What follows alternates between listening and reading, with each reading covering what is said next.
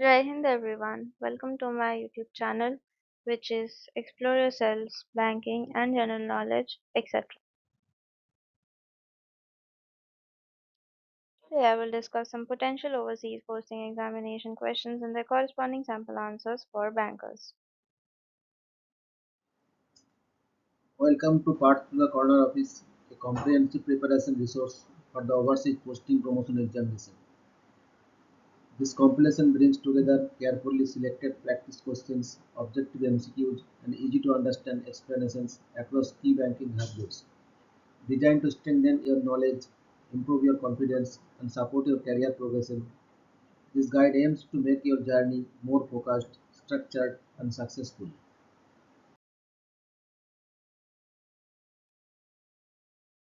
Under UCPDC 600, which of the following statements about irrevocable letters of credit is correct? A. An irrevocable LC can be cancelled unilaterally by the issuing bank within 3 days' notice to the beneficiary. B. An irrevocable LC constitutes an absolute engagement of the bank and cannot be modified without the agreement of all concerned parties. C. Under Article 3 of UCP 600, LCs are revocable by default unless stated otherwise. D. An irrevocable LC can be modified by the issuing bank and applicant without the consent of the beneficiary. The answer is option B. An irrevocable LC constitutes an absolute engagement of the bank and cannot be modified without the agreement of all concerned parties. My next question is the current operative version of Uniform Customs and Practice for Documentary Credits UCPDC is A. UCPDC 500 operative from 1st January 1994, B. UCPDC 600 operative from 1st July 2019, C. UCPDC 600 operative from 1st July 2007, D. UCPDC 700 operative from 1st January 2020. The answer is option C. UCPDC 600 operative from 1st July 2007. The next question is URR 725 refers to option A Uniform Rules for Collections 1995 revision governing import bill collections, B ICC Uniform Rules for bank to bank reimbursements under documentary credits effective from 1st October 2008, C International Standard Banking Practices for examination of documents, D Uniform Rules for demand guarantees operative from 1st July 2010. The answer is option B, ICC Uniform Rules for Bank-to-Bank Reimbursements under Documentary Credits effective from 1st October 2008.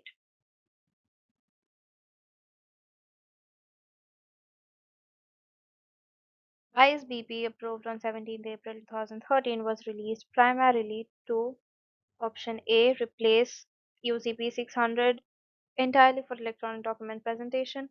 B. Explain how practices in UCP 600 are to be applied by documentary credit practitioners.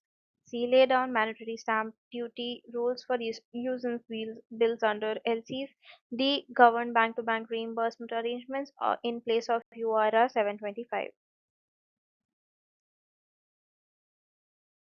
Answer is option B. Explain how practices in UCP 600 are to be applied by documentary credit practitioners.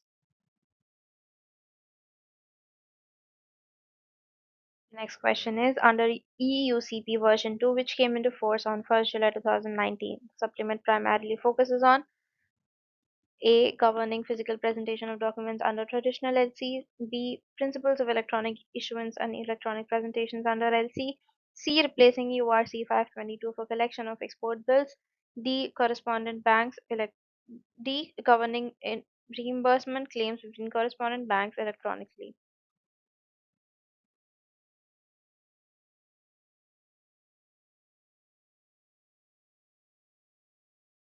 The answer is option B. Principles of electronic issuance and electronic presentations under LCs.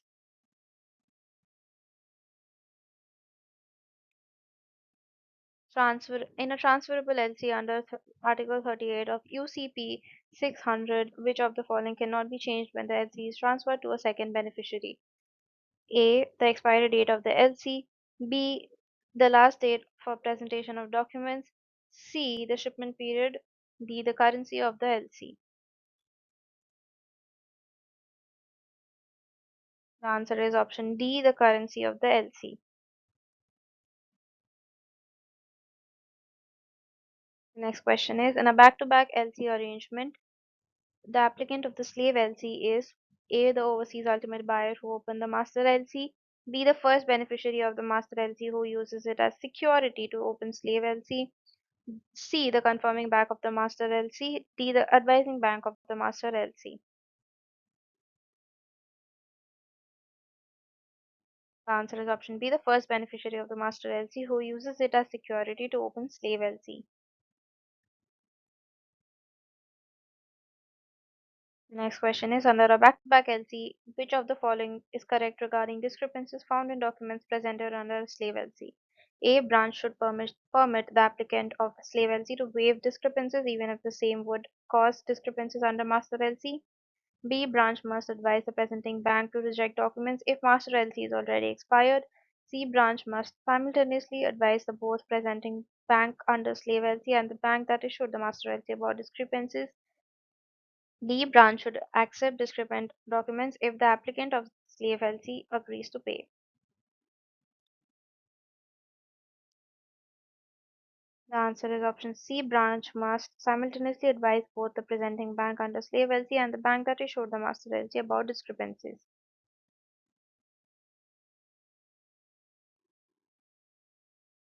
The next question is, so red clause LC differs from a green clause LC in that A, red clause LC permits advance for warehousing and insuring the goods, while green clause LC permits advance only for purchasing and packing.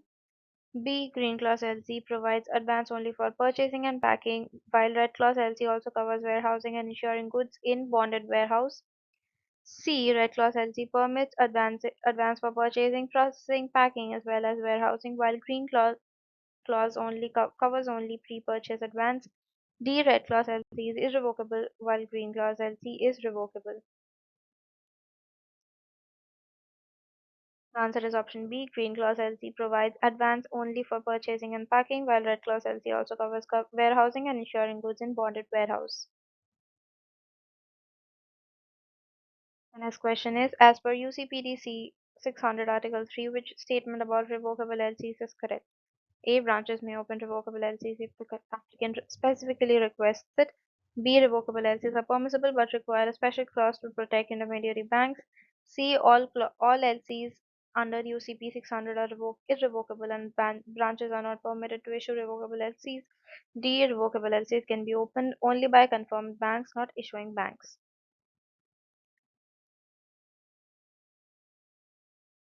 The answer is option C. All LCs under UCP 600 are irrevocable and branches are not permitted to issue revocable LCs.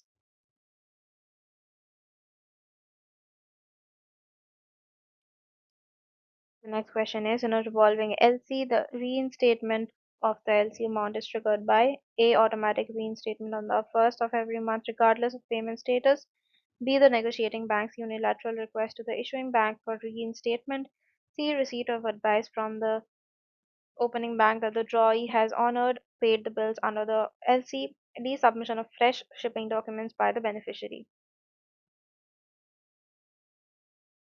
The answer is option C, receipt of advice from the opening bank that the drawee has honored, paid the bills under the LC. Next question is, stamp duty on a usance bill of exchange drawn under an export LC is computed by converting the foreign currency amount at exchange rates prescribed by A, FEDAI, the Reserve Bank of India using its reference rate, C, Department of Revenue, Ministry of Finance under Section 22 of the Indian Stamp Act 1899, D, International Chamber of Commerce, Paris. The answer is option C, Department of Revenue, Ministry of Finance under Section 22 of the Indian Stamp Act 1899. The next question is, under URC 522, ICC publication number 522, collection of bills is governed. Porval is in a bill collection context means A, a request to represent the bill on arrival of goods rather than on receipt of documents. B, an instruction to deliver documents only against cash payment. C, a guarantee by the collecting bank that it will honor the bill irrespective of whether the drawee pays or not. D, a clause permitting extension of due date by 30 days automatically. The answer is option C, a guarantee by the collective bank that it will honor the bill irrespective of whether the drawee pays or not. The next question is for import bills received directly from overseas sellers. AD branches may handle such documents up to which amount per current RBI guidelines without routing through the overseas sellers bank. A USD 100,000, B USD 200,000, C USD 300,000, D USD 500,000. The answer is option C, USD 300,000. Next question is, which categories of importers can receive import bills directly from overseas suppliers irrespective of the value of the import bill? The options are A, only proprietorship firms with satisfactory track record, B, limited companies, public, deemed public and private limited, 100% EOUs, status holder exporters and PSUs, C, any importer with a satisfactory credit rating from the branch, D, only entities registered with DGFT as star trading houses. The answer is option B, limited companies, public deemed public and private limited, 100% EOUs, status holder exporters and PSUs. The next question is, for payment of importers under the Asian Clearing Union ACU mechanism, payments must be made via ACU dollar or euro accounts for eligible transactions except in the case of option A, Sri Lanka, B, Bangladesh, C, Nepal and Bhutan, D, Myanmar. The answer is option C, Nepal and Bhutan. What is the maximum period of deferred payment for trade credits in case of import of non-capital goods? Option A, up to 3 years of the operating cycle, whichever is longer. B, up to 1 year of the operating cycle, whichever is less. C, up to 180 days from the date of bill of lading. D, up to 2 years, irrespective of the operating cycle.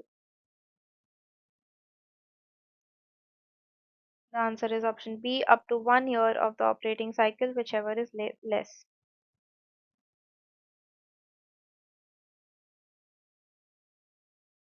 The next question is, import licenses for restricted goods are valid for how long from the date of issuance? A, 12 months, B, 18 months, C, 24 months, D, 36 months. The answer is option B, 18 months. The next question is, in case of imports under a license on FOB terms, the standard reduction applied for sea freight while endorsing the import license is option A, 5% of the FOB value, B, 10% of the FOB value, C, 15% of the FOB value, D, 20% of the FOB value. The answer is B, option B, 10% of the FOB value. Next question is, Incoterms 2020 consists of how many rules in total? Option A, 9 rules, 6 for all modes plus 3 for sea. B, 11 rules, 7 for all modes plus 4 for sea and inland waterway. C, 13 rules, 9 for all modes plus 4 for sea. D, 8 rules, 4 for all modes and plus 4 for sea. The answer is option B, 11 rules, 7 for all modes plus 4 for sea and inland waterway. The next question is, under Incoterms 2020, DPU stands for option A, delivered, place, unloaded. Seller bears cost and risk until goods are unloaded at the named destination. B, delivered, port, unpacked. Seller delivers goods at port of loading. C, duty paid, unloaded. Buyers bears all risks after the goods cross the ship's rail. D, delivered, place, unpaid. Seller delivers goods at named place but duty is payable by buyer. The answer is option A, delivered, place, unloaded. Seller bears cost and risk until goods are unloaded at the named destination. The next question is, pre-shipment finance EBC can be granted to a supporting manufacturer who does not hold export orders in his own name, subject to which of the following conditions? Option A, the manufacturer must open a separate EEFC account dedicated to the export order. B. The export house must certify that it has not obtained or will not seek packing credit against the portion of the order being executed by the manufacturer. C. The supporting manufacturer must provide a bank guarantee equivalent to 100% of the credit amount. D. The sub-supplier must be registered as a status holder exporter with PGFT. The answer is option B. The export house must certify that it has not obtained and will not seek packing credit against a portion of the order being executed by the manufacturer.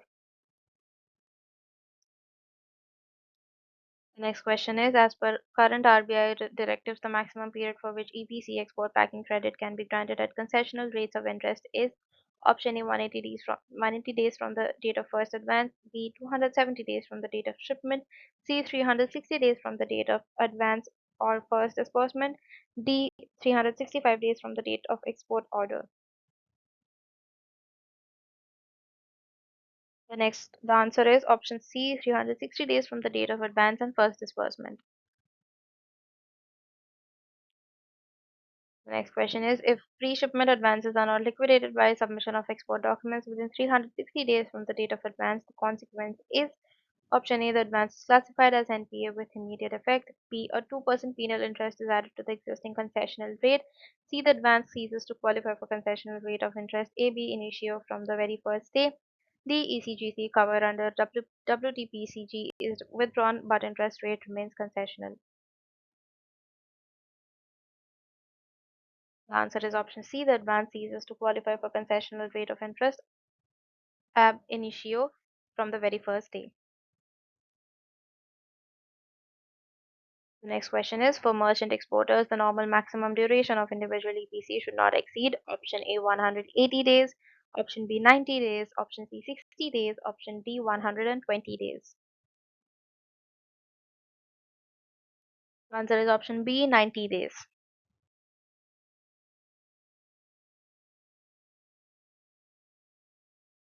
For a gold card holder, RBI has prescribed the time limit for sanction of ADHOC credit facilities as option A 15 days from the receipt of proposal, option B 10 days from receipt of proposal, option C 7 days from receipt of proposal, option D 25 days from receipt of proposal.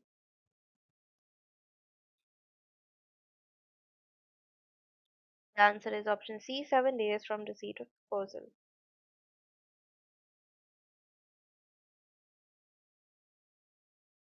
Export credit not otherwise specified ECNOS arises when option A EPC is availed against the firm export order but no LC is available. Option B pre-shipment credit is not liquidated by submission of export documents within 360 days. Option C, post-shipment finance exceeds 180 days from date of shipment. Option D, packing credit is sanctioned to sub-suppliers under an inland LC.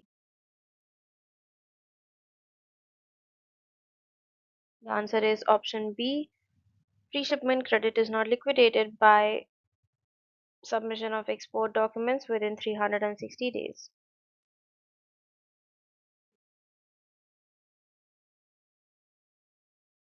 Post-shipment finance is defined as loans or advances granted to an exporter from option A, date of receipt of export order to date of shipment. B, date of shipment of goods to date of realization of export proceeds. C, date of LC opening to date of bill negotiation. D, date of advance payment received to date of utilization by exporter.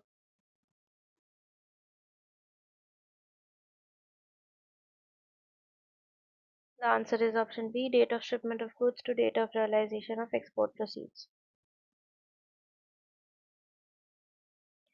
ECGC's whole turnover cover for packing credit is known as option A ECIBWTPS export credit insurance for banks, whole turnover post shipment, option B ECIBWTPC export credit insurance for banks, whole turnover packing credit, option C WTPCG whole turnover packing credit guarantee, option D both B and C used interchangeably for different purposes. Answer is option C, WTPCG, whole turnover packing credit guarantee. The next question is, running account facility for packing credit means Option A, multiple exporters share of single packing credit account to reduce transaction costs. B, the first debit in the account can be set off by the first credit without requiring one-to-one matching of PC with specific export bills. C, the packing credit account transfer is fixed period of 12 months automatically renewable. D, credit is disbursed in installments running up to the full sanction limit. Answer is option B. The first debit in the account can be set off by the first credit without requiring one-to-one matching of PC with specific export bills.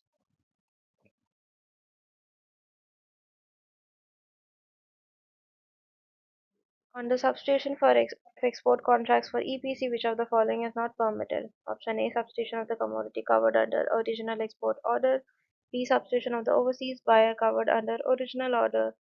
C. Issuing an export order in the name of a sister concern to substitute the original order for which EPC was drawn. D. Liquidating existing packing credit with proceeds of export bills against no packing credit was drawn.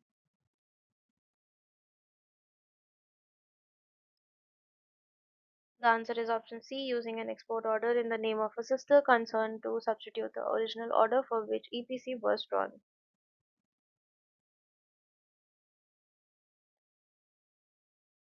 Extension of packing credit beyond 360 days requires prior approval of option A, Reserve Bank of India's regional office, option B, ECGC, wherever the bank has covered packing credit under WTPCG scheme, option C, FEDAI through the bank's head office, D, DGFT if the export order involves restricted goods.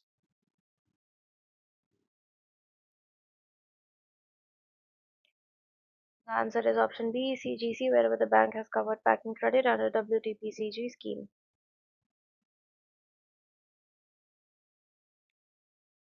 The EEFC exchange earners foreign currency account is maintained. Option A as an interest-bearing savings account with credit facilities permissible against balances.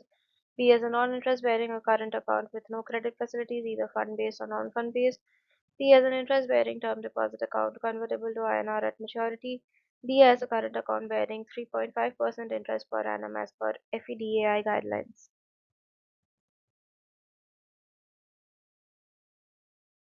The answer is option B as a non-interest bearing current account with no credit facilities, either fund-based or non-fund based.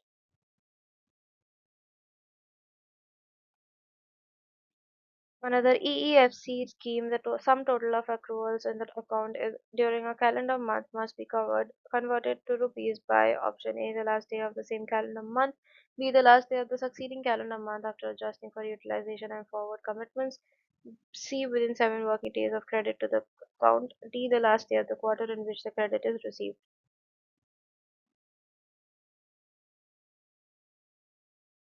The answer is option B, the last day of the succeeding calendar month after adjusting for utilization and forward commitments.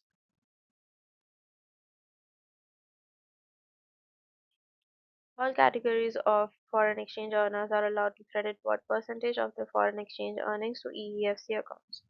Option A, 50% of earnings, B, 75% of earnings, C, 100% of earnings, D, only export proceeds received through banking channels subject to a cap of USD 1 million.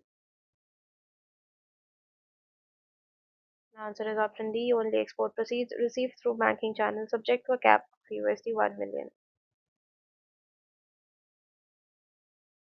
Diamond dollar accounts (DDA) are available to firms dealing in diamonds and precious metal jewelry, subject to a minimum average annual turnover of option A rupees 1 crore during the preceding 3 licensing years, option B rupees 3 crores during the preceding 3 licensing years, option C rupees 5 crores during the preceding 3 licensing years, option D rupees 10 crores during the preceding 3 licensing years.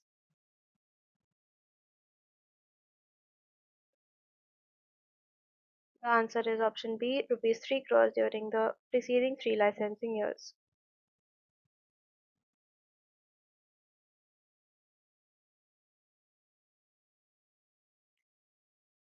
The maximum number of diamond dollar accounts that an eligible firm can open with its bank is option A 2, option B 3, option C 5, option D 7.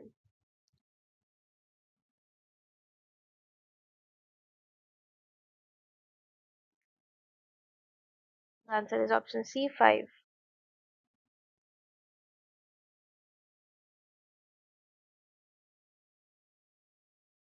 For setting up an overseas office, an AD category I bank can allow initial remittances up to option A 10% of average annual turnover of the last 2 years and or 20% of net worth, whichever is higher.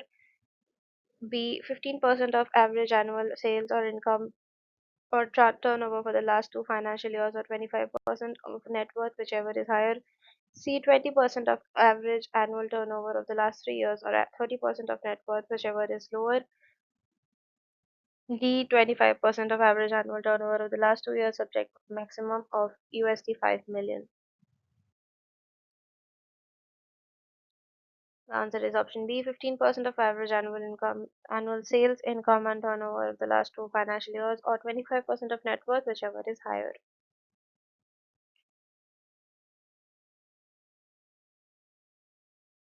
For recurring expenses of an overseas office, remittances up to what percentage of average annual turnover are allowed? Option A 5% of average annual turnover of the last two financial years, B 10% of average annual turnover of the last two financial years, C 15% of average annual turnover of the last three financial years, D 20% of average annual turnover of the last two financial years.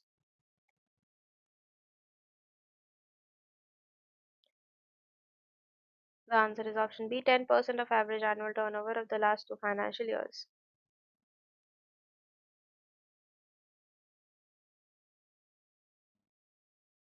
Under advance payment against exports, an exporter receiving advance payment from an overseas buyer is obligated to ensure shipment within option A 6 months from the date of receipt of advance payment, B 1 year from the date of receipt of advance payment, C 180 days from the date of the export contract, D 2 years from the date of receipt of advance payment.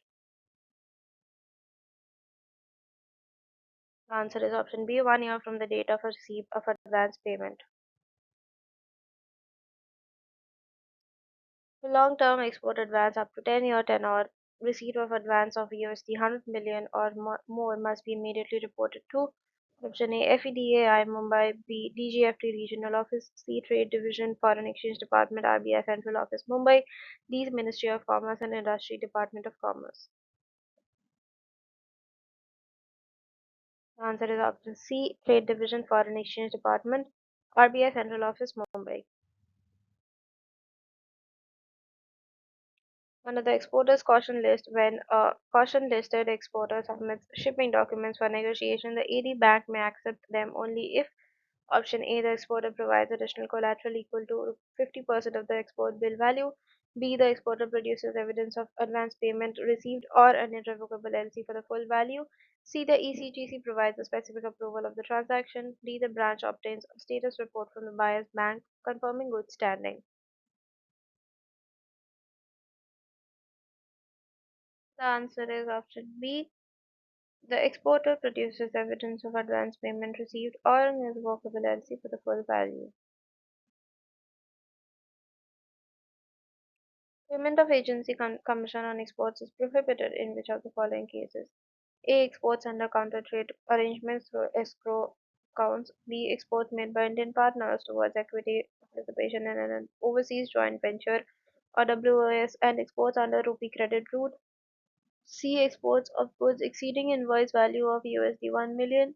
D. Exports of restricted goods under special DGFT license. Option the answer is option B. Export made by Indian partners towards equity participation in an overseas joint venture WOS and exports under rupee credit route.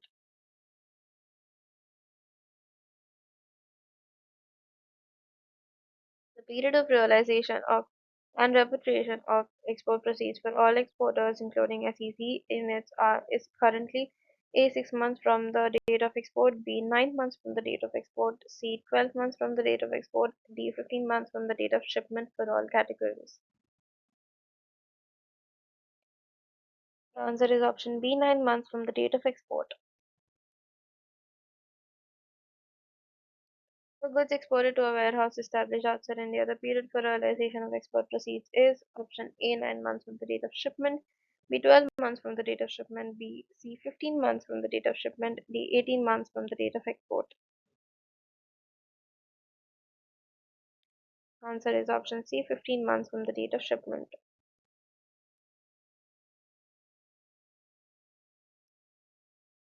What drawings and undrawn balances in export trade are permissible subject to a maximum of option A 5% of the full export value, B 10% of the full export value, C 15% of the full export value, D 20% of the full export value.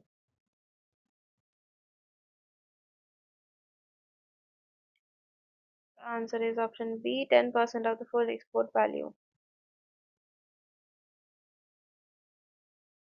For opening and hiring warehouses abroad, what is the maximum permissible export outstanding of the applicant as a proportion of exports in the previous financial year? Option A 2%, option B 5%, option C 10%, option D 15%.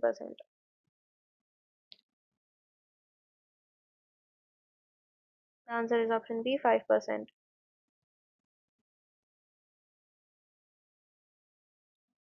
For opening and hiring warehouses abroad, the applicant must have a minimum export turnover of option A USD 50,000 during the last financial year, option B USD 100,000 during the last financial year, option C USD 200,000 during the last two financial years, option D USD 500,000 during the preceding 3 years.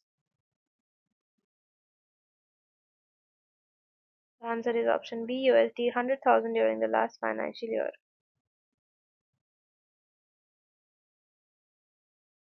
Under the set of export receivables against import payables, which of the following transactions is excluded from the arrangement? A set off between the same Indian entity and the same overseas buyer. B export and import transactions with ACO member countries. C netting on net basis through an in-house centralized settlement arrangement. D set off between group companies through a legally enforceable agreement. The answer is option B. Export and import transactions with ACO member countries. An exporter may gift unsold goods at a trade fair and exhibition abroad up to a value of option A USD 2,500 per exporter per exhibition, B USD 5,000 per exporter per exhibition trade fair, C USD 10,000 per exporter per exhibition, D USD 1,000 per exporter per calendar year. Answer is option B USD 5,000 per exporter per exhibition and trade fair. Under FEMA, any person resident in India may take outside in India other than Nepal and Bhutan currency notes up to A rupees 10,000, B rupees 25,000, C rupees 50,000, D rupees 75,000. The answer is option B rupees 25,000.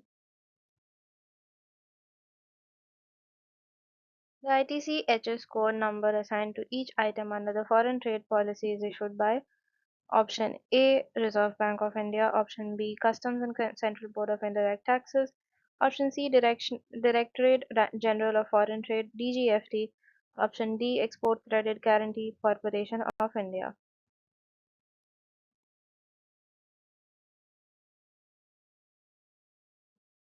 The answer is option C Directorate General of Foreign Trade DGFT.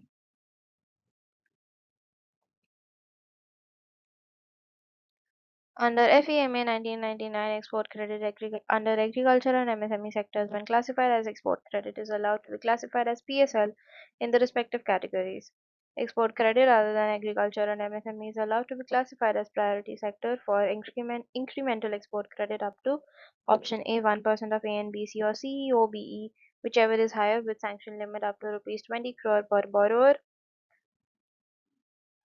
Option B 2% of ANBC or CEOBE, whichever is higher, with sanction limit up to rupees 40 crore per borrower. C 3% of ANBC or CEOBE, whichever is higher, with sanction limit up to rupees 50 crores per borrower.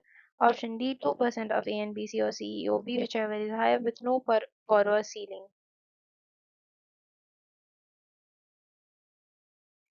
The answer is option B 2% of ANBC or CEOB, whichever is higher, with sanction limit up to rupees 40 crore per borrower.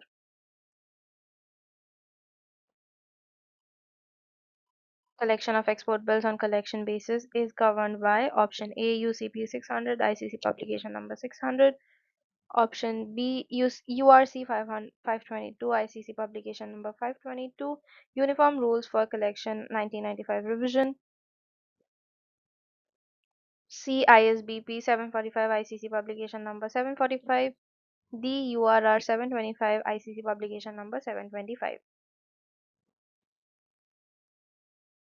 Answer is option B, URC 522 ICC publication number 522 Uniform Rules for Collection 1995 revision.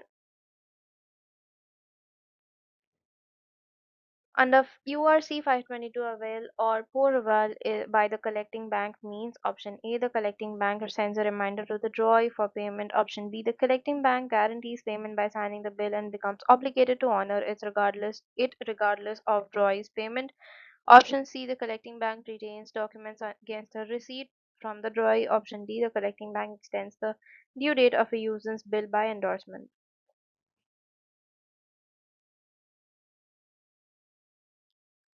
The answer is option B. The collecting bank guarantees payment by signing the bill and becomes obligated to honor it regardless of drawee's payment.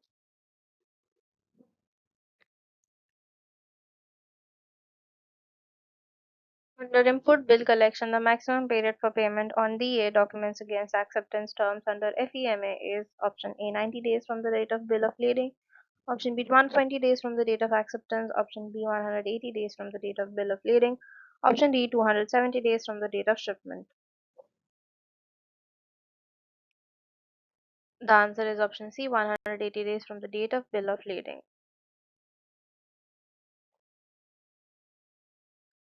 House bills in the context of export bills refers to option A, bills drawn by an Indian exporter on his domestic sister concern. Option B, bills where the drawer and drawee are identical or connected concerns. Option C, bills sent for collection through the bank's own overseas branch. Option D, bills drawn under a confirmed irrevocable LC at a foreign bank's branch. The answer is option B, bills where the drawer and drawee are identical or connected concerns.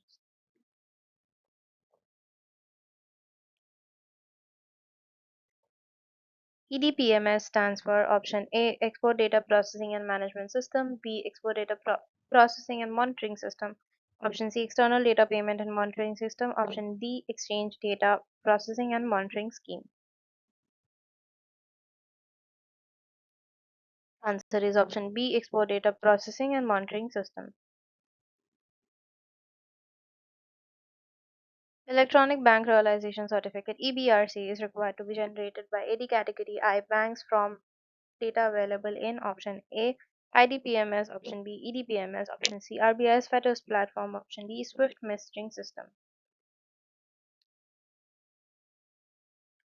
The answer is option B, EDPMS.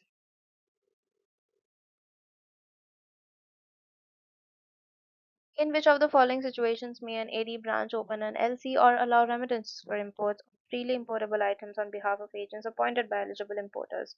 Option A, only if the agent holds a valid import license in his own name. Option B, if the extant FTP permits eligible exporters to use agents and the agent or letter of authority holder gives an undertaking to submit proof of import. Option C, only if the agent furnishes a bank guarantee to the AD branch equivalent to the LC value. Option D, if the DGFT grants a special agent authorization certificate to the importer. The answer is option B, if the extant FTP permits eligible importers to use agents and the agent or letter of authority holder gives an undertaking to submit proof of import.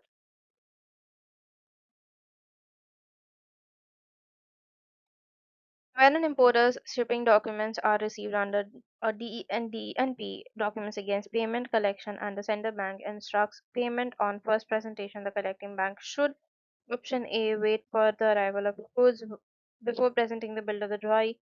B, present the documents immediately on receipt and treat the bill as dishonored if payment is not received within a stipulated time, notifying the remitting bank. C, hold the documents for a maximum of 30 days before treating the bill as dishonored. D, release documents against the drawee's written undertaking pay within 15 days.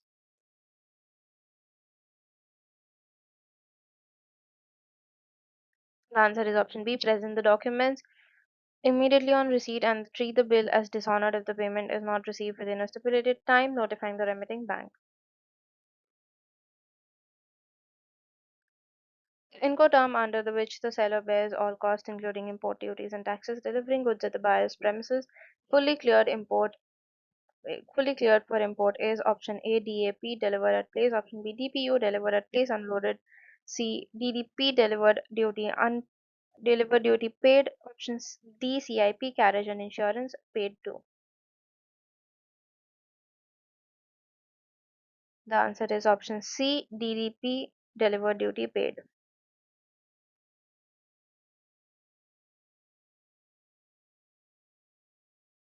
For EPC sanction to sub-suppliers under the Inland Export LC system, the sub-supplier EOU, EPC and SEZ unit option A is eligible for both pre-shipment and post-shipment finance. B is eligible for pre-shipment credit but not for any post-shipment facility under the scheme. C is eligible for non-fund based facilities like guarantees and not for direct credit. D is eligible for post-shipment finance only after actual export by the order holder.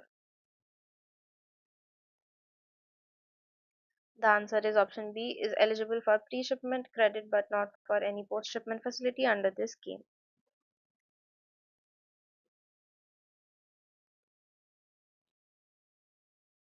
Status reports on overseas drawers on whom export bills for large amounts are frequently drawn should be updated at least option A once in 2 years, option B once in a year, option C once every 6 months, option D once every quarter.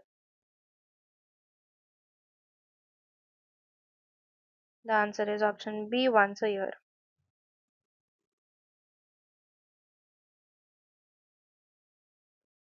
For proposals for sanction of fresh enhanced credit limits of to non-gold cardholder exporters, RBI has prescribed a time limit of option A 30 days from the receipt of proposal, option B 45 days from receipt of proposal at the branch with required details, option C 60 days from the receipt of application, option D 21 days from receipt of proposal. The answer is option B 45 days from the receipt of proposal at the branch with required details.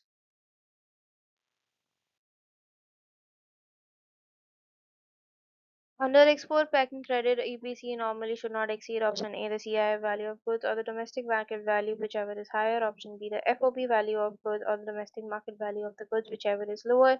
Option C, the inverse value of export order, including insurance and height. Right. Option D, the contract value of the export order minus applicable ECGC premium.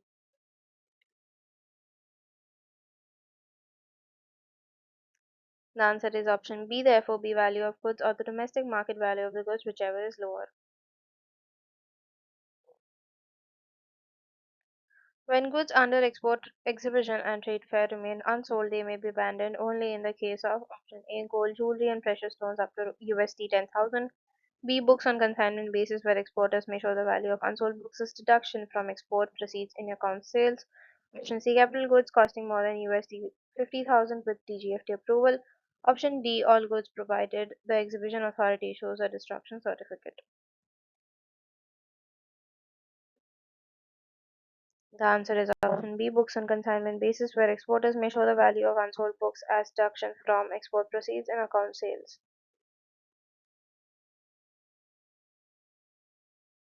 Consignment exports from India require that flights and marine insurance must be option A arranged by the overseas agent and consignee at destination, option B arranged in India by the exporter, option C arranged on a split basis freight by consignee insurance by exporter, option D waived by the consignment value is below rupees 10 lakh. The answer is option B arranged in India by the exporter.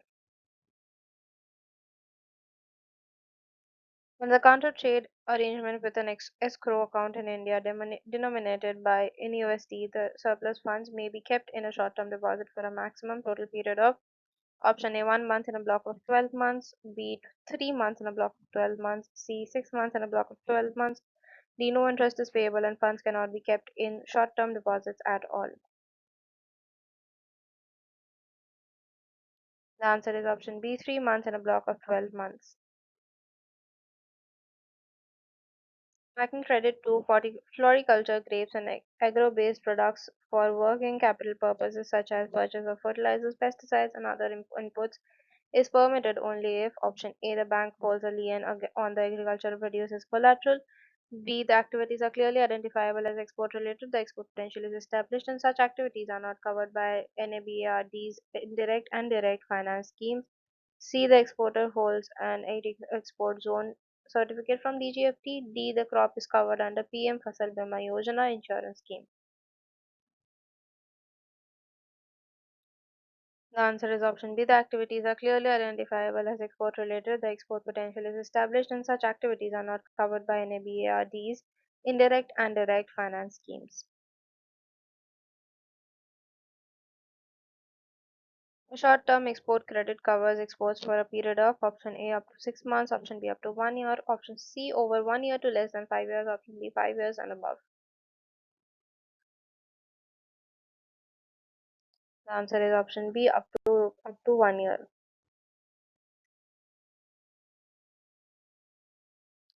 The Export Financing Interest Subsidy Scheme was first introduced by RBI in option A 1957, B 1967, C 1977, D 1991. The answer is option B 1967. Which statement best describes the concept of unhedged foreign currency exposure as per the manual? Option A refers only to import liabilities not covered by forward contracts put by the exporter. B. Entities that do not hedge their foreign currency exposures can incur losses due to exchange rate movements that reduce their capacity to service bank loans, thereby affecting banking system health. C. Unhedged exposure is permissible for accounts less than USD 1 million, regardless of borrower's financial capacity. The RBI mandates compulsory hedging for all borrowers without exception, regardless of transaction size. The answer is option B. Entities that do not hedge their foreign currency exposures can incur losses due to exchange rate movements that reduce their capacity to service bank loans, thereby affecting banking system health. The ECIB WTPC Export Credit Insurance for Banks Whole Turnover Backing Credit is issued by option A RBI to protect banks against exchange rate losses on export credit, B ECGC to protect banks against default by exporters who avail backing credit, C FEDAI to protect banks against interest rate fluctuations on export credit, D IRDAI to protect banks against cargo losses under backing credit advances. The answer is option B, ECGC to protect banks against defaults by exporters who avail packing credit. In case ECGC settles a claim in rupees to an AD bank against an outstanding export bill, the claim amount option A can be credited to the exporter's EEFC account as it represents foreign exchange substitute. Option B should not be construed as export realization in foreign exchange and should not be credited to the EEFC account. C can be credited to EEFC account only if the original bill was in USD. D must be repatriated to RBI and cannot be retained by the AD bank.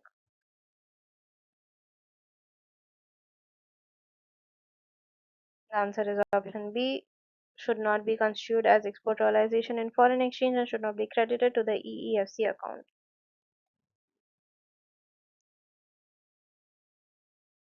Which of the following correctly describes a side bill of exchange? DP bill.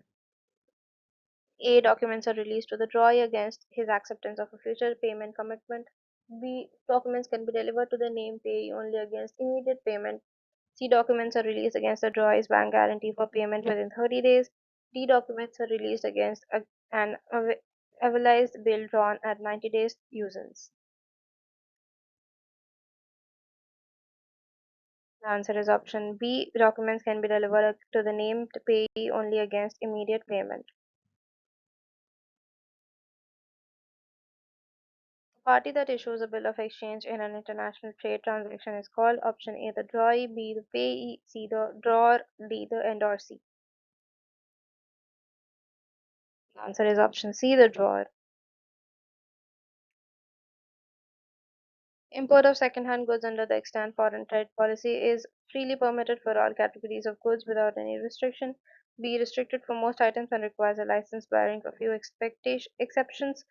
C. Prohibited entirely under FEMA 1999 for all categories of second-hand goods. D. Permitted freely for capital goods but restricted for consumer goods. The answer is option B, restricted for most items and requires a license barring a few exceptions.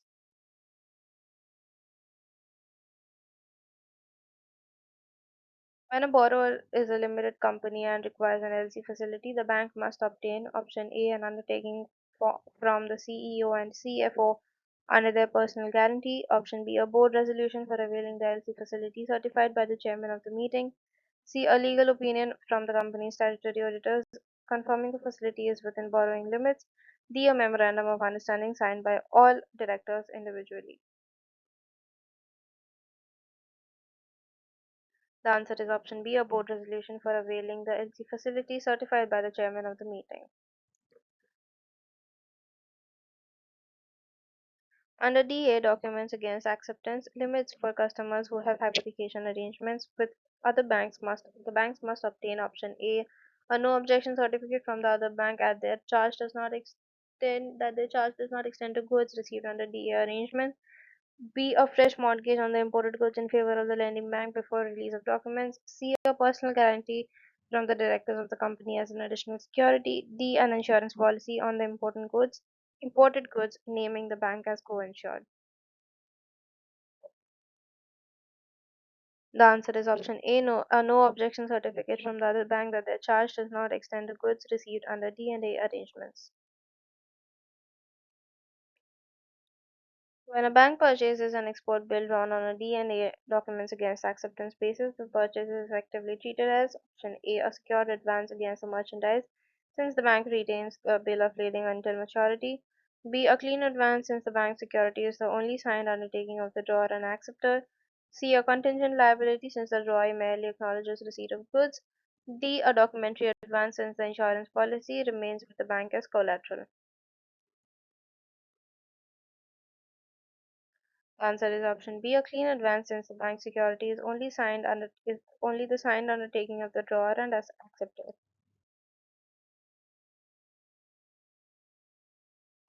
Status reports on drawers and drawings of foreign export bills must be revised at least option A once every 2 years unless there is a specific adverse development, option B once in 6 months or more frequently if outstanding balances are high, C once a year at minimum and must be kept up to date, D at the time of individual bill purchase regardless of previous reports. The answer is option C, once a year at minimum and must be kept up to date. Under FEMA 1999, the normal transit period (NTP) fixed by FETAI is used to calculate the notional due date, which for which category of bills is NTP not applicable. Option A, side bills drawn payable on demand. B, usance bills drawn payable 60 days after bill of lading. C, bills after due dates are reckoned from the date of shipment or bill of exchange. D, bills drawn under irrevocable letters of credit confirmed by the advising bank. The answer is option C, bills where due dates are reckoned from the date of shipment or bill of exchange. A bill is expressed in a foreign country and drawn on a site DNP basis. The rate used to calculate the rupee equivalent of the time of at the time of purchase should be option A, the TT buying rate prevailing on the day of purchase, B, the bill buying rate ruling on the day of purchase or the contracted rate if under a foreign forward contract, the C, the TT selling rate since the bank is acquiring a foreign currency asset, D, the usance bill buying obtained rate obtained from the treasury branch. The answer is option B, the bill buying rate ruling on the day of purchase or the contracted rate if under a forward contract. House bills are explicitly excluded from ECGC guarantee covered under WTPSG because option A, house bills are drawn to affiliates or associates, making them effectively one signature instruments, not genuinely two name bills. B, house bills are always drawn on a DA basis, which makes them ineligible for post shipment guarantees. C, house bills are typically for small value and do not meet the ECGC minimum threshold for paper. D, house bills are drawn on domestic buyers through an overseas intermediary, creating transfer risk. The answer is option A. House bills are drawn on affiliates or associates, making them effectively one signature instruments or not genuinely two named bills.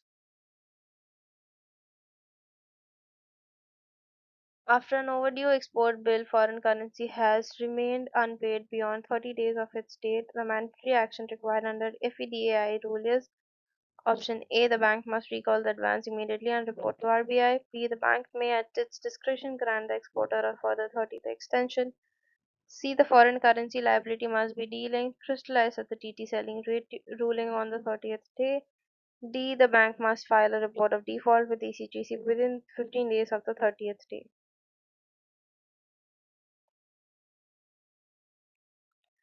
The answer is option C. The foreign currency liability must be delinked, crystallized at the TD selling rate ruling on the 30th day. When an export bill that was previously crystallized into rupee liability is subsequently realized, the authority dealer applies option A. The TT selling rate prevailing on the date of realization. B. The original bill buying rate at which the bill was first purchased. C. The TT buying rate of exchange or the contracted rate if a forward contract was booked after crystallization. D. The FEDAI official rate published on the date the proceeds credit the nostro account. The answer is option C. The TT buying rate of exchange or the contracted rate if a forward contract was booked after crystallization. The next question is the maximum period for which AD Category 1 banks can extend their own authority at one time. The period for realization of export proceeds beyond 9 months from the date of export is option A 3 months at a time with a total cap of 9 additional months. B 6 months at a time irrespective of the invoice value of the export. C 12 months at a time subject to RBI approval for each extension. D 6 months at a time but only for exports with invoice value below USD 1 million. The answer is option B 6 months at a time irrespective of the invoice of the export. For an export bill drawn at 60 days after sight, the concessional rate of interest on the post shipment credit is applicable for a total period of option A 60 days only the use period, B 25 days only the normal transit period, D C 85 days only 60 days use plus 25 days NTP, D 90 days 60 days use plus 30 days grace period. The answer is option C 85 days 60 days use plus 25 days NTP. Under the ECGC hold on our post-shipment guarantee ECI BWTPS, the percentage of cover available when the exporter is a policy holder is option A 75%, option B 90%, option C 60%, option D 95%. Answer is option D 95%.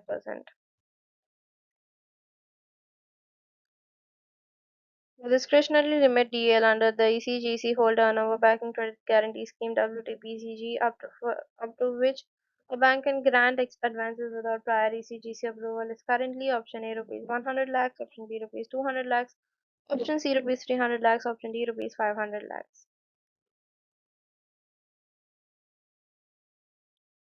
The answer is option C rupees 300 lakhs.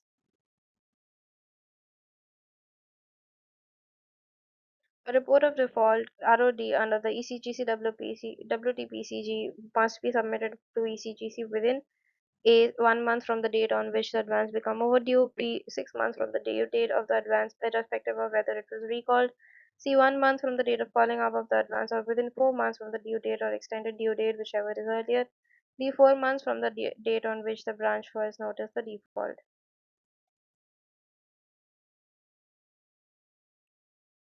The answer is option C 1 month from the date of calling up of the advance or within 4 months from the due date or extended due date, whichever is earlier.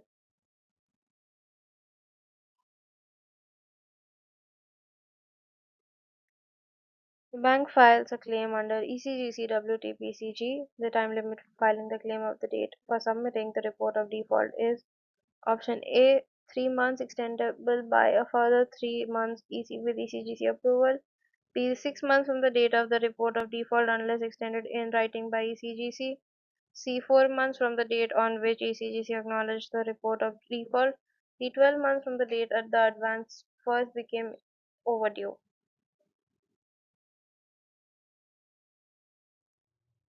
The answer is option B. 6 months from the date of the report of default unless extended in writing by ECGC.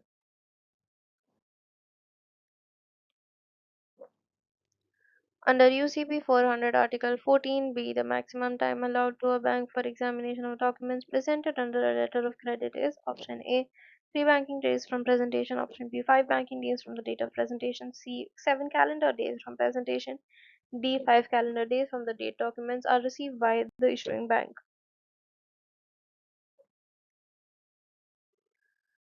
The answer is option B. 5 banking days from the date of presentation.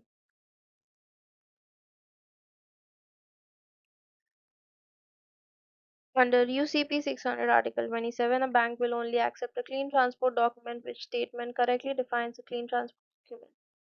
Option A, a document that bears the words clean on board explicitly printed or stamped by the carrier. Option B, a document bearing no clause or notation expressing expressly declaring a defective condition of the goods or packaging. C, a document on which all the freight charges have been prepaid and confirmed by the carrier. D, a document that is free from any reference to charter party arrangements. The answer is option B, a document bearing no clause or notation expressly declaring a defective condition of the goods or packaging. Under Article 18b of UCP 600, a bank may accept a commercial invoice in excess of the account permitted by the credit provided. Option A, the beneficiary provides a written explanation for the excess. Option B, the excess does not exceed 10% of the credit amount. C, the bank has not honored or negotiated for an amount in excess of the amount permitted by the credit. D, the issuing bank has specifically authorized acceptance of invoices with slight variations. The answer is option C. The bank has not honored or negotiated for an amount in excess of the amount permitted by the credit. Under UCP 600, if a letter of credit calls for insurance coverage but does not specify the percentage or amount the insurance document must cover, at least option A, 100% of the invoice value, B, 110% of the CIF or CIP value of the goods, option C, 115% of the FOB value of the goods, option D, 100% of the CIF value plus war and strikes risks. The answer is option B, 110% of the CIF or CIP value of the goods. All authorized dealers in India subscribe to UCP 600. From which date did UCP 600 2007 revision public ICC publication number 600 coming to effect in India? Option A, 1st January 2007, B, 1st April 2007, C, 1st July 2007, D, 1st October 2007. The answer is option C, 31st July 2007. When a full text letter of credit is established by authenticated SWIFT MT700, which of the following is correct under UCP 600 Article 11? Option A, the original mail confirmation that follows is the operative credit instrument, not the SWIFT message. The B, the authenticated SWIFT message itself is deemed the operative credit instrument. Any subsequent mail confirmation shall be disregarded. B, both the SWIFT message and the mail confirmation together constitute the operative credit instrument. D, the SWIFT message is only a preliminary advice. The LC becomes operative only after the beneficiary acknowledges receipt. The answer is option B. The authenticated SWIFT message itself is deemed the operative credit instrument. Any subsequent mail confirmation shall be disregarded.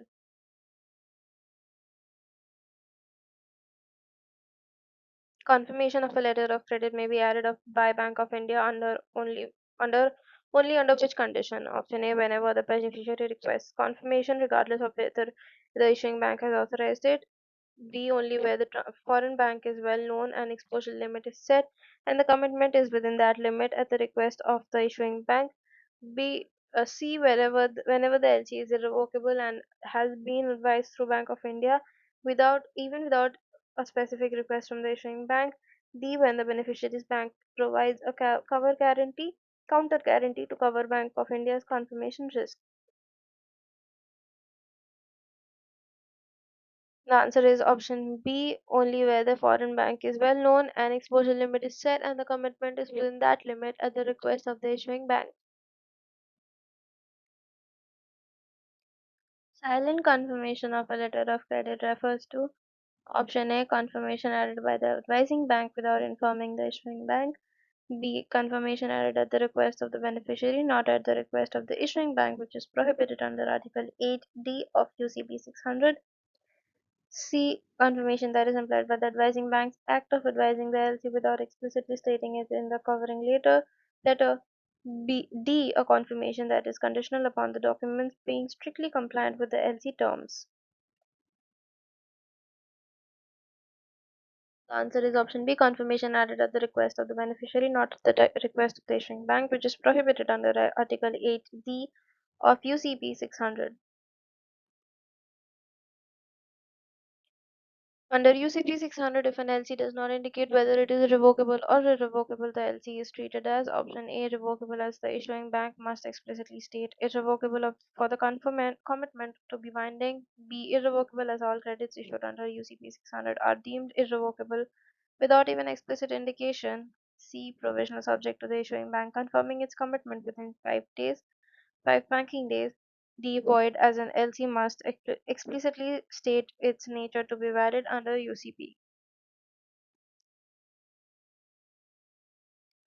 The answer is option B, irrevocable, as all credits issued under UCP 600 are deemed irrevocable even without explicit indication. Under the transit clause of institute cargo clauses A, B, and C, the insurance terminates when goods are delivered to the final warehouse, or or on the expiry of how many days after completion of discharge the final port, whichever is first. Option A, 30 days, option B, 45 days, option C, 60 days, option D, 90 days. The answer is option C, 60 days. Under the Institute War Clauses cargo, the insurance terminates when cargo is discharged from an overseas vessel at the final port, or on the expiry of how many days from midnight of the day of arrival of the vessel at the final port. Option A, 60 days, option B, 30 days, option C, 15 days, option D, 45 days. The answer is option C, 15 days. Which of the following risks is covered under Institute Cargo Clauses A but not under Institute Cargo Clauses B and C without additional endorsement? Option A, fire or explosion. B, stranding, drowning, sinking, or capsizing of the vessel. C, deliberate damage or destruction by the wrongful act of any person, malicious damage. D, jettison or washing overboard. The answer is option C, deliberate damage or destruction by the wrongful act of any person, malicious damage. The next question is the risk of delay in delivery of cargo. For example, a ship being delayed in port is option A, covered under Institute Cargo Clauses A only as they provide all risks covered. B, covered under all three clauses A, B, and C as a standard peril. C, not covered under Institute Cargo Clauses A, B, or C. D, covered only if the delay results directly from a peril insured against. The answer is option C, not covered under Institute Cargo Clauses A, B, or C. Which is the correct accounting entry passed at the time of negotiation of an export bill under a letter of credit in foreign currency? A, debit, export bills purchased, credit, customer's account, net of interest and charges. B, debit, customer FPN account, export bills negotiated, credit, loan packing credit account, or customer operative account. C, debit, treasury branch nostrum mirror account. C, export bills negotiated. D, debit, customers account, credit, export bills negotiated, credit, profit and loss interest. The answer is option B, debit, customer FBN account, export bills negotiated, credit, loan packing credit account, or customer operative account. On realization of an export bill purchase not negotiated under LC, the amount debited to the general ledger account, export bills purchased at the time of purchase, and the amount credited on realization must be option A different, reflecting the exchange gain or loss on the transaction. B identical in rupee terms regardless of the exchange rate prevailing on the date of realization. C recalculated the TT buying rate prevailing on the date of the nostro account is credited. D adjusted to reflect any margin held by the bank against purchase. The answer is option B identical in rupee terms regardless of the exchange rate prevailing on the date of realization. A drawee, in case of need, is on a bill of exchange. A is a mandatory requirement under UCP 600 for all usance documentary bills. B is an alternative drawee inserted by the drawer to whom the bill is presented if the primary drawee dishonors it.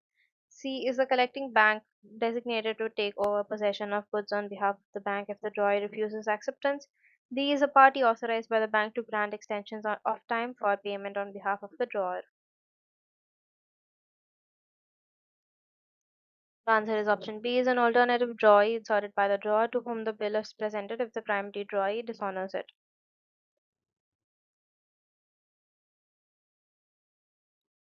The next question is according to FEMA regulations, shipping documents accompanying an export bill should be submitted to the bank within how many days from the date of bill of lading? Option A 14 days, B 21 days, C 30 days, D 45 days. The answer is option B 21 days. Under the Uniform Rules for Collection URC ICC publication number 522 effective from 1st January 1996, all documentary collections must A be subject to UCP 600 rules as URC 522 applies to clean collections, B reference URC 522 in the covering schedule unless otherwise expressly agreed, C. Be processed through the International Chamber of Commerce's arbitration panel before dispatch.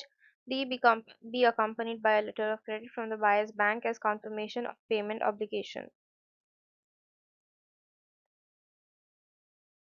The answer is option B. Reference URC 522 in the covering schedule unless otherwise expressly agreed.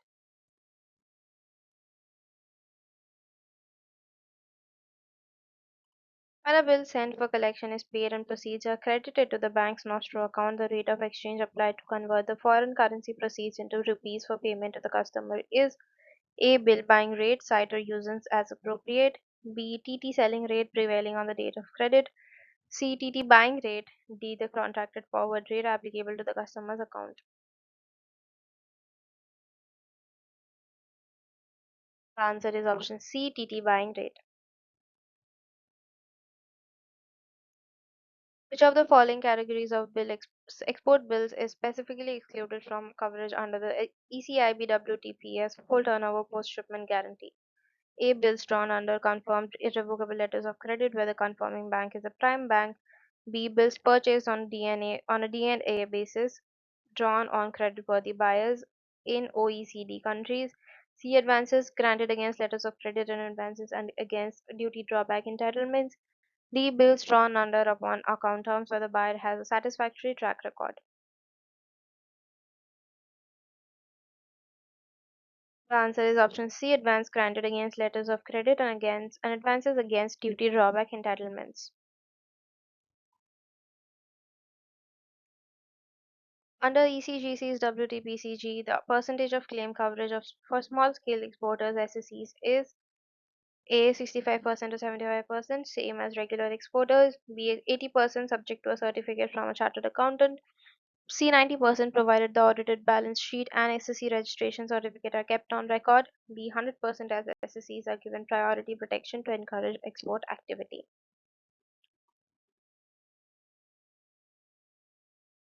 The answer is option C 90% provided the audited balance sheet and SSE registration certificate are kept on record.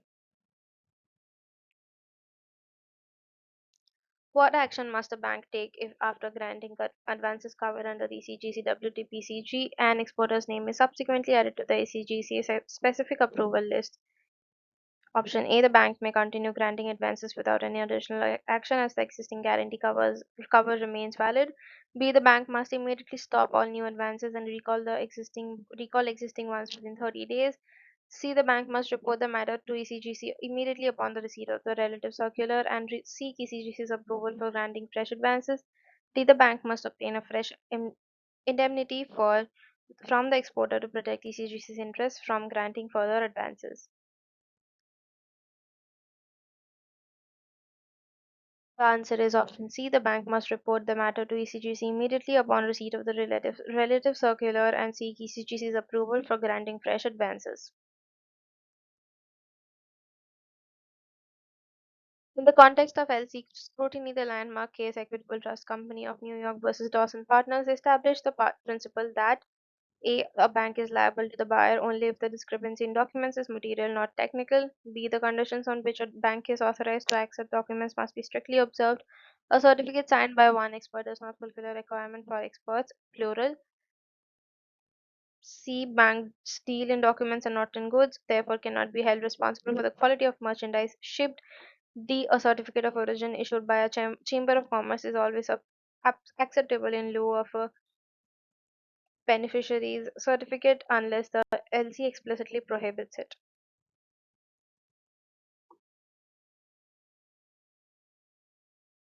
The answer is option B. The conditions on which a bank is authorized to accept documents must be strictly observed. A certificate signed by one expert does not fulfill a requirement for experts, plural. Under which UCP 600 Article 20, when a bill of lading bears both an issue date and a separate on-board notation, which date is considered the date of shipment? A, the date of issue of the bill of lading. B, the earlier of the date of issue and the board notation. C, the date of the on-board notation. D, the date of the vessel departed from the port of loading as confirmed by the shipping company. The answer is the option C, the date of the on-board notation.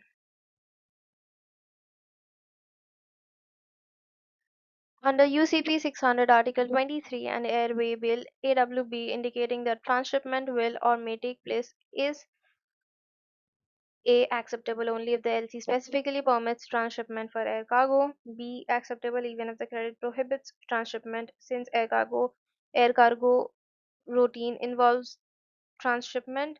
C, unacceptable as AWBs must indicate direct carriage from the or airport of departure to the airport of destination. D, acceptable only if both legs of the journey are on the same airline.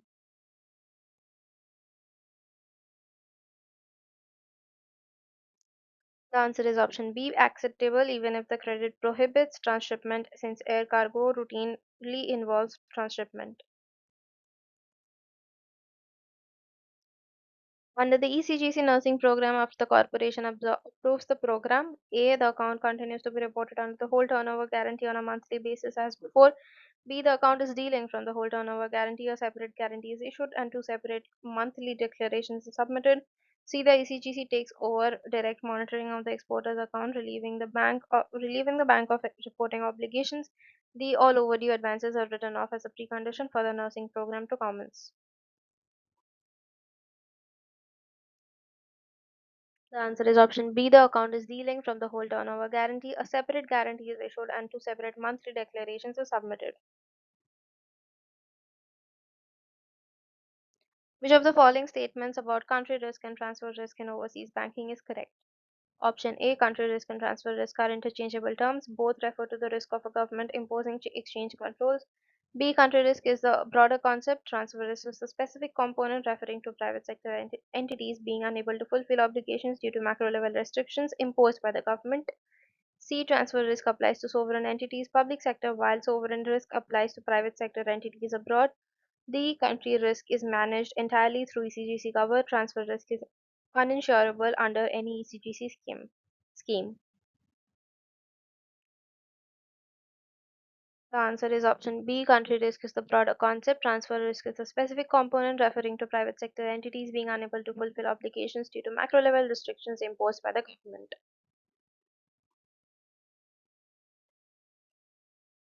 OFAC, Office of Foreign Asset Control updates are issued by option A, the US Federal Reserve on more on a quarterly basis.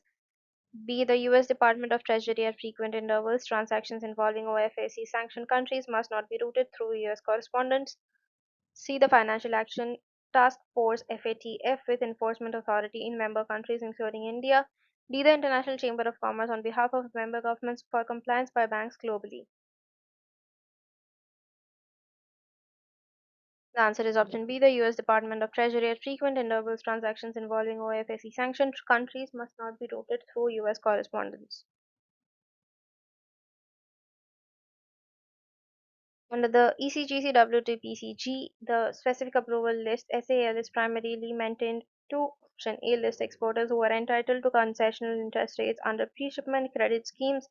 B. Identify exporters in default involved in fraud or in financial difficulty to caution banks and require prior ECGC approval before granting advances to them. C. Maintain a registry of exporters approved for exports to restricted cover countries. D. Record all exporters who have submitted claims and received payment under ECGC policies.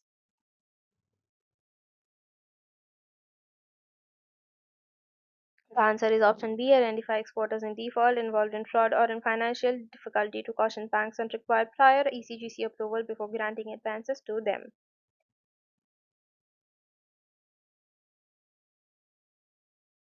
Where a foreign currency bill purchased by a bank is reduced in amount within the bank's delegated authority, the foreign currency amount of the reduction should be reported to the Treasury branch as A ready purchase since the bank is receiving less foreign currency than originally anticipated, B. A ready sale since the bank is effectively returning the excess foreign currency to the market, C. A foreign forward purchase at the contracted rate applicable to the original bill, D. An exchange adjustment entry without any separate reporting to the Treasury branch. The answer is option B, a ready sale, since the bank is effectively returning the excess foreign currency to the market. For export credit not otherwise specified ECNOS at the post shipment stage, which statement is correct regarding penal interest? Option A, penal interest at 2% above the ECNOS rate is charged for the overdue period beyond the due date. D. The ECNOS rate applies for the overdue period. No additional penal interest should be charged.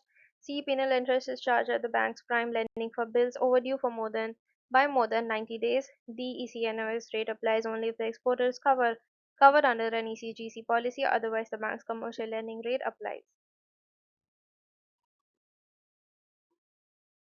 The answer is option B. The ECNOS rate applies for the overdue period. No additional penal interest should be charged. In the case of exports on consignment basis, the bank must instruct the collecting branch or correspondent to deliver documents to the agent only against a bank guarantee. A bank guarantee from the agent's bank covering the full invoice value. B. A trust receipt or undertaking from the agent to deliver sale proceeds by a specified date within the period prescribed for realization. C. An irrevocable order from the exporter authorizing the agent to receive the goods and remit proceeds. D. Proof of import license from the destination country's customs authority.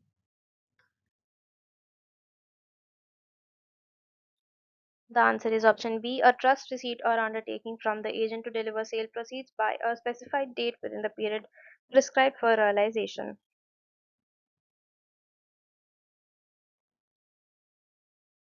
Under UCP 600 Article 9, the primary obligation of an advising bank when advising a letter of credit is option A, to add its confirmation to the LC, thereby creating an absolute payment obligation to the beneficiary. B, to advise the LC only after verifying the creditworthiness of the issuing bank by checking the banker's almanac. C, to take reasonable care to check the apparent authenticity of the credit and certify that the advice accurately reflects the term of the credit. D, to guarantee the beneficiary that issuing bank will honor drawings made in strictly conformity with the LC terms.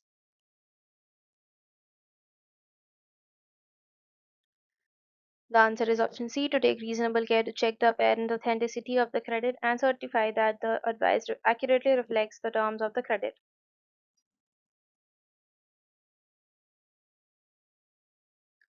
Under the instruction for protection of goods, when an export bill purchased by the bank remains unpaid, in which countries or regions it is particularly important to note that the risk of goods being disposed by public auction if delivery is not taken within a specified period. A. African nations. and South American countries with high import tariff barriers. D. Gulf countries where it is a practice to dispose of consignments by public auction if delivery is not taken within a specified period. C. European Union member states where goods are seized by customs if not cleared within 21 days. D. Countries with bilateral trade agreements with India where government approval is required before auctioning unclaimed goods. The answer is option B, Gulf countries where it is a practice to dispose of consignments by public auction if delivery is not taken within a specified period. Under the UCP 600 documentary credit rules, which of the following is not one of the permissible methods of handling a negotiation where documents have discrepancies? A. Negotiating under the beneficiary's indemnity.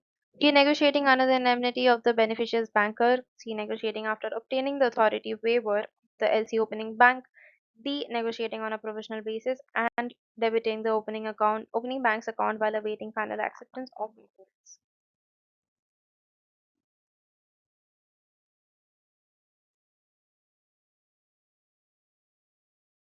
The answer is option D, on a provisional basis and debiting the opening bank's account while awaiting final acceptance of documents.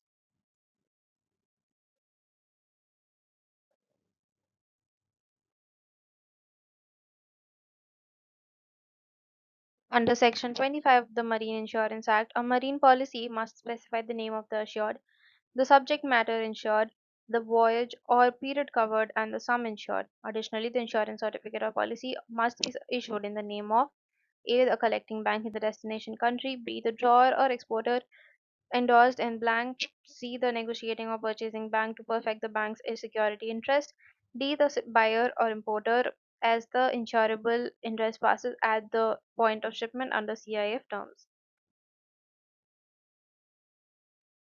The answer is option B. The drawer exporter endorsed in blank.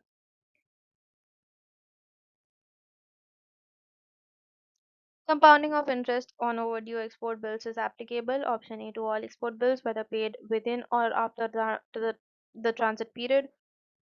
B. Only to overdue export bills. It is not applicable to the bills paid within the transit period for side bills or on the before the notional date for usance bills. C. Only to usance bills with a tenor exceeding 90 days, since short-term bills are exempt from compounding. D. Only when exporter has specifically agreed to a compounding clause in the sanctioned terms. The answer is option B. Only to overdue export bills. It is not applicable to bills paid within the transit period for side bills or on or before the notional due date for usance bills.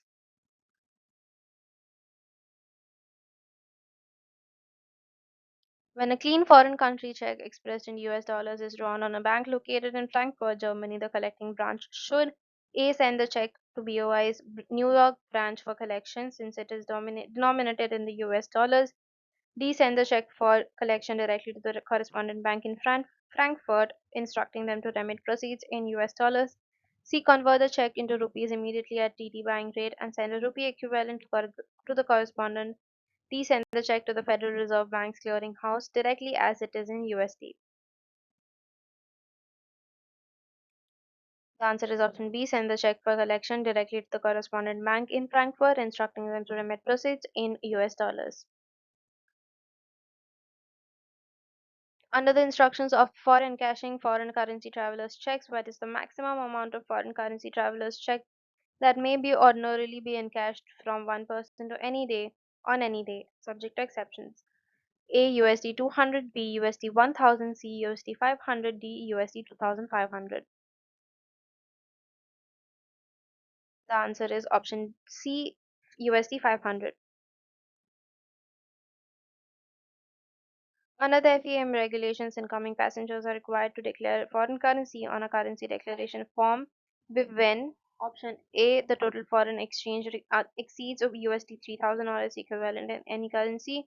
D, the aggregate value of banknotes and travelers checks exceeds USD 10,000 or their equivalent, and or the value of foreign currency notes alone exceeds USD 5,000 or its equivalent. C. Any amount of foreign currency is brought into India irrespective of the denomination. D. The value of foreign currency notes exceeds USD 3,000 while travelers' checks up to USD 10,000 are exempt. The answer is option B. The aggregate value of bank notes and travelers' checks exceeds USD 10,000 or their equivalent, and or the value of foreign currency notes alone exceeds USD 5,000 or its equivalent.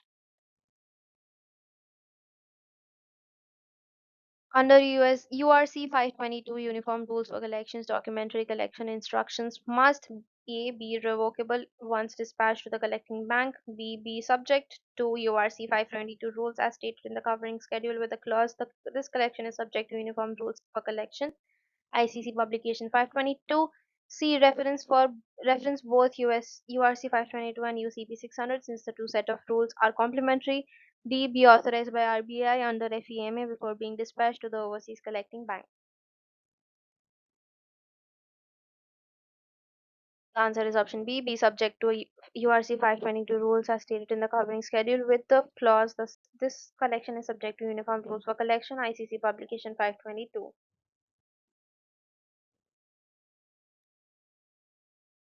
For export bills outstanding beyond 9 months from the date of export, the details are captured in which system? Option A, Swift's export bill tracking module, B, FEDAI's online export monitoring platform, C, EDPMS export data processing and monitoring system, D, RBI centralized export registry.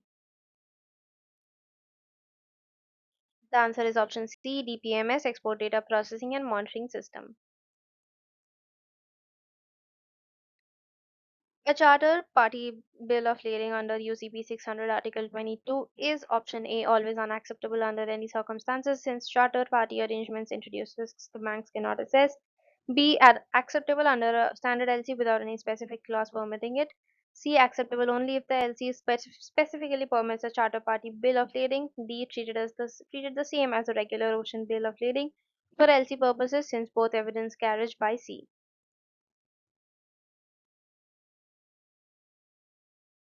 The answer is option C, acceptable only if the LC specifically permits a charter party bill of lading.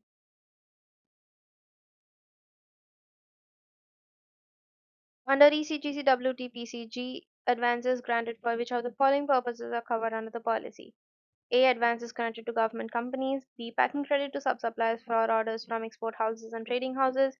C. Advances against duty drawback entitlements at the pre-shipment stage. D. Advances for project exports on deferred payment terms.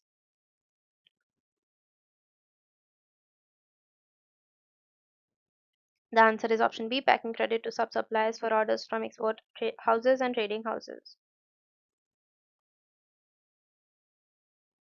Under the post-shipment credit infrastructure for advances against undrawn balances, the concessional rate of interest is eligible for a maximum period of A. 180 days from the date of advance, B. 365 days, the same as the Gold Card scheme, C. 90 days only to the extent repaid by actual remittances from abroad within 180 days after expiry of NTP and due date, D. 60 days for demand bills and 120 days for usance bills. The answer is option C, 90 days only to the extent repaid by actual remittances from abroad within 180 days after expiry of NTP or due date. Which of the following correctly describes the position of when a bank negotiates export documents under a letter of credit with discrepancies under an indemnity provided by the beneficiary's banker? A. The indemnity from the beneficiary's banker fully protects the negotiating bank against all possible losses arising from the discrement documents. B. An indemnity is typically intended to cover specific loss from the stated cause. It may not protect against loss arising from other cause that is a natural consequence of accepting discrepant documents. C. Once the beneficiary's banker's indemnity is obtained, the reserve is automatically lifted without further communication with the issuing bank. D. The negotiating bank assumes no risk at all as the indemnity transfers all liability to the beneficiary's banker. The answer is option B. An indemnity is typically intended to cover specific loss from the stated cause. It may not protect against loss arising from some other cause that is a natural consequence of accepting discrepant documents. Under the gold card scheme for exporters, the concessional rate of interest on post shipment advances is applicable for a maximum period of A 180 days, B 270 days, C 365 days, D 540 days. The answer is option C 365 days. For collection of USD denominated instruments below USD 2500, the prescribed holding or cooling period for checks drawn on banks in places other than New York City, New York, Connecticut, and New Jersey is A 7 New York business days after credit to the Nostro account, B 11 New York business days after credit to the Nostro account, C 15 New York days business days after credit to the Nostro account, D 21 calendar days after the instrument is physically delivered to the correspondent bank. The answer is option B 11 New York business days after credit to the Nostro account. Under UCP 600, the standard for an examination of documents in term of data consistency, Article 14D provides that A. All data in all documents must be identical to each other and credit the every detail, the mirror image rule. B. Data in a document need not be identical to but must not conflict with data in other stipulated documents when read in context with a credit and international standard banking practice. C. Minor inconsistencies between documents may be waived if the goods shipped corresponded exactly to what was ordered. D. Data conflicts between the bill of lading and the invoice are automatically waived if the shipping marks match. The answer is option B. Data in a document need not be identical to but must not conflict with data in other stipulated documents when read in context with a and credit and international standard banking practice. Under the instructions for advances against retention money in respect of turnkey and construction contracts, advances against retention money relating to which portion of the contract are not permissible. Option A, the supplies portion where retention money arises from physical goods delivered. B, the services portion of the contract. C, the portion payable within 1 year of shipment. B, subcontract retention money where the prime contractor holds back portion from the subcontractor. The answer is option B, the services portion of the contract. For advances against retention money payable within 1 year from the date of shipment, the concessional rate of interest applies for a maximum of option A 30 days, B 90 days, C 180 days, D 365 days. The answer is option B 90 days. Under the procedure for collection of export bills on consignment basis, which specific precaution must the bank take in forwarding instructions to the collecting bank? Option A, the collecting bank must be instructed to ensure the goods for at least 110% of the invoice value from the date of arrival at the port of destination. B. The collecting bank must be instructed to deliver documents only against a trust receipt or undertaking to deliver sales proceeds by a specified date within the prescribed realization period. C. The collecting bank must be instructed to protest the goods for non-delivery if the consignee does not collect within 30 days of the vessel's arrival. D. The collecting bank must hold the documents until a confirmed remittance for the full invoice is received from the consignee.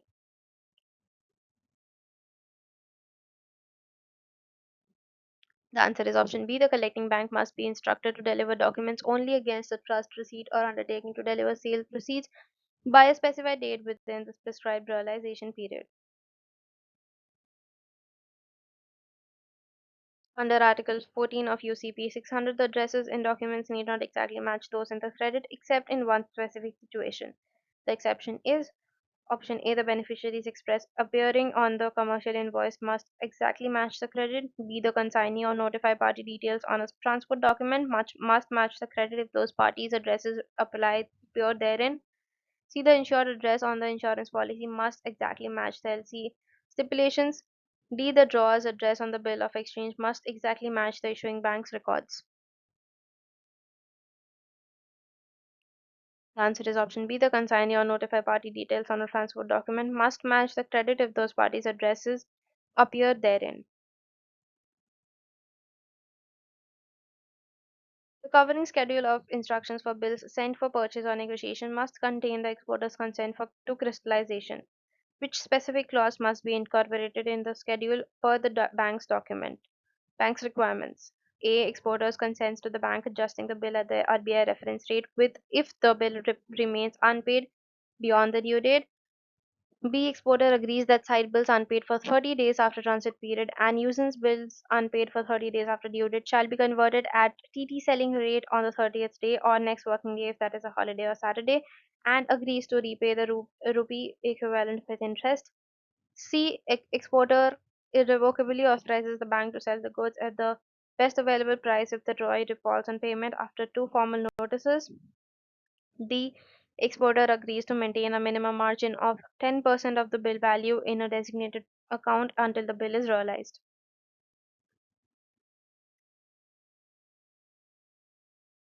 The answer is option B. Exporter agrees that side bills unpaid for 30 days after transit period and nuisance bills unpaid for 30 days after due date shall be converted at TT selling rate on the 30th day or next working day if that is a holiday or Saturday, and agrees to repay the rupee equivalent with interest.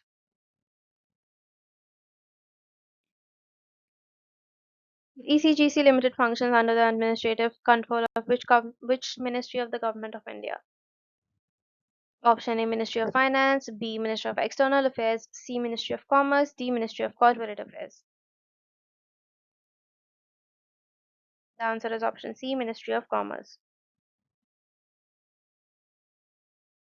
Under UCP 600 Article 28, if the letter of credit is silent regarding the insured party and the insurance document evidences that claims are payable to the order of the shipper or beneficiary, the document, option A, is automatically acceptable as the shipper or beneficiary has the insurable interest. B is not acceptable unless it is endorsed so that the right to receive payment passes upon to or prior to the release of documents. C is acceptable only if the shipper is the same entity as the beneficiary named in the LC. D requires a counter signature from the issuing bank before it can be accepted. The answer is option B is not acceptable unless it is endorsed so that the right to receive payment passes upon or prior to the release of documents. In the context of the bank's exposure to letter of credit confirmation basis, which category of branches is prohibited from undertaking LC confirmation business and must route such requests through A and B category branches? A. Only rural and semi-urban branches. B. All branches other than A and B category branches. C. Branches that do not have treasury operations. D. Branches in countries with restricted ECGC cover. The answer is option B. All branches other than A and B category branches.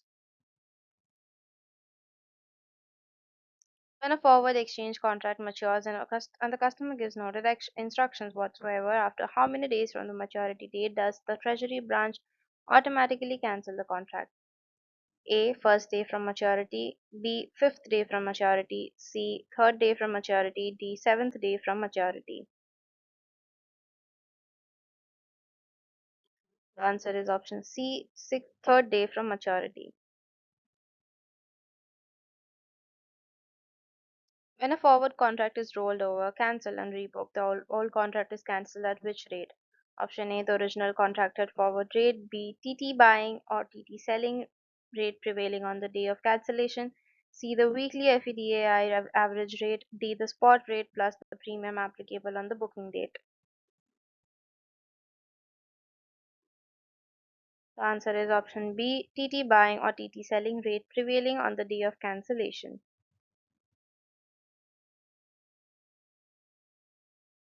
In cases of automatic cancellation of forward contract on the third day from maturity due to customer's default or silence, what is the correct treatment? A. Exchange difference covered but swap cost waived. B. Only cancellation charges received recovered. Gains may be passed on as goodwill. C. Exchange difference and swap cost recovered but no benefit passed on to customer. D. The entire outstanding amount crystallized and credited to customer's account.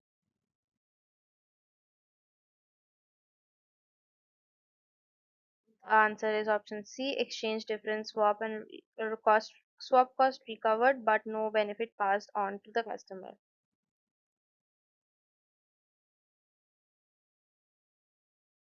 When the maturity date of a forward contract falls on a month end that is subsequently declared a holiday and it is a known holiday, what happens? A. Settlement is postponed to the next working day. B. Settlement is preponed to the preceding working day. C. Contract is automatically extended by 1 month. D. Customer must instruct the bank afresh from the date of holiday declaration. The answer is option B. Settlement is preponed to the preceding working day.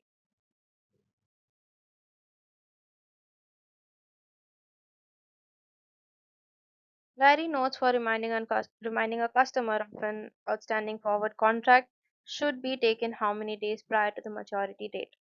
Option A 7 days, option B 30 days, option C 15 days, option D 10 days.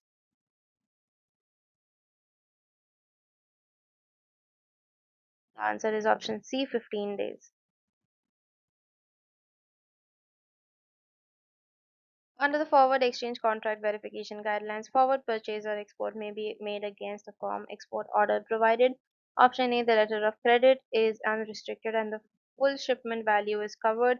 B the foreign exchange offer does not exceed the proceeds of shipment made or the value of bills negotiated or sent for collection where shipment is already effected. B the customer produces a customs cleared shipping bill and DGFT approval. The advance payment has been received and credited to the customer's account.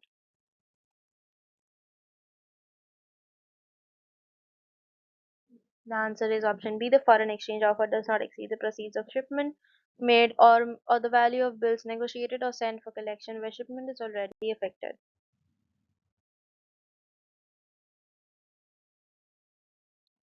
Uh, which category of persons resident outside India is prohibited from availing hedging for ECB external commercial borrowing designated in Indian rupees? Option A. Foreign portfolio investors hedging equity exposure. B. Any entity raising in INR ECBs as hedging is not permitted for ECB in an INR. C. NRIs hedging FCNR balances. D. Foreign direct investors hedging proposed investment. The answer is option B. Any entity raising INR ECB as hedging is not permitted for ECB and INR. For a foreign portfolio investor, FPI, once a hedge contract is cancelled, it can be rebooked to maximum what extent?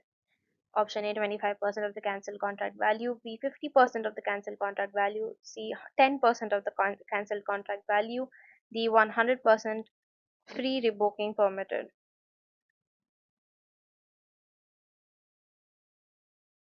The answer is option C 10% of the cancelled contract value.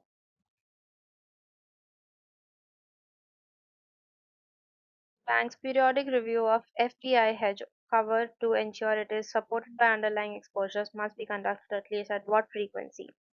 Option A weekly, B quarterly, C annually, D monthly. The answer is option D monthly. Under the client eligibility CE framework, when a client's outstanding notional in a forward contract crosses USD 10 million, A. The client must obtain RBI's prior approval for all further contracts. B. The client must furnish the required underlying documents for all outstanding CE contracts as per norms for CE, and contracts booked under CE will follow CE rules thereafter. C. All existing contracts are automatically cancelled and rebooked under AE actual exposure norms. D. The client is exempt from documentary requirements for the remainder of the financial year.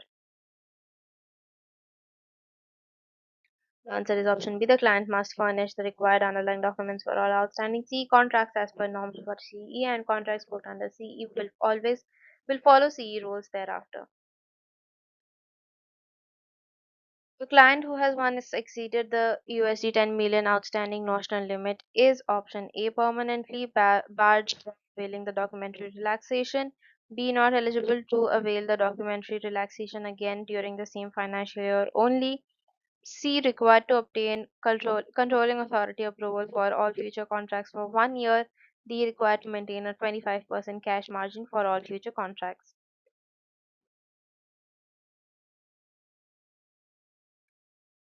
The answer is option B. Not eligible to avail the documentary relaxation again during the same financial year only.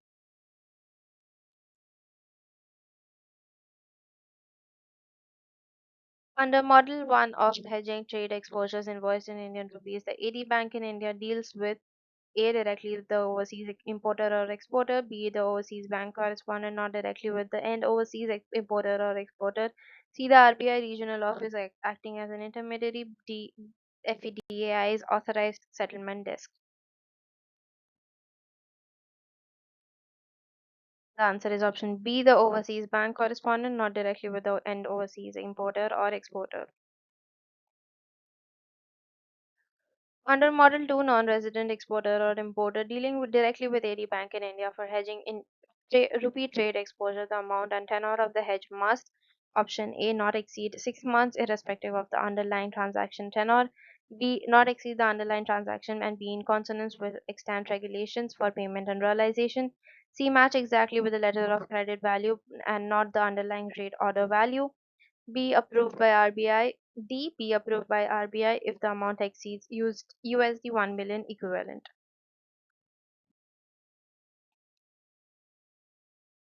The answer is option B. Not exceed the underlying transactions and be in consonance with extant regulations for payment and realization.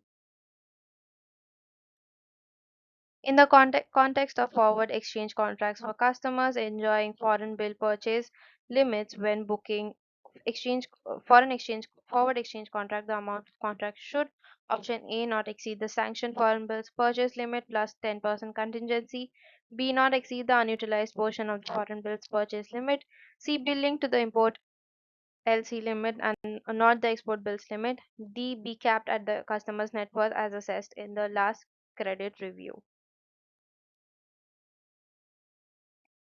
The answer is option B, not exceed the unutilized portion of the foreign bills purchase limit.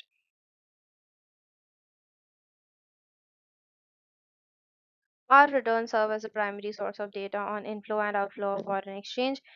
India's obligation to submit balance of payment BOP statistics quarterly, to which international body makes accurate our returns critical. Option A, World Bank IBRD, B, Asian Development Bank ADB, C, International Monetary Fund, D, Bank for International Settlements BIS. The answer is option C, International Monetary Fund IMF. Our returns must be submitted twice a month, as on the 15th and the last working day of the month. They must reach RBI within how many calendar days from the close of the reporting period? Option A 5 calendar days, B 3 calendar days, C 10 calendar days, D 7 calendar days. The answer is option D 7 calendar days.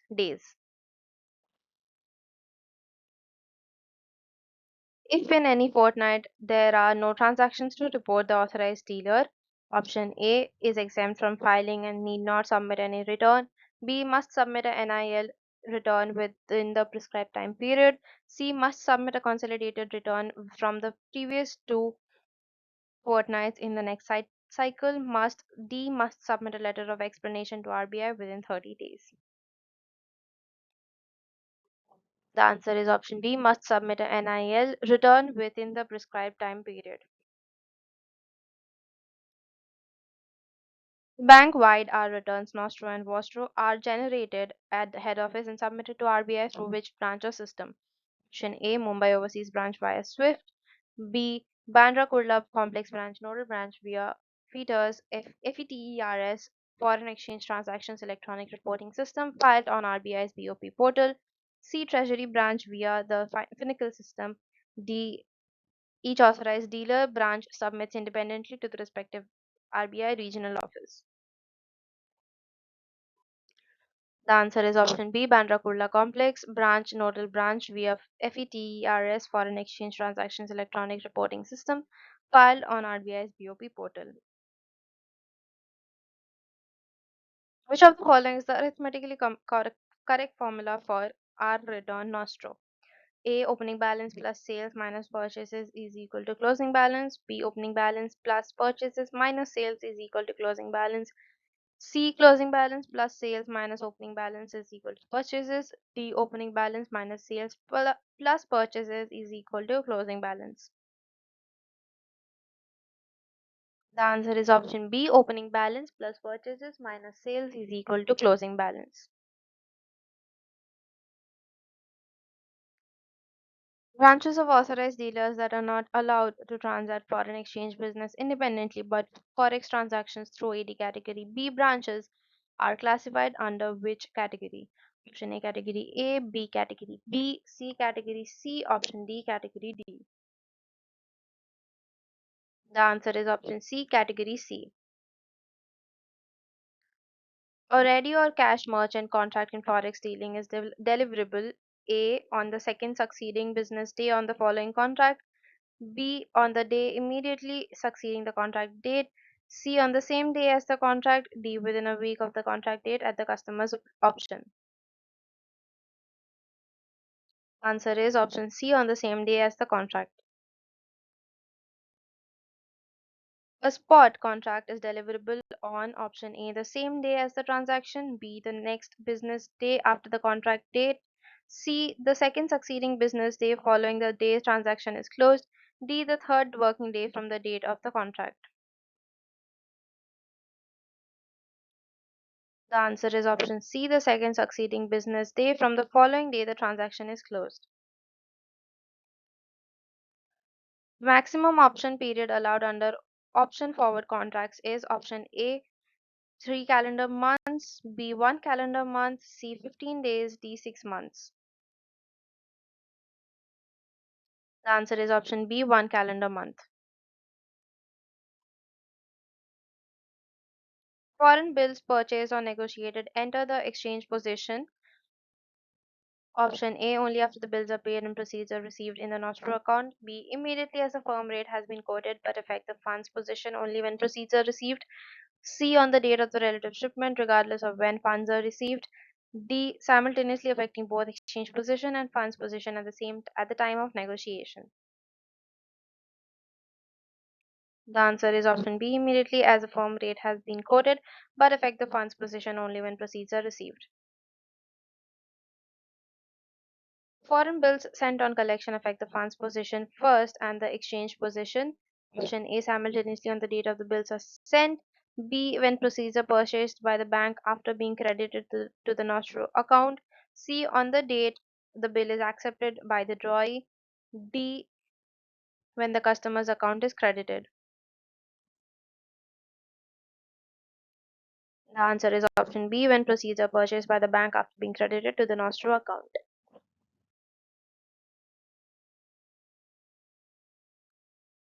When the total of all sales is larger than total purchases, the net exchange position is called option A long position versus and overbought, B square position, C short position and oversold, D neutral position.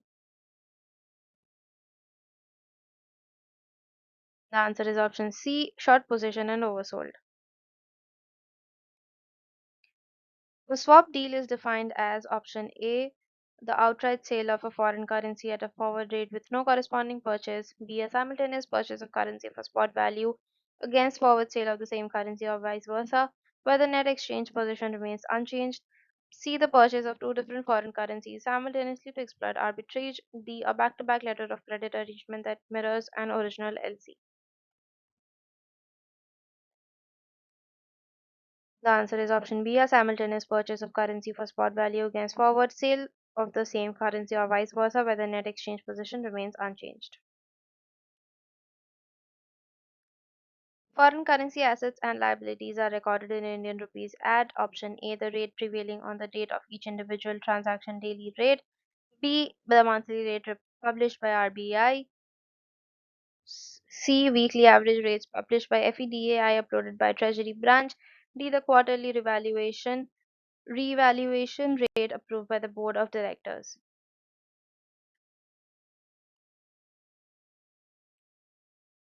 The answer is option C, weekly average rates published by FEDAI uploaded by Treasury branch. Herstatt risk, temporal risk, named after the 1974 failure of Munchausen-Herstatt concerns. Option A, the risk that a government will nationalize a foreign bank's assets. B, the risk that a bank delivers currency on one side of a cross-border forex deal but its counterparty cannot reciprocate due to different time zones. C, the risk arising from a sovereign borrower's immunity from legal process. D, the risk of system failure in the SWIFT messaging network during peak hours. The answer is option B. The risk that a bank delivers currency on one side of a cross-border forex deal, but its counterparty cannot reciprocate due to different time zones. Sovereign risk is best defined as option A, political risk arising from a government restricting repatriation of funds, B, risk of a country imposing restrictions on remittances as economic policy, C, the special risk arising from a sovereign borrower's immunity from legal process, sovereign immunity making legal redress impossible, D, the risk of war or political unrest causing market suspension.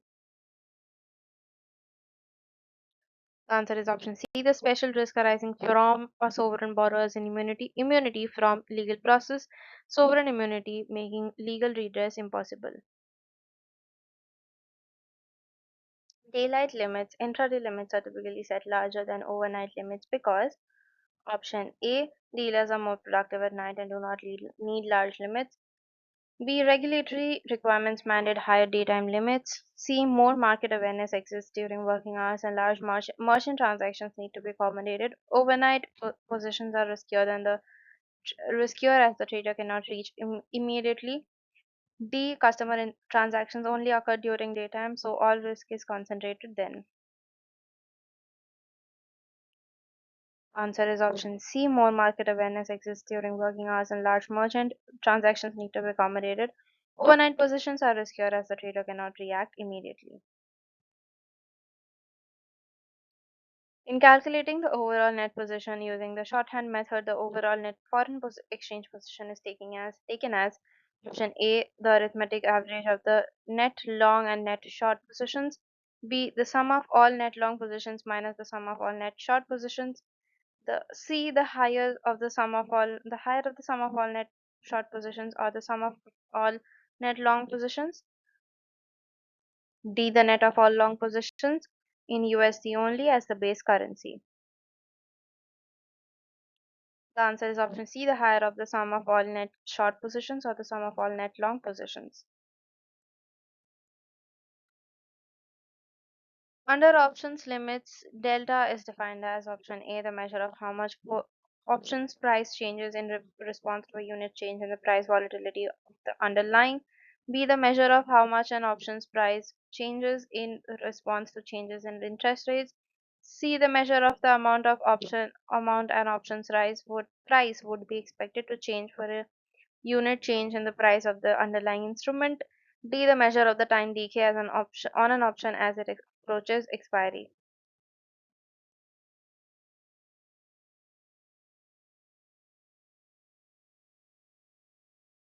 The answer is option C, the measure of the amount an options price would be expected to change for a unit change in the price of an underlying instrument.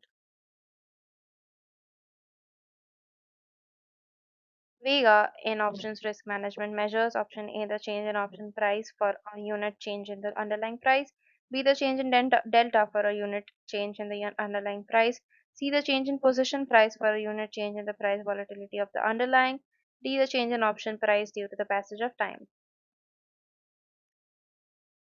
The answer is option C, the change in option price for a unit change in the price volatility of the underlying. Volume risk or overtrading risk is characterized by option A, a sharp fall in trading volumes accompanied by rising losses, B, an unusual increase in dealing room activity with a general rise in operating costs without a corresponding increase in earnings and without cogent explanation, C, excessive overnight positions in a single currency beyond the prescribed limit, D, concentration of all transactions in one counterparty beyond the credit limit. The answer is option B, an unusual increase in dealing room activity with a general rise in operating costs without a corresponding increase in earnings and without cogent explanation.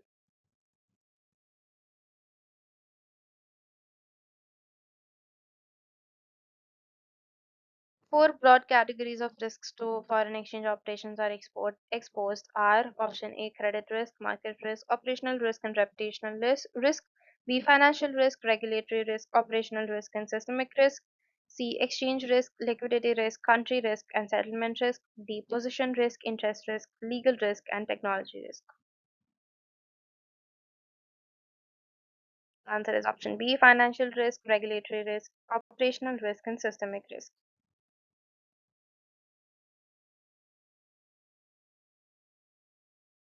When a person resident in India leaves for Nepal or Bhutan for employment or business for an uncertain period, their existing account, option A, must be designated as an NRO account, B, must be converted as an FCNRB account, C, continues as a resident account and should not be designated as NRO, D, must be frozen pending RBI approval. The answer is option C, continues as a resident account and should not be designated as NRO. Permissible remittance out of an NRO account for all bona fide purposes are at to the satisfaction of the AD bank is capped at option A USD 250,000 per financial year, B USD 500,000 per financial year, C USD 1 million per financial year, D USD 5 million per financial year. Answer is option C USD 1 million per financial year.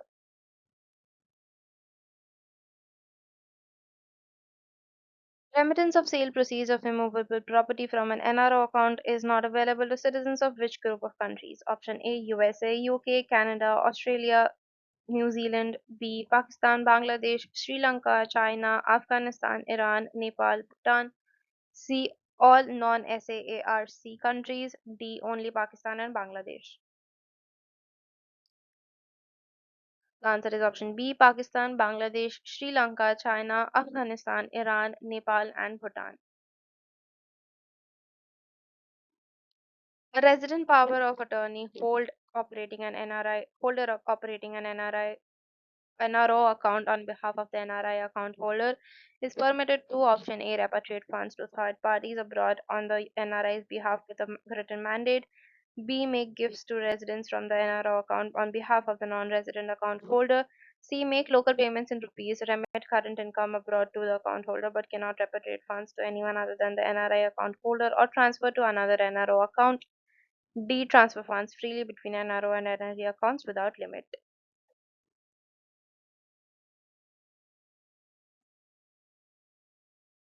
The answer is option C. Make local payments in rupees, remit current income abroad to the account holder but cannot repatriate funds to anyone other than the NRI account holder or transfer to another NRO account. Under the NRO account framework, a resident individual may lend to NRI or BIO close relative by credit to the NRO account subject to which overall ceiling? A USD 100,000 per financial year under LRS, B USD 250,000 per financial year under LRS, C USD 500,000 per financial year under LRS, D no ceiling subject to documentation only. The answer is option B USD 250,000 per financial year under LRS. Interest on NRO deposits is liable to tax at what rate under Section 115E of the Income Tax Act for deposits made with convertible foreign exchange remittances from overseas?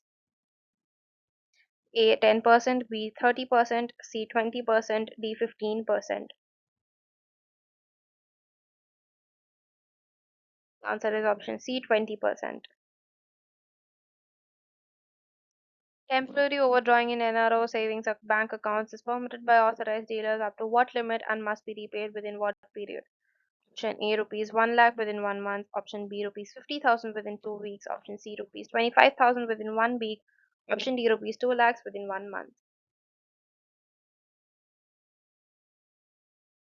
The answer is option B rupees 50,000 within 2 weeks. Interest income on NRE deposits is A taxable at 20% flat rate under the Income Tax Act. B subject to TDS at normal rates applicable to residents. C exempt from income tax balances are also exempt from wealth tax. D taxable only if the NRI has income exceeding rupees 5 lakhs in India.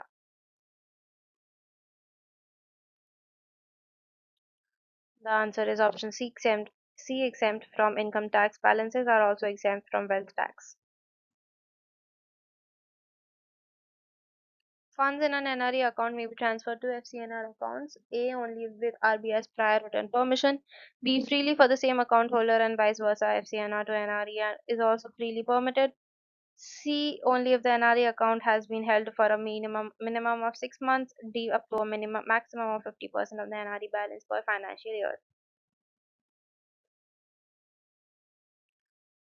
The answer is option B. Freely for the same account holder and vice versa. FCNR to NRE is also freely permitted.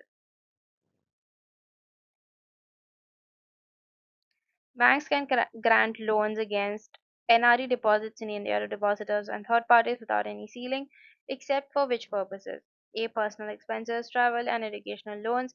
B. Business working capital requirements. C. Re-lending, agricultural plantation activities, real estate business, chit funds, nidhi companies, TDRs, or investment in capital markets, including margin trading and derivatives. D. Investment in government securities and PSU bonds.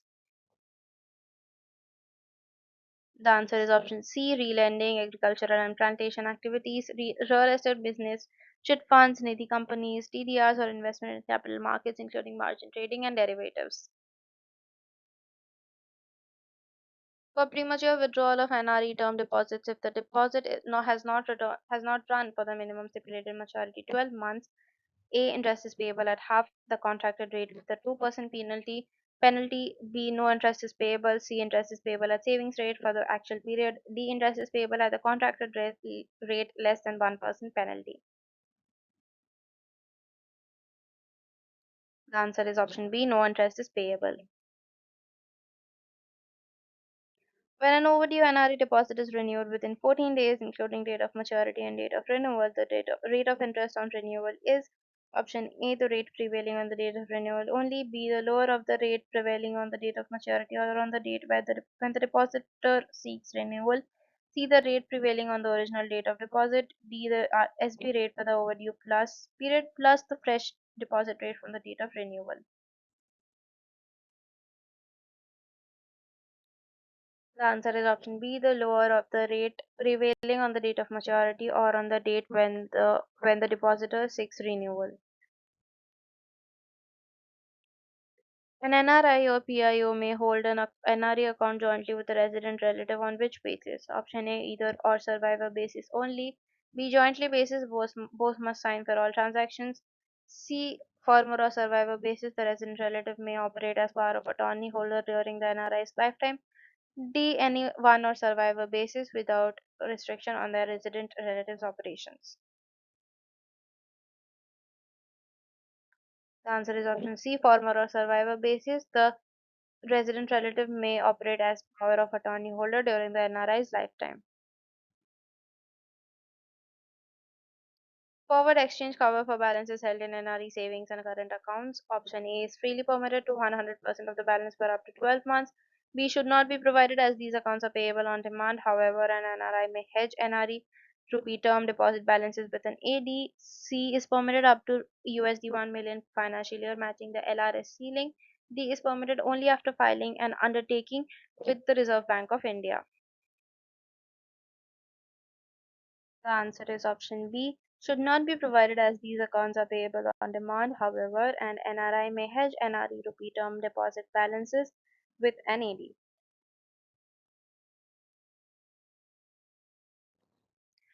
FCNRB deposits can only be opened as option A, savings bank account or recurring deposit accounts. B, current accounts or term deposit accounts. C, term deposit accounts only. DBT, MIC, QIC, FDR. Savings or current or RD forms are not permitted. D, any combination of savings, current or term deposit at the depositor's choice.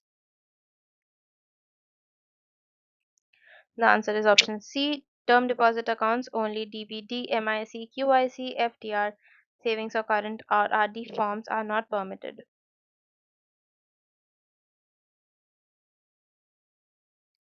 The minimum maturity for FCNRB deposits in is 1 year and the maximum is A, 3 years, B, 10 years, C, 7 years, D, 5 years. The answer is option D, 5 years.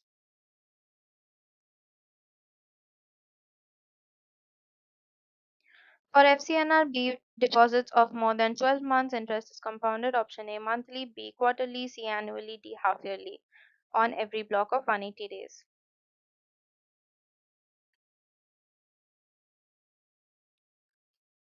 The answer is option D, half yearly on every block of 180 days. For FCNRB deposits, 1 year is computed on the basis of 365 or 360 days. For determining the period for interest is paid on the basis of option A, 365 days per year, B, 360 days per year, C, actual number of calendar years in the relevant month, D, 364 days per year, 52 weeks. The answer is option B, 360 days per year. On premature withdrawal of an FCNRB deposit within the minimum maturity period of 12 months, A, interest at savings bank rate for actual days is paid. B, no interest is payable. C, interest at 1% below the contracted rate is paid. D, interest is paid at half the contracted rate. The answer is option B, no interest is payable. The designated link for branch FCNRB scheme through which all FCNRB deposits are routed via control accounts is option A, Mumbai Overseas Branch, B, Treasury Branch, Bandra Kurla Complex, C, Mumbai NRI Branch, D, New Delhi NRI Branch. The answer is option C, Mumbai NRI Branch.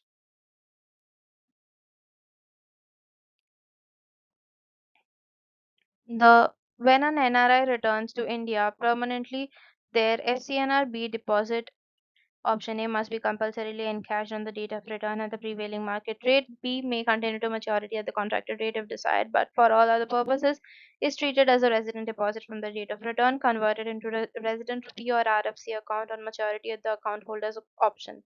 C must be transferred to an NRI account within 30 days of return to India. D is automatically renewed as a domestic fixed deposit at the RBI prescribed rate. The answer is option B. May continue to maturity if the contracted rate if desired, but for all other purposes is treated as a resident deposit from the date of return, converted into resident rupee or RFC account on maturity at the account holder's option.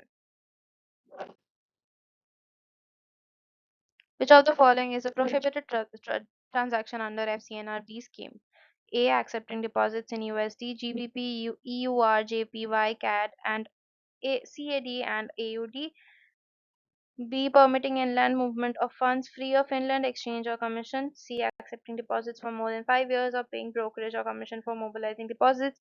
D. Allowing premature withdrawal of deposits after 12 months with a penalty. The answer is option C. Accepting deposits for more than 5 years or paying brokerage commission for mobilizing deposits.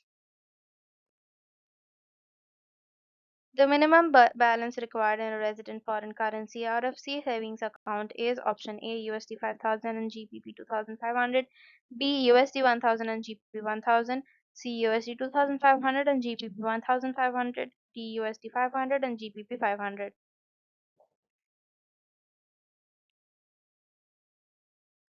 The answer is option B, USD 1000 and GBP 1000.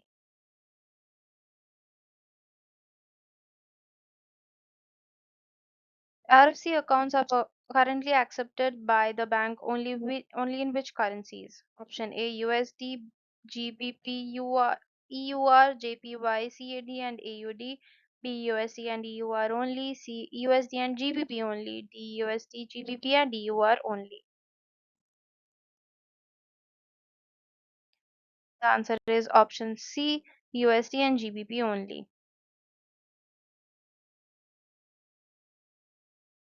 Loans against RFC deposits, rupee loans can be sanctioned up to what percentage of the principal plus accrued interest with a maximum of rupees 25 lakhs? Option A 50%, B 90%, C 85%, D 75%.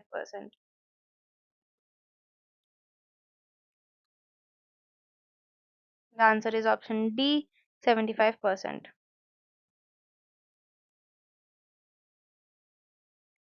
During the not ordinarily resident status of the returning NRI holding an RFC account, TDS applicability is option A, TDS deducted at 10%, B, TDS deducted at 20% as per NRO accounts, C, no TDS is applicable, D, TDS is deducted at the applicable resident rate?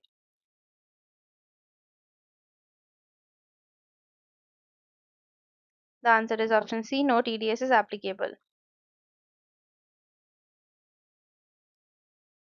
The EEFC exchange earners foreign currency account can be maintained only in the form of option A savings bank deposit, savings banks account, savings bank account free of minimum balance, B term deposit account earning interest at LIBOR, C non-interest bearing current account only, no credit facility can be made available against EEFC balances, D any combination of current or savings account at the holder's choice. The answer is option C. Non-interest bearing current account only. No credit facility can be made available against EEFC balances.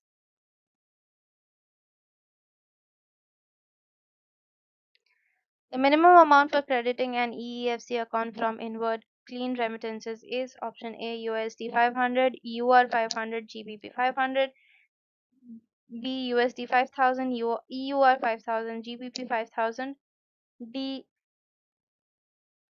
C USD 1000, EUR 1000 and GBP 1000. D no minimum prescribed for any form of credit to EEFC accounts.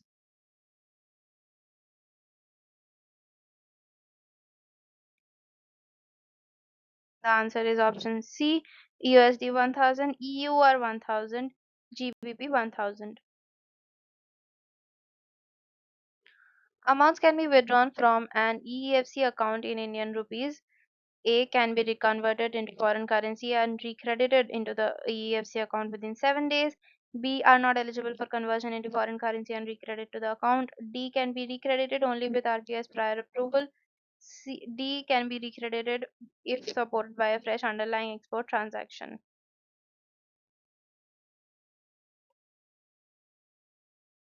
The answer is option B are not eligible for conversion into foreign currency and recredit into the account. Banks may permit their overseas branches or correspondents temporary overdrawing in Vostro rupee accounts not exceeding how much in aggregate? A rupees 100 lakhs, B rupees 1000 lakhs, C rupees 500 lakhs, D rupees 250 lakhs. The answer is option C rupees 500 lakhs.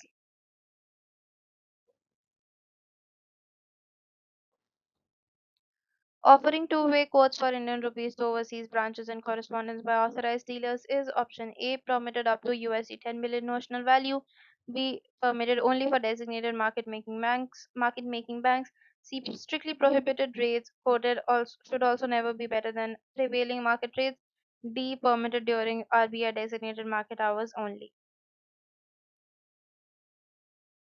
The answer is option C strictly prohibited rates quoted should also never be better than prevailing market rates. So special rupee Vostro account SRVA for international trade settlement in INR under RBI's APDIR series circular number 10 dated 11th July 2022 can only be opened at any AD category A branch after RBI's approval, B Treasury branch Bandra Kurla complex only, C Mumbai overseas branch only with prior approval of RBI, D any branch designated by the respective zonal office.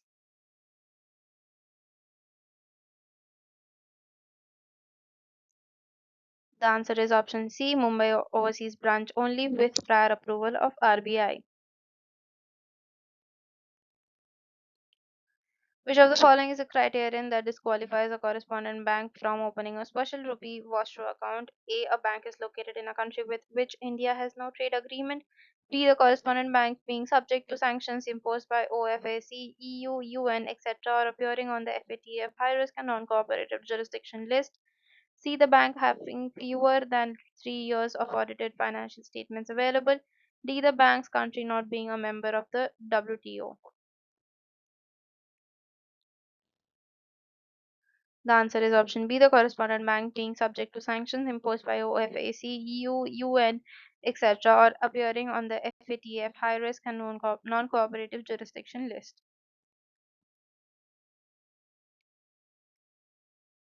The funding of escrow accounts, forward purchase or sale of foreign currencies against rupees is option A permitted up to USD 25 million notional per transaction, B permitted only for settlement of import trade transactions, C prohibited only spot or cash purchases of permitted currency from overseas branches and correspondents at ongoing market rates are allowed, D permitted with the prior written concurrence of the Chief General Manager RBI. The answer is option C, prohibited only cash or spot purchases of permitted currency from overseas branching and correspondence at ongoing market rates are allowed. Overseas corporate bodies (OCPs) are defined as bodies predominantly owned by individuals of Indian nationality or origin resident outside India to the extent of at least what percentage? A 75%, B 51%, C 60%, D 40%. The answer is C 60%. A foreign citizen not being a citizen of Pakistan or Bangladesh is deemed to be a person of Indian origin for the purpose of opening bank accounts if A. He or she has lived in India for at least 5 years cumulatively, B. He or she at any time held an Indian passport, or he or his parents or grandparents was aware or citizen of India, or the person belonged to a territory that became a part of India after 15th August 1947. C. He or she has an OCI, Overseas Citizen of India card issued after 2005. D. He or she is married to an Indian citizen irrespective of own origin.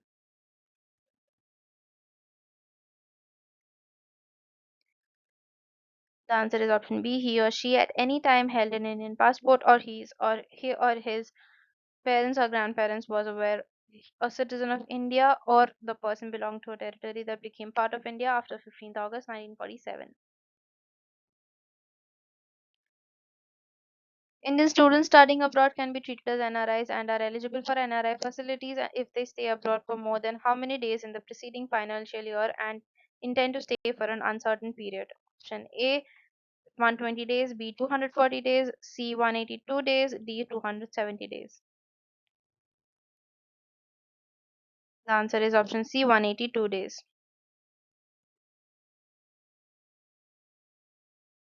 For the purpose of investments in immovable properties in India, which category of foreign citizens is not considered a person of Indian origin, even if they satisfy the definition of bank accounts? Option A citizens of Japan and South Korea, B citizens of Pakistan, Bangladesh, Afghanistan, Bhutan, China, Iran, Sri Lanka, or Nepal, C citizens of all ESEAN countries, D citizens of the European Union.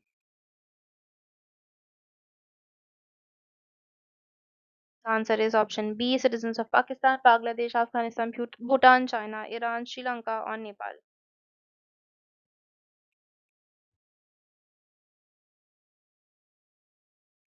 Under the SNRR Special Non-Resident Rupee Account Framework, which of the following purposes was recently added to expand the scope of SNRR accounts?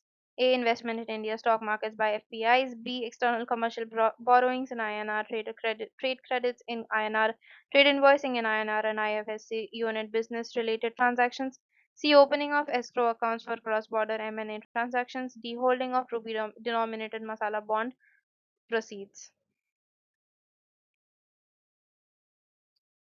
The answer is option B external commercial borrowings in INR, trade credits in INR, trade invoicing in INR, and IFSC unit business related transactions. The R returns are submitted in the system called FETERS. What does FETERS stand for? A. Foreign Exchange Transactions Electronic Reporting System. B. Foreign Exchange Transaction Evaluation and Reconciliation System. C. Forex Electronic Tracking and Earnings Reporting System. D. Financial Exchange Transaction Execution and Reporting System. The answer is option A, Foreign Exchange Transactions Electronic Reporting System. Which of the following correctly describes the theta limit in options risk management? A measures how much an options price changes for a unit change in the price of the underlying. B measures how much delta changes for a unit in the price of the underlying. C measures how much an options price changes in response to the changes in the options time to expiration. D Measures how much an option's price changes for a unit change in interest rates. The answer is option C. Measures how much an option's price changes in response to changes in the option's time to expiration. The three main approaches to calculating value at risk PAR are option A, market to market, mark to market, mark to model, and stress testing. B, correlation, variance, and covariance method, historical simulation, and Monte Carlo simulation. C, duration analysis, convexity adjustment, and gap analysis. D, credit scoring, probability of default, and loss given default. The answer is option B, correlation and covariance method, historical simulation, and Monte Carlo simulation. The next question is a bank's mid office which was hyped off from the back office of for better controls reports to option A the chief dealer or the head of treasury, B the internal audit department, C the risk management department, D the CFO or head of finance. The answer is option C the risk management department. Under DTAA double taxation avoidance agreement, the TDS rate on interest in NRO accounts for US residents as per the table applicable is option A 10%, B 12.50%, C 20%, D 15%.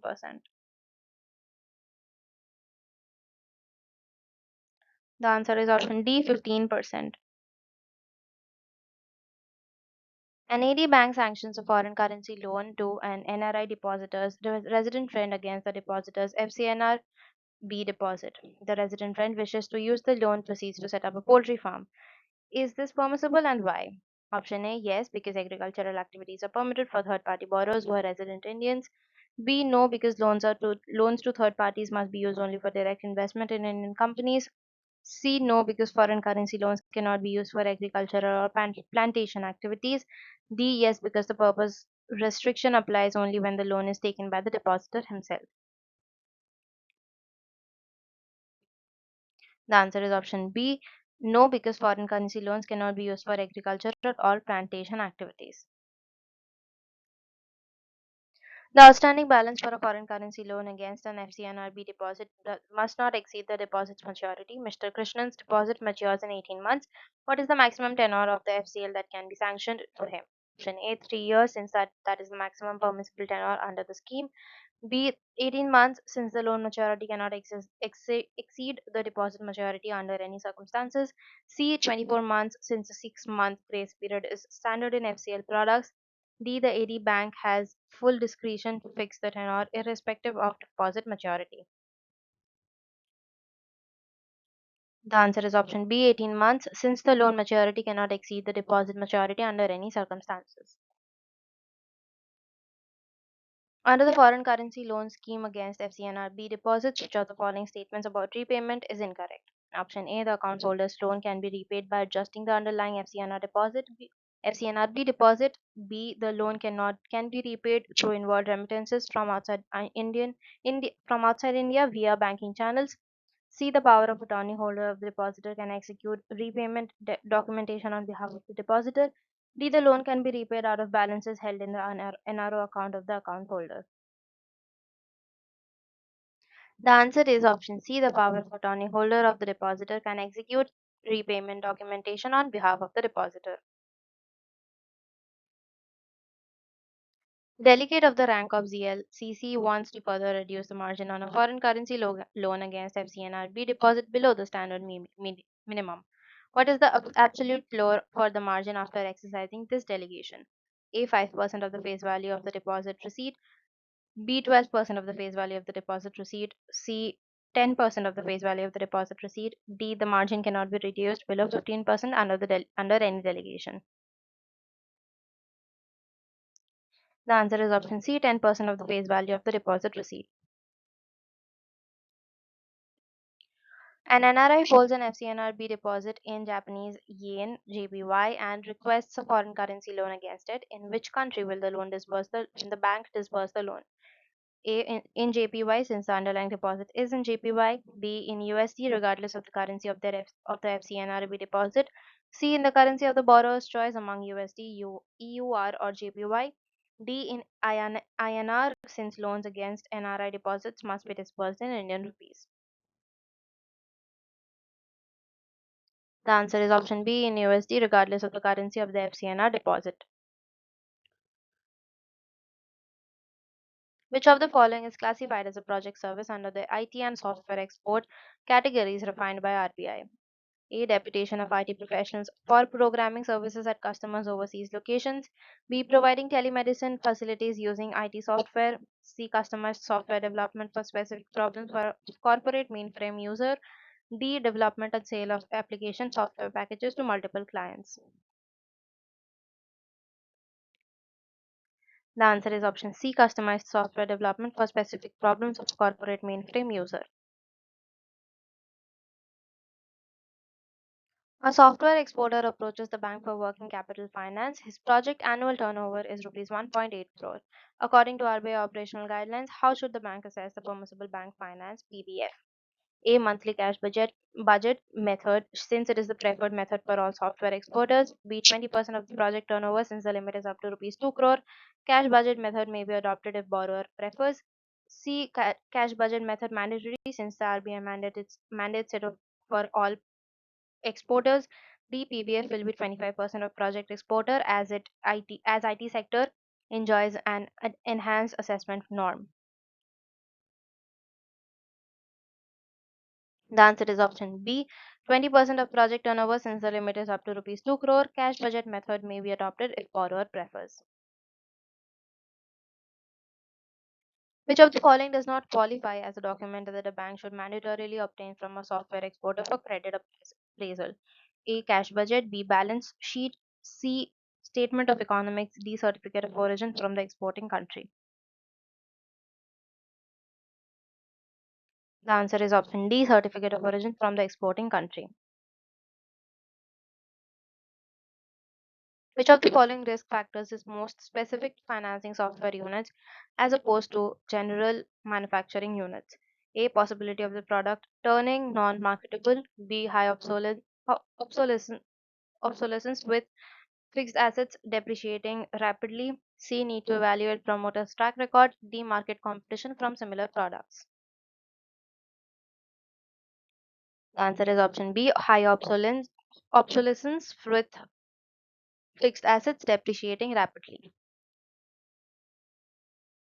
The Gold Card exporter submits an application for renewal of working capital limits as per the prescribed time frame. Within how many days must the bank dispose of this renewal application?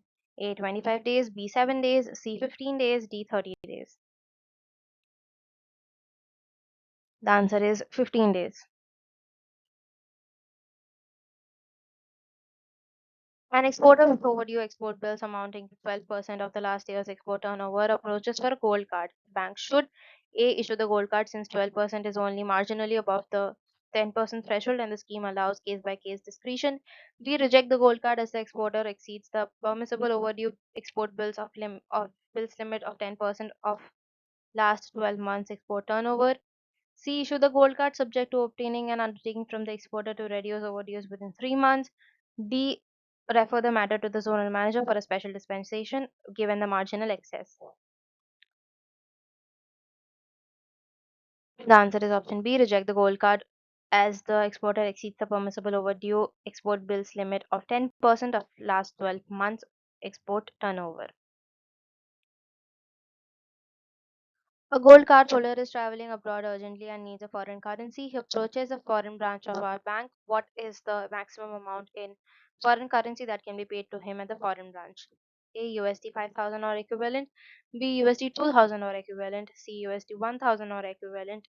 D. USD 500 or equivalent. The answer is option C. USD 1,000 or equivalent. A large exporter company has 8 active partners or key officials who wish to hold individual gold cards. How many gold cards can actually be issued to this exporter? A 8 since each active key official is entitled to a card. B 3 since only primary, secondary, and tertiary cardholders are permitted. C 5 which is the maximum number of gold cards per exporter. D the number is unrestricted as long as each card is in the name of an active person. The answer is option C 5 which is the maximum number of gold cards per exporter.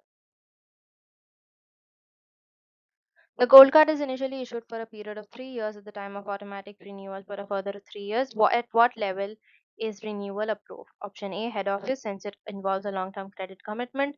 B, zonal office, since the zonal manager approves all credit gold card decisions. C, regional office of RBI, since renewal requires regulatory clearance.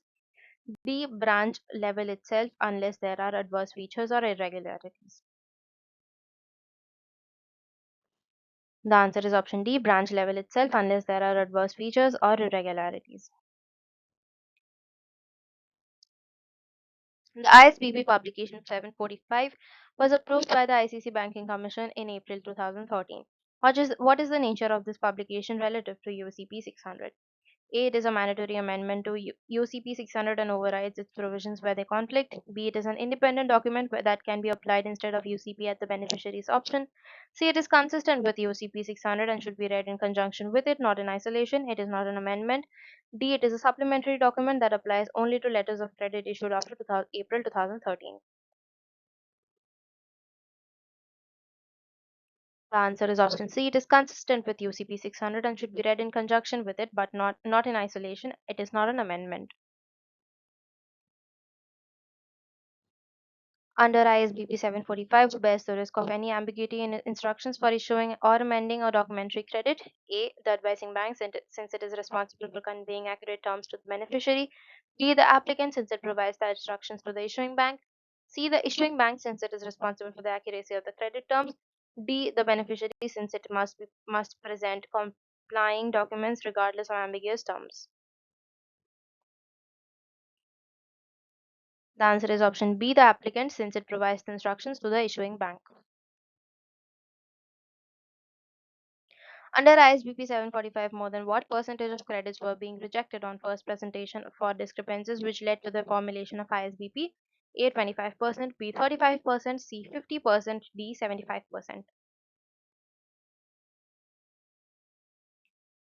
The answer is option C 50%.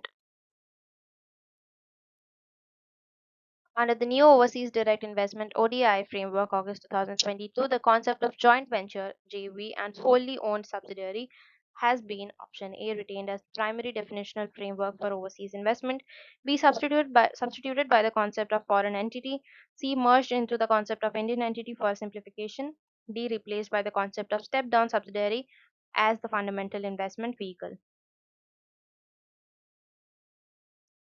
The answer is option B substituted by the concept of foreign entity. An Indian entity holds 8% of the paid up equity in a listed foreign company and has control over it. How is this classified under the ODI framework? A as overseas portfolio investment OPI since the holding is below 10%. B as neither ODI nor OPI, it falls in a gray area requiring RBI clarification. C as ODI since control exists regardless of the percentage being less than 10%. D as foreign direct investment since the Indian entity has a controlling stake. The answer is option C as ODI since control exists regardless of the percentage being less than 10%. What is the maximum total financial commitment as a percentage of net worth that an Indian entity can make across all foreign entities under the ODI framework? A 10% of the net worth, D 200% of net worth, C 300% of net worth, D 400% of net worth.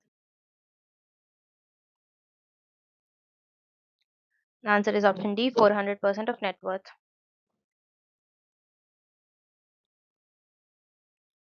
Under the ODI framework of an Indian entity's account is classified as NPA and it desires to make an overseas financial commitment, it must obtain NOC from the lending bank.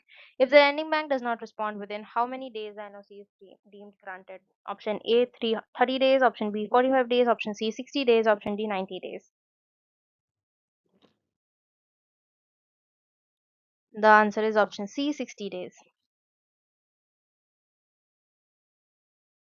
An Indian resident makes ODI in a foreign entity and later wants to disinvest. What is the minimum period for which the Indian resident must have stayed invested for disinvestment before disinvestment is permissible? A. 6 months from the date of making ODI. B. 1 year from the date of making ODI. C. 2 years from the date of making ODI. D. 3 years from the date of making ODI. The answer is option B. 1 year from the date of making ODI. Under ODI rules, ODI in a foreign startup can only be funded from option A, external commercial browsing raised by the Indian entity, B, proceeds of issue of ADRs and GDRs by the Indian entity, C, internal accruals of the Indian entity group or associate companies or own funds for resident individuals, D, any permissible source under the automatic route up to USD 1 billion. The answer is option B, internal accruals of the Indian entity group or associate companies or own funds for resident individuals. An Indian entity restructures the balance sheet of its foreign subsidiary, which has been incurring losses for the previous 2 years. The original ODI investment was USD 12 million. The proposed diminution is 18% of total outstanding dues. Is a valuation certificate from a registered valuer required? A. No, since the diminution is below 20% of total outstanding dues. B. Yes, since the original investment exceeds USD 10 million, irrespective of the diminution percentage. C. No, since the foreign entity is incurring losses for only 2 years and this falls within the restructuring window. D. Yes, since our balance sheet restructuring involving overseas entities requires mandatory third party valuation. The answer is option B. Yes, since the original investment exceeds USD 10 million, irrespective of the diminution percentage. Pre-incorporation expenses for setting up a foreign entity can be remitted by an AD bank up to a maximum of A. USD 50,000 per foreign entity, B. USD 1 lakh per foreign entity, C. USD 2 lakh 50,000 per foreign entity, D. USD 5 lakh per foreign entity. The answer is option B. USD 1 lakh per foreign entity. Under ODI reporting, an APR annual performance report is required to be submitted for each foreign entity. When is the APR due? Assuming the accounting year of the foreign entity ends on December 31st. A. By March 31st of the year following the accounting year end. B. By June 30th of the year following the accounting year end. C. By September 30th of the year following the accounting year end. D. By December 31st of the year following the accounting year end, that is the next December 31st.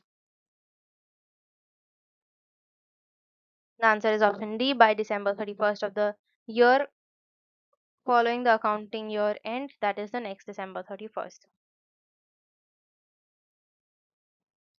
An Indian entity delays the reporting form of Form ODI-1 which captures flows. The amount involved is rupees 50 lakhs and the delay is 2 years. What is the late submission fee payable? Option A, rupees 7,500 only, flat fee for Form ODI-1. B, rupees 7,500 plus 0.025% into 50 lakh into 2, which is equal to rupees 7,500 plus rupees 25,000, which is equal to rupees 32,500. C, rupees 7,500 plus 0.025% into 50 lakh into 2, which is equal to 7,500 plus rupees 25,000, which is equal to rupees 32,500, subject to maximum of 100% of amount. B, rupees 50 lakh thousand, 100% of the amount since delay exceeds 1 year.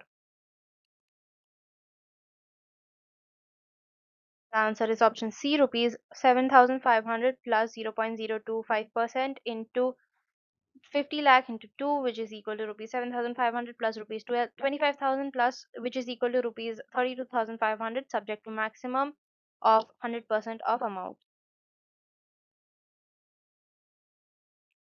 Which of the following is correctly classified as a strategic sector under the ODI framework? Option A, pharmaceutical manufacturing. B, real estate development of special economic zones.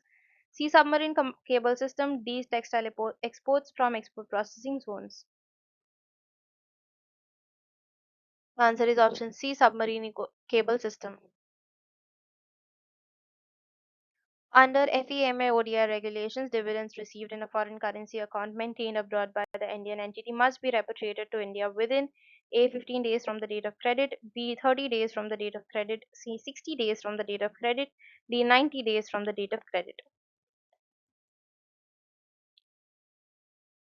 The answer is option B 30 days from the date of credit.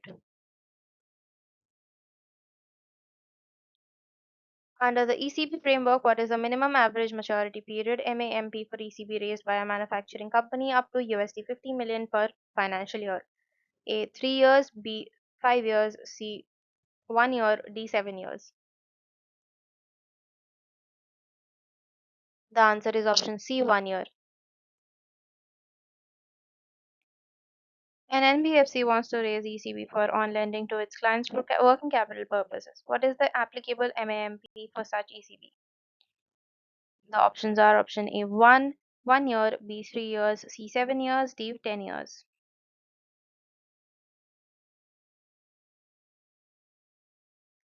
The answer is option D 10 years.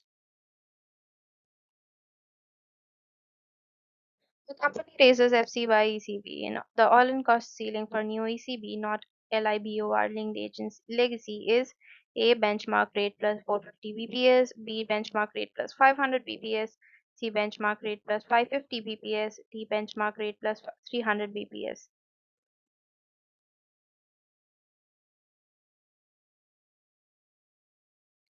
The answer is option B benchmark rate plus 500 bps. Under the ECB framework, prepayment charges and penal interest for default or breach of covenants are A included within the all-in cost ceiling of 500 bps, B not permitted under all ECB guidelines, C capped at 2% over and over the above the contracted rate of interest and are outside the all-in cost ceiling, D capped at 1% over the contracted rate and are within the all-in cost ceiling. The answer is option C capped at 2% over and above the contracted rate of interest and are outside the all-in cost ceiling. A borrower raises FCY and wants to park the proceeds abroad temporarily pending utilization for foreign currency expenditure. In which of the following can the ECB proceeds not be parked? A. Term deposits with bank rated AA minus by Standard and Poor. B. Treasury bills of 1 year maturity with AA minus rating. C. Deposits with foreign branches of Indian banks. D. Listed equity shares of overseas blue chip companies. The answer is option D. Listed equity shares of overseas blue chip companies. The ECB framework specifically prohibits Indian banks from issuing any type of guarantee related to ECB. Which of the following is the only exception to this prohibition? A. Guarantees for ECB raised by Maharatna PSUs. B. Guarantees for ECB raised by infrastructure sector companies. C. There is no exception. No guarantee by Indian banks is permitted in any case. D. Guarantees for startups raising ECB under the special ECB framework for startups. The answer is option C. There is no exception. No guarantee by Indian banks is permitted in any case. The ECB liability to equity ratio for FCY ECB raised from a direct foreign equity holder under the automatic route cannot exceed 7:1. This restriction does not apply when A. The ECB is raised for working capital purposes. B. The ECB is from a multilateral financial institution. C. The outstanding ECB, including the proposed, is up to USD 5 million for its equivalent. D. The ECB has a MAMP exceeding 5 years. The answer is option C. The outstanding ECB, including the proposed, is up to USD 5 million or its equivalent. For conversion of full ECB into equity, which reporting action is required with respect to subsequent ECB2 returns? A. ECB2 returns must continue to be filed until the original maturity of the ECB. B. One final ECB2 return must be filed with remarks ECB fully converted to equity. Subsequent filing is not required. C. ECB2 returns continue monthly as before. Form FCGPR as is an additional requirement. D. No reporting is required as the ECB ceases to exist upon conversion to equity. The answer is option B. One final ECB2 return must be filed with remarks ECB fully converted to equity. Subsequent filing is not required. Public sector oil marketing companies (OMCs) have a special dispensation for raising ECB. What is the overall ceiling for such ECB? A. USD 5 billion or equivalent. B. USD 7.5 billion or equivalent. C. USD 10 billion or equivalent. D. USD 15 billion or equivalent. The answer is option C. USD 10 billion or equivalent.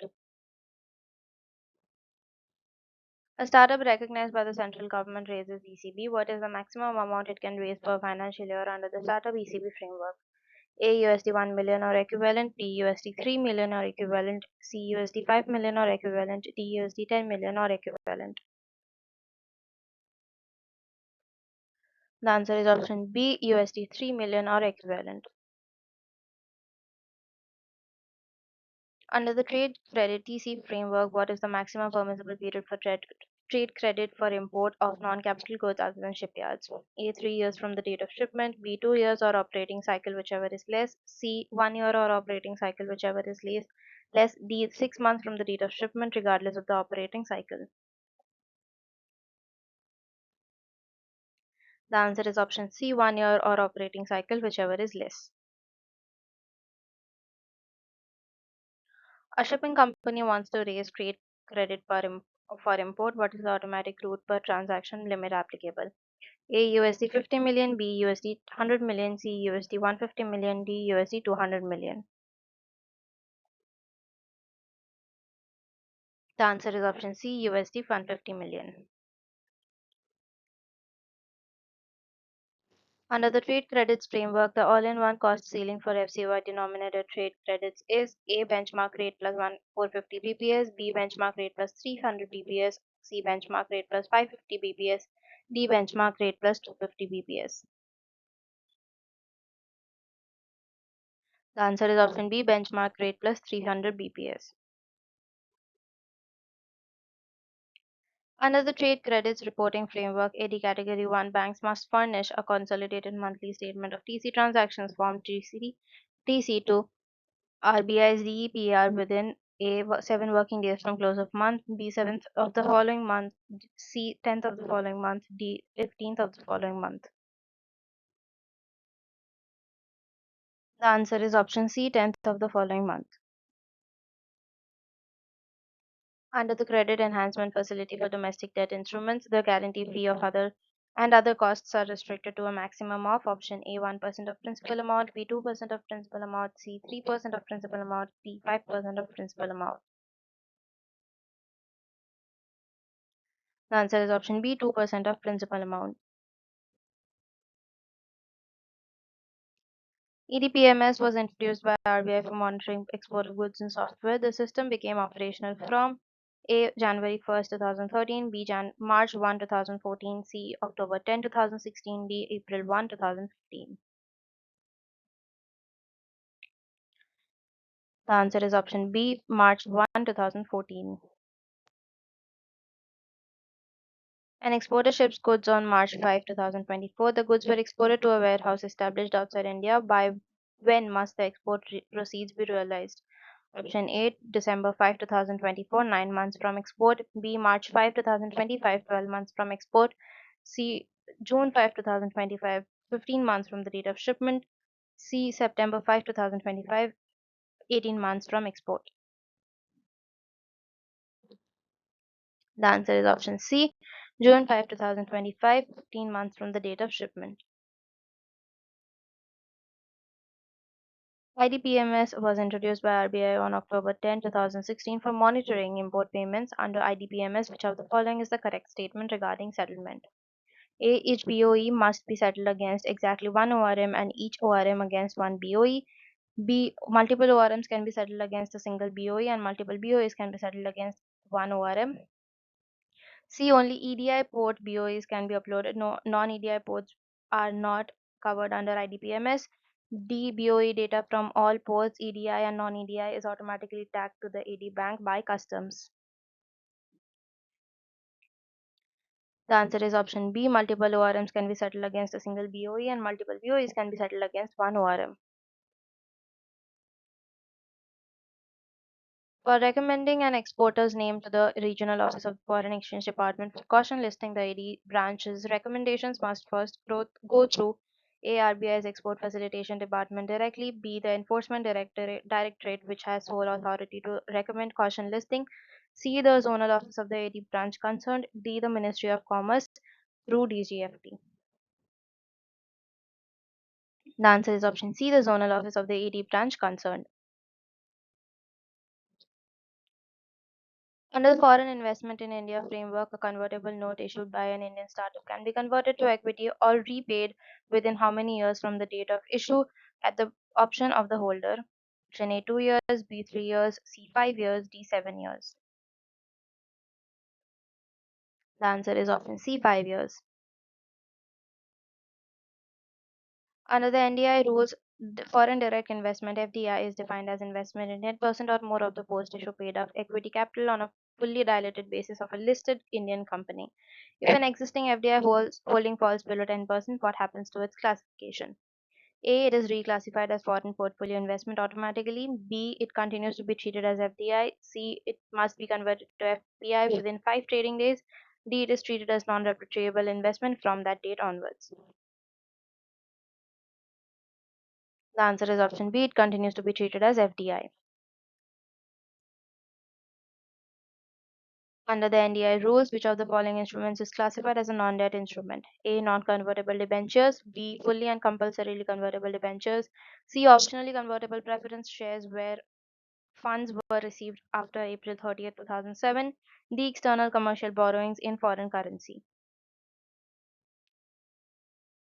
The answer is option B. Fully and compulsorily convertible debentures. A person resident outside India, not NRI or OCI, wants to make a gift of equity shares of an Indian company to another NRI. This requires A. No approval since gifts between non-residents are freely permitted. B. Prior approval of RBI subject to conditions including gift not exceeding 5% of paid up capital and value not exceeding USD 50,000 in a financial year. C. Approval of SEBI since equity shares of Indian companies are involved. D. Prior approval of the investee company's board of directors. The answer is option B. Prior approval of RBI subject to conditions including the gift not exceeding 5% of paid up capital and value not exceeding USD 50,000 in a financial year. Under the FDI framework, aggregate foreign portfolio investment up to what percentage of a paid up capital fully diluted does not require government approval, provided there is no transfer of ownership or control of the Indian company to persons resident outside India? A 24%, B 26%, C 49%, D 74%. The answer is option C 49%. Under NDI rules, for a partly paid share issued to a person resident outside India, what minimum percentage of total consideration, including share premium, must be received upfront? A 10%, B 15%, D C 20%, D 25%. The answer is D 25%. Under FDI rules, investment in which of the following does not constitute a prohibited sector? A. Chit funds, B. Nidhi companies, C. Real estate investment trusts, REITs, regulated by SEBI, D. Online lottery business. The answer is option C. Real estate investment trusts, REITs, regulated by SEBI. Which of the following structures violates the ODI restriction on layers of subsidiaries? A. Indian entity, foreign entity to step down subsidiary. B. Indian entity, foreign entity to SDS 1 to SDS 2. C. Indian entity to foreign entity 1 plus foreign entity 2, separate investments, each one with SDS. D. Indian entity to foreign entity with 3 co-investors from India, none having control.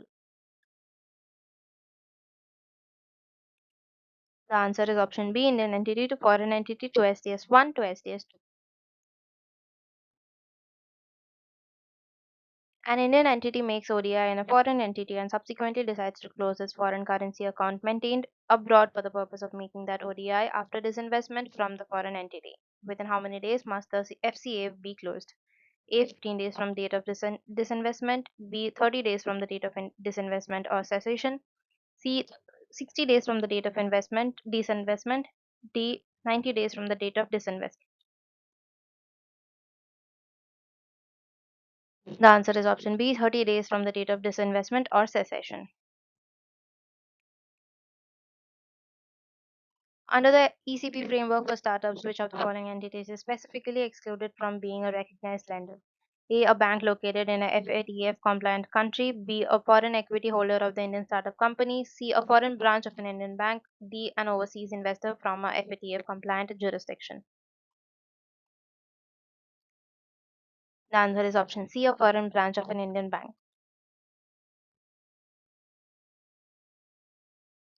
An Indian entity under investigation by the Directorate of Enforcement desires to make ODI in a new foreign entity. The investigation is pending adjudication. The entity should A. Wait for the investigation to conclude before making any financial commitment. B. Obtain NOC from the DOE before approaching any AD bank for remittance. C. Obtain NOC from the AD bank since the bank is the primary authority for overseas investments. D. Obtain NOC from the lending bank or investigating agency before making financial commitment. If no response within 60 days, it is deemed granted. The answer is option D. Obtain NOC from the lending bank or investigating agency before making financial commitment. If no response within 60 days, it is deemed granted. Under TRRA ACS used in the context of EDPMS or IDPMS, data flows from the bank's core banking system to the TRRA ACS application on what basis? A. Real time, same day basis. B. T plus 1 basis. C. T plus 2 basis. D. Weekly batch processing basis.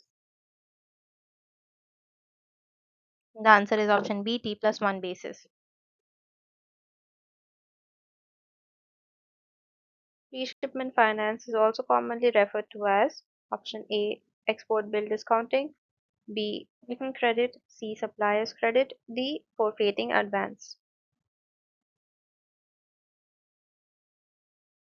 The answer is option B. Packing credit.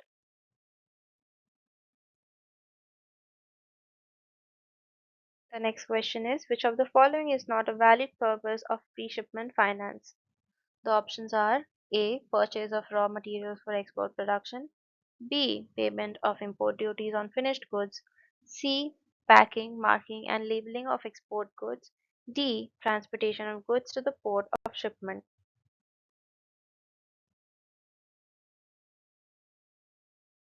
The answer is option B. Payment of import duties on finished goods.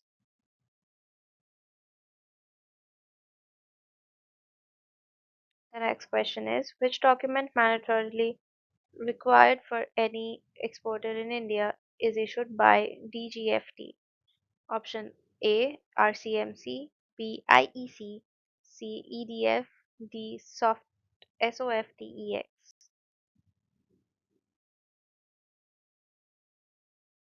The answer is option B. IEC.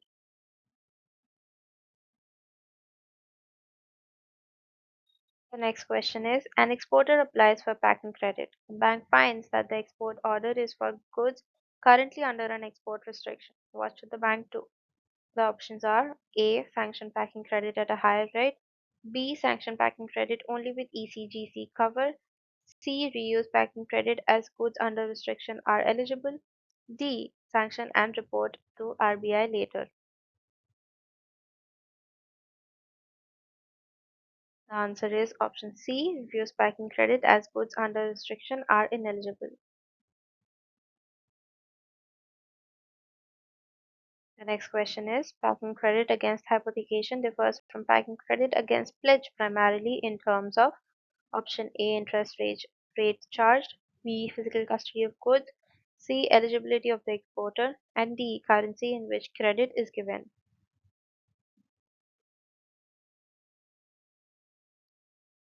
The answer is option B. Physical custody of goods.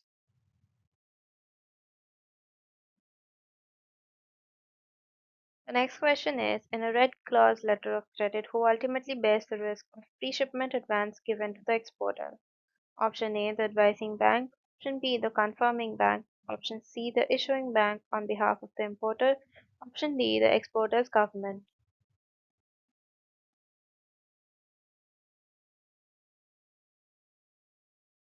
The answer is option C, the issuing bank on behalf of the importer.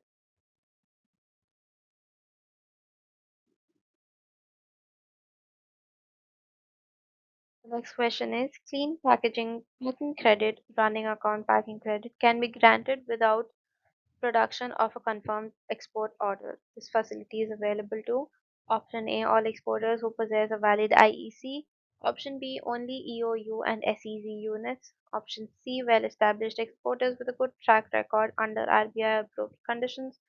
Option D, any MSME exporter covered under ECGC policy.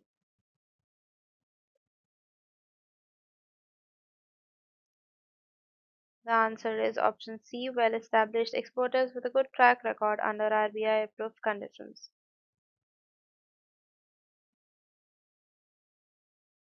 The next question is a merchant exporter receives a large LC from an overseas buyer and uses it as collateral to open another LC in favor of the actual manufacturer.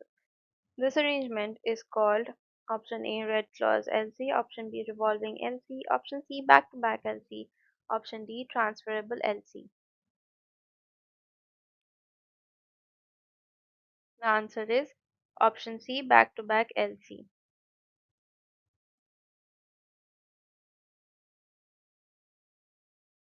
The next question is what is the normal maximum period for which packing credit is sanctioned from the date of first disbursement? The options are 90 days, B 120 days, C 180 days, and D 270 days.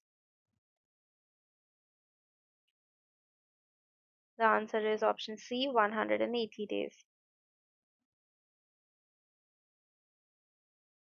If packing credit is not liquidated within 360 days without RBI approval, the interest applicable becomes option A SOFR plus 0.5%, option B MCLR flat, option C concessional export credit rate, option D normal commercial lending rate with penal component.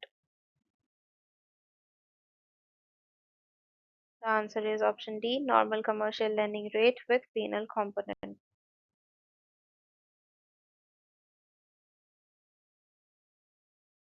The next question is pre-shipment credit in foreign currency PCFC is benchmarked to which international rate? Current reference. Option A LIBOR, B SOFR secured overnight financing rate, C MCLR, D EBLR.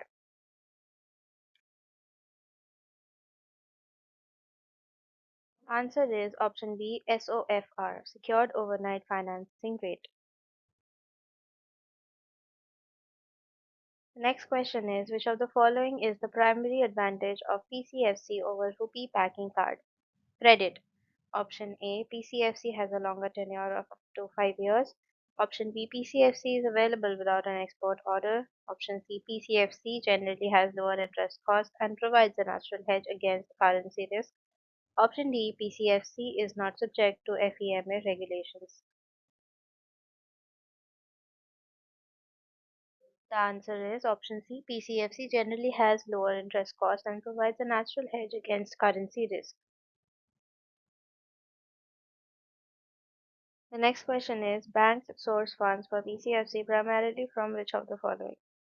Choose most choose the most complete answer. The options are RBI's export refinance window only, option B FCNR deposits overseas borrowings and interbank foreign currency market, option C exim banks lines of credit only, option D Government of India's Export Development Fund.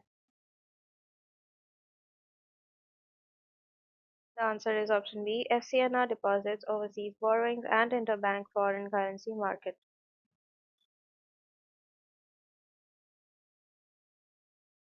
The next question is under the interest equalization scheme which of what rate of interest equalization is available to MSME exporters across all products? Option A 1%, option B 2%, option C 3%, option D 5%.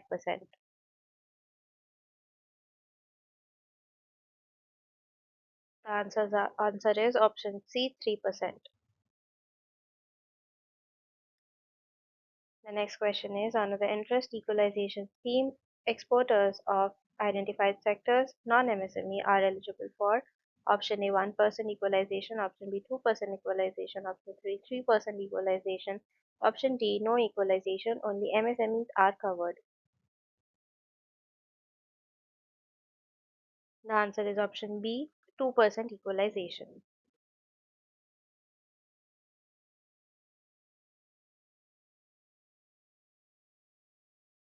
Rupee packing credit interest rates are currently linked to the options are prime lending rate PLR, option B LIBOR plus spread, option C MCLR or external benchmark lending rate EBLR of the bank, option D RBI repo rate directly without any spread.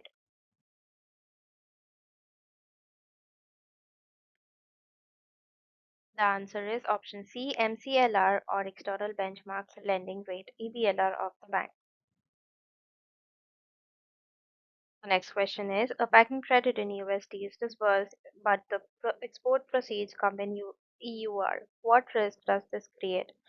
Option A credit risk on the buyer, option B cross currency risk, foreign exchange risk between USD and EUR, option C political risk in exporter's country, option D liquidity risk for the exporter. The answer is option B cross currency risk, foreign exchange risk between USD and EUR.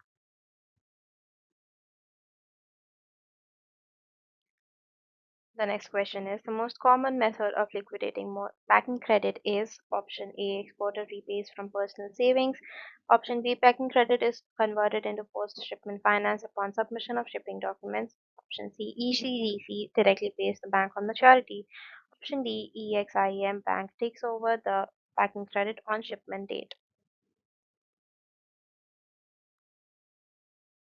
The answer is option B packing credit is converted into post shipment finance on submission of shopping documents.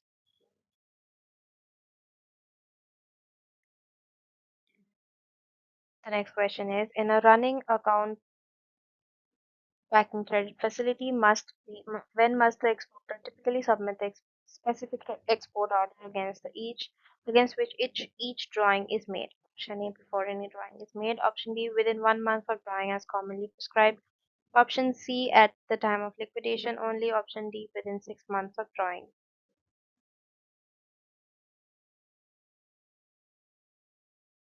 The answer is option B within 1 month of drawing as commonly prescribed. The next question is which of the following can be used to liquidate post-shipment finance? Choose the most complete answer. The answer options are option A only foreign inward remittance from buyer, option B only proceeds of export bills, option C foreign inward remittance proceeds of export bills, exports incentives or ECGC claim, option D packing credit proceeds from a new export order.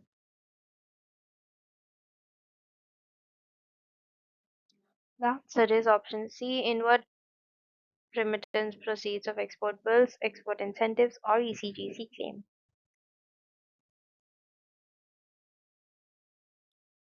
The next question is the total disbursement of packing credit should generally not exceed option A CIF value of the export order, option B FOB value of the export order, option C invoice value including all local taxes, option D 125% of the production cost. The answer is option B FOB value of the export order.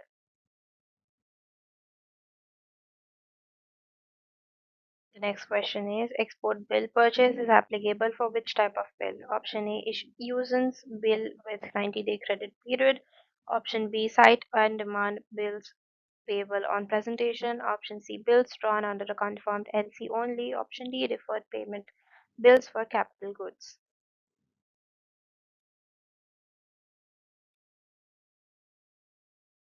The answer is option B site and demand bills payable on presentation. The next question is export bill discounting is applicable for option A side bills without LC, option B usance time bills without LC, option C side bills under LC, option D all bills irrespective of tenor or LC.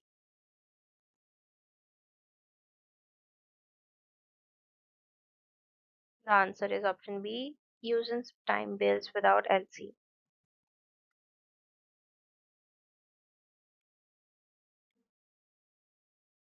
The next question is export bill negotiation is specifically associated with option A bills drawn under a letter of credit, option B seen bills without any supporting documents, option C usance bills where no LC exists, option D advance payment bills.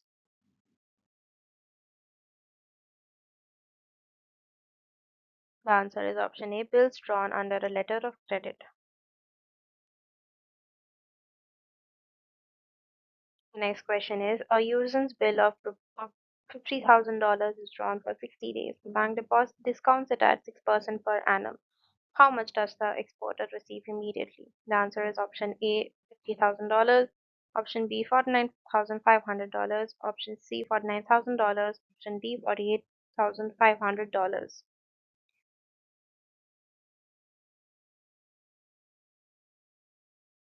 The answer is option B, $49,000. The explanation is discount is equal to $50,000 into 6% into 60 divided by 360, which is equal to $500. The amount received here is $50,000 minus $500, which is equal to $49,500.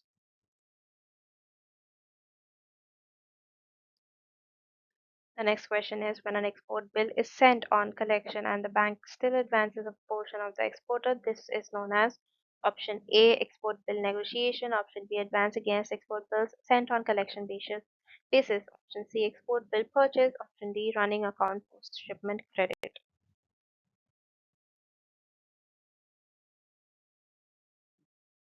The answer is option B advance against export bills sent on collection basis. Next question is in project exports, the buyer withholds a percentage of payment until satisfactory project completion. Banks can advance against this. What is this withheld amount called? The answer is option A deferred credit, option B retention money, option C performance bond, option D warranty reserve. The answer is option B retention money. The next question is which post shipment finance instrument is specifically used for capital goods export where repayment is spread over several years? The answer is option A export bill purchase, option B running account post shipment credit, option C deferred payment and deferred credit, option D advance against duty drop. The answer is option C deferred payment and deferred credit.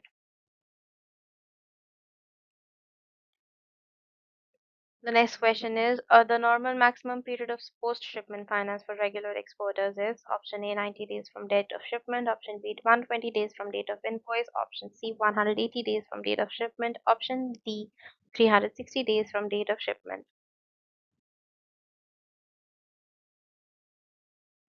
The answer is option C 180 days from date of shipment.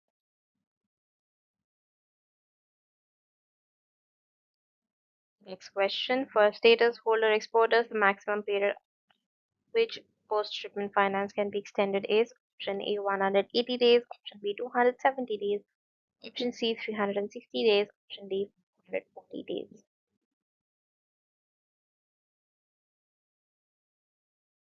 The answer is option C 360 days. UCP 600 was published by which body and in which year? The options are option A WTO 2000, B ICC 2007, C IMF 1995, D RBI 2010. The answer is option B ICC 2007. The next question is under UCP 600, an LC that does not mention whether it is revocable or irrevocable is treated as option A revocable subject to amendment without notice, option B revocable by irrevocable by default, option C standby LC, option D expired and invalid.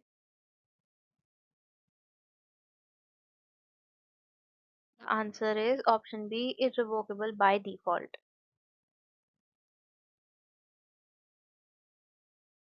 The next question is the maximum number of banking days an issuing bank has to examine documents and determine compliance under UCP 600 is option A 3 banking days, option B 5 banking days, C 7 banking days, and D 10 banking days.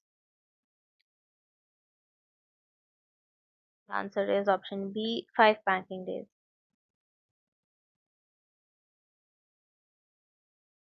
The next question is a bank that adds its own undertaking to pay under an LC is in addition to the issuing bank's undertaking is called option A advising bank, B reimbursing bank, C confirming bank, and D nominated bank. The answer is C confirming bank.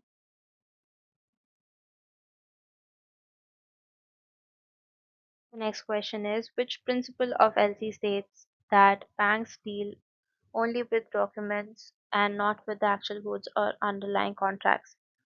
The options are A independence principle, B strict compliance principle, C document principle, autonomy of documents, option D good faith principle. The answer is option C document principle, autonomy of documents. The next question is a stale bill of lading under LC practice refers to. The options are A BL presented more than 21 days after its date of issue under LC, unless LC states otherwise. B a P&L issued for damaged goods. Option C a BNL without the captain's signature. Option D a BNL presented before the shipment date. The answer is option A, a BNL presented more than 21 days after its date of issue, unless LC states otherwise. Next question is a transferable LC allows the original beneficiary exporter to option A transfer the LC to any number of second beneficiaries without limit. Option B transfer the LC to one or more second beneficiaries up to the original LC amount. Option C requesting the issuing bank directly pay a third party. Option D use the LC as collateral for a domestic loan. The answer is option B transfer the LC to one or more second beneficiaries up to the original LC amount.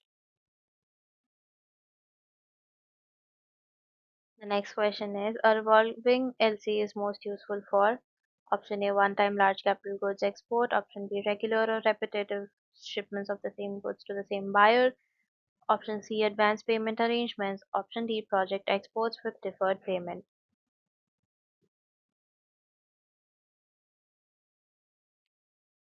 The answer is option B regular and repetitive shipments of the same goods to the same buyer.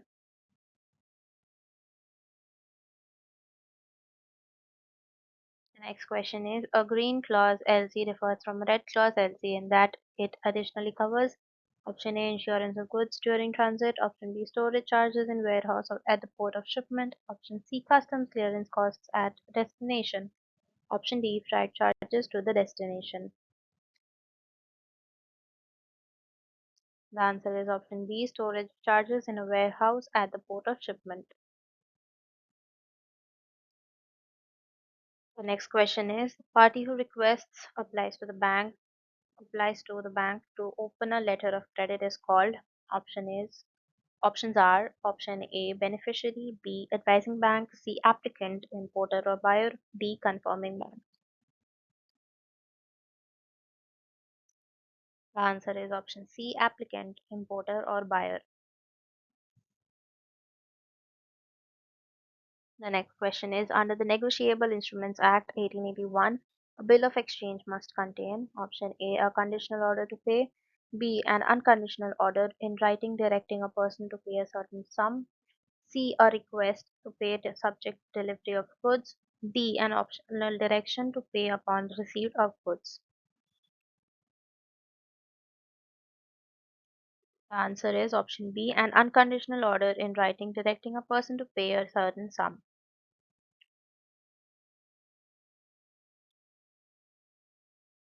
The next question is in BA documents against acceptance terms or the importer receives the shipping documents. Option A only after making full payment, B only after depositing 50% of the bill value, C upon signing and accepting the bill promising to pay later, D after the goods are inspected and certified. The answer is option C upon signing and accepting the bill promising to pay later.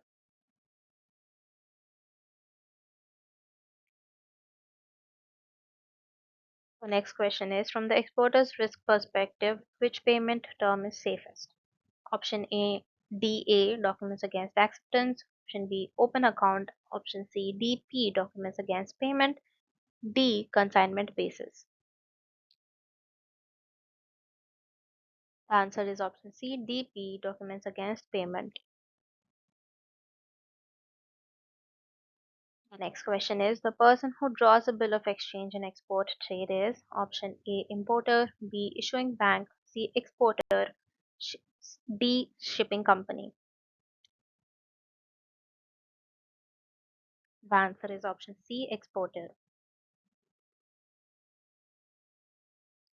Next question is international collections when LC is not involved are governed by option A UCP 600, option B URC 522, option C Incoterms 2020, option D ISPP 745.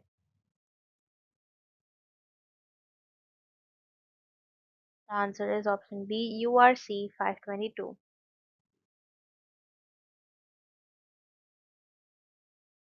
Which of the following statements is about a site bill versus usance bill is incorrect?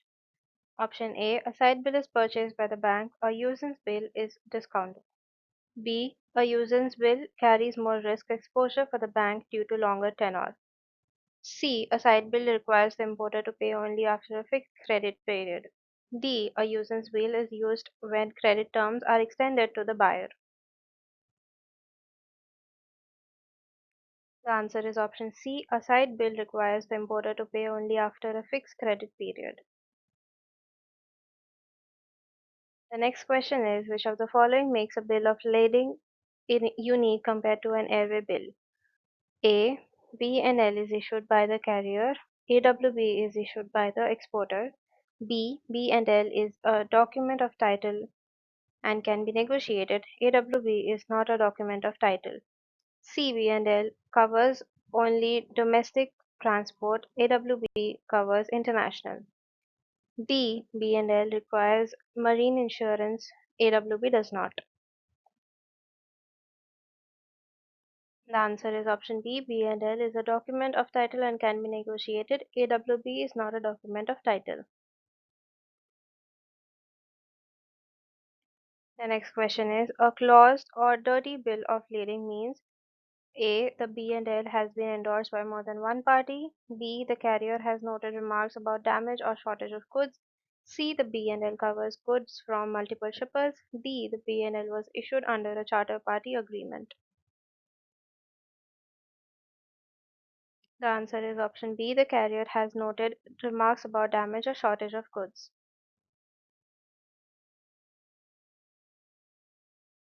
The next question is an onboard bill of lading is preferred over a received for shipment B&L because option A it is cheaper to obtain, B it confirms that goods have actually been loaded onto the vessel, C it does not require the carrier signature, D it can be transferred more easily in the secondary market. The answer is option B it confirms that goods have actually been loaded into the vessel. Next question is insurance coverage under marine cargo is typically required to be at minimum what percentage of the CIF value as per UCP 600? Option A 100%, option B 105%, option C 110%, option D 115%.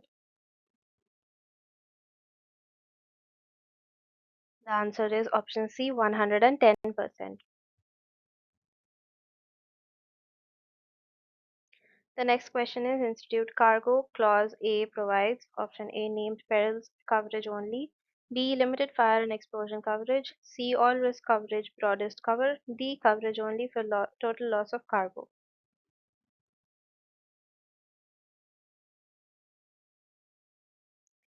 The answer is option C all risk coverage broadest.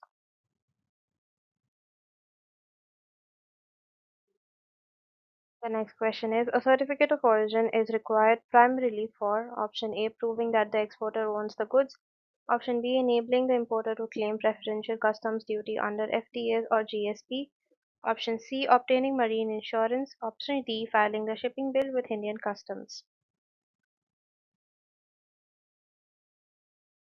The answer is option B enabling the importer to claim preferential customs duty under FTAs or GSP.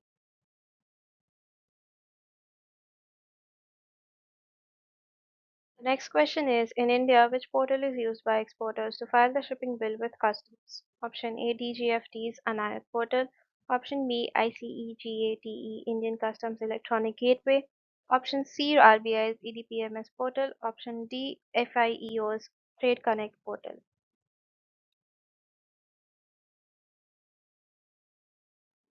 The answer is option B ICEGATE Indian Customs Electronic Gateway.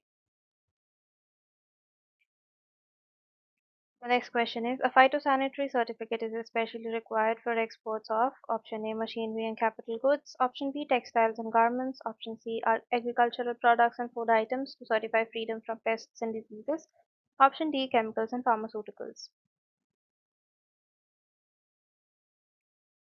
The answer is option C agricultural products and food items to certify freedom from pests and diseases.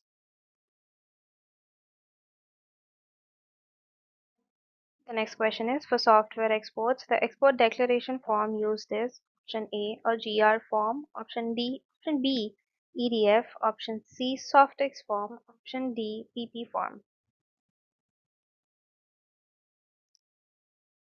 The answer is option C Softex form. The next question is under FOB free on board terms, risk transfers from seller to buyer. Option A when goods are handed to the first carrier, option B when goods arrive at buyer's premises, option C when goods are on board the nominated vessel at port of loading, option D when the bill of lading is issued. The answer is option C when goods are on board the nominated vessel at port of loading.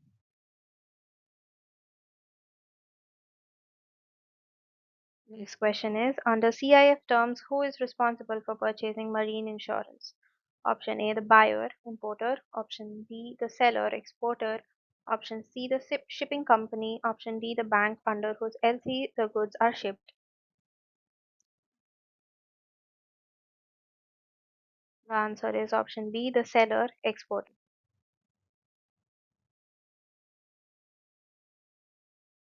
The next question is under EXW X works, which party bears the maximum risk and cost of transport? Option A seller from factory gate to destination. Option B buyer from the seller's factory gate onwards. Option C shipping company once goods are collected. Option D both equally share the transport risk.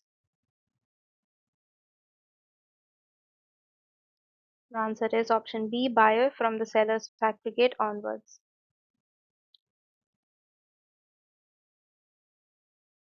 The next question is packing credit limits are generally linked to which Incoterm value? The options are option A CIF value, option B DDP value, C FOB value, D EXW value. The answer is option C FOB value. The next question is under DDP delivered duty paid, the seller bears responsibility for option A loading goods on the vessel only, B all costs and risks including import duties at buyer's destination, C. Costs only up to the port of loading. D. Only the cost of flight, not insurance or duties.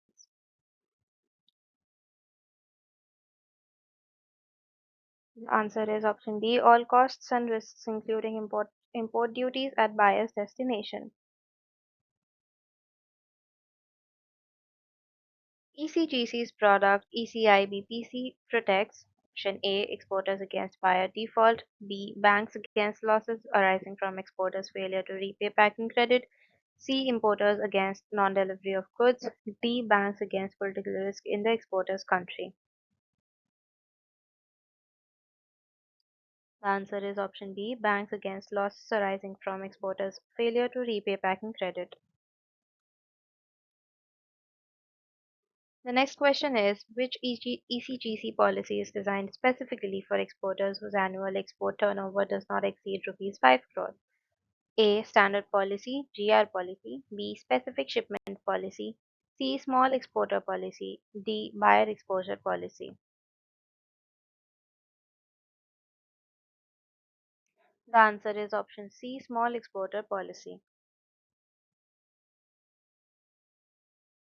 The next question is, political risk in the context of ECGC coverage includes A. Buyer's insolvency or bankruptcy. B. Buyer's refusal to accept goods without reason. C. War, government actions, or foreign exchange moratorium in the buyer's country. D. Price fluctuation causing the buyer to default.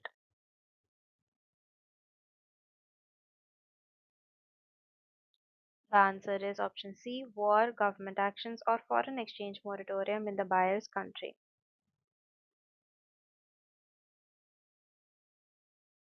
The next question is, under ECGC policies, commercial risk losses are typically covered up to A. 100% of the loss, B. 90 to 95% of the loss, C. 75 to 85% of the loss, D. 50% of the loss. The answer is option C. 75 to 85% of the loss. The next question is, ECGC's standard policy is also called option A. GR policy, option B. PSC policy, option C. ECIBWT, option D. Whole turnover policy. The answer is option A. GR policy. The next question is, EXIM Bank of India was established in which year? Option A 1969, option B 1975, option C 1982, option D 1991. The answer is option C 1982.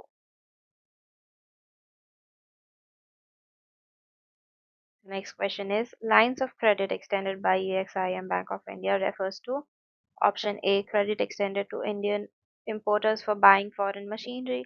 Option B. Credit extended to foreign governments, banks, or financial institutions to purchase Indian goods and services. C. Credit limits sanctioned to Indian commercial banks for export refinancing. D. Credit given to EOU units for setting up manufacturing. The answer is option B. Credit extended to foreign governments, banks, or financial institutions to purchase Indian goods and services.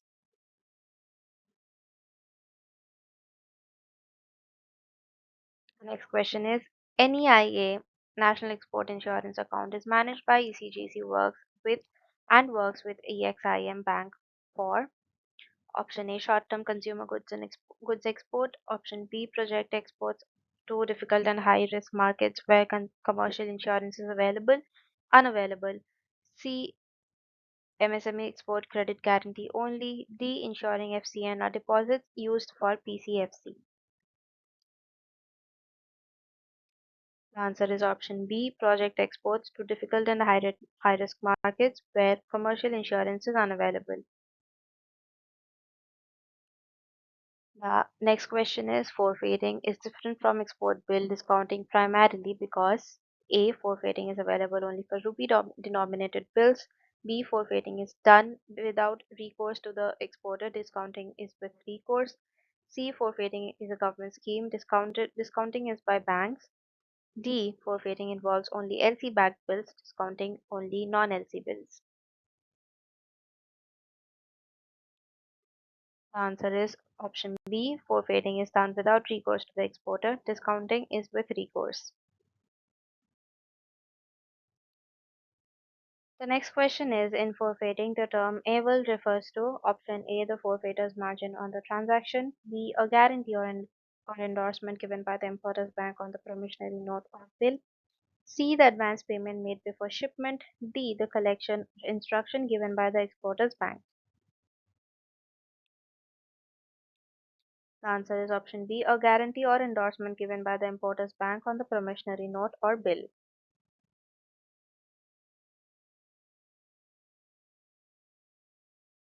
The next question is forfeiting is typically used for A, short-term consumer goods export 30 to 90 days, B, perishable agricultural exports, C, medium-term capital goods export 1 to 7 years, D, deemed export supplies to EOU units.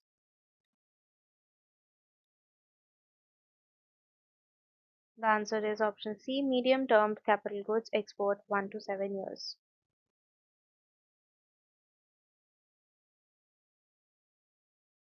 The next question is in export factoring, a non-recourse arrangement means option A, the exporter must return the advance if the buyer doesn't pay.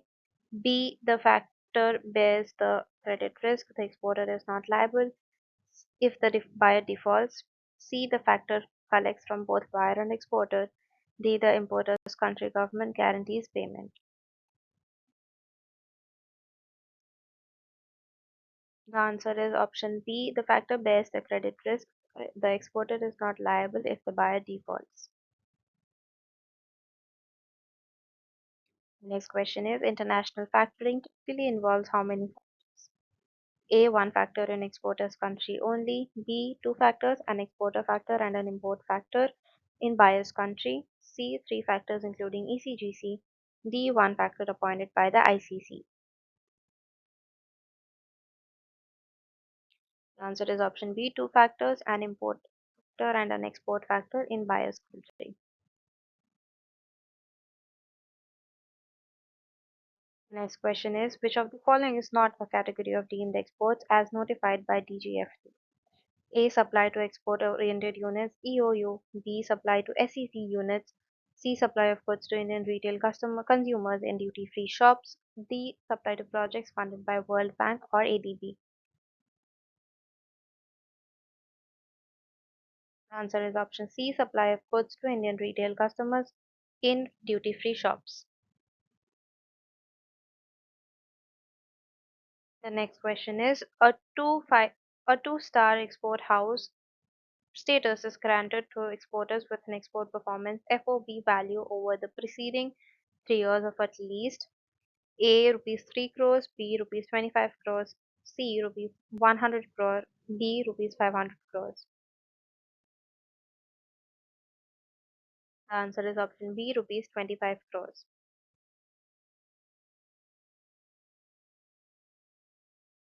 Each status holder category requires minimum export performance of rupees 2000 crores. Option A, 4-star export house, B, 5-star export house and premier trading house, C, 3-star export house, D, star trading house. The answer is option B, 5-star export house and premier trading house.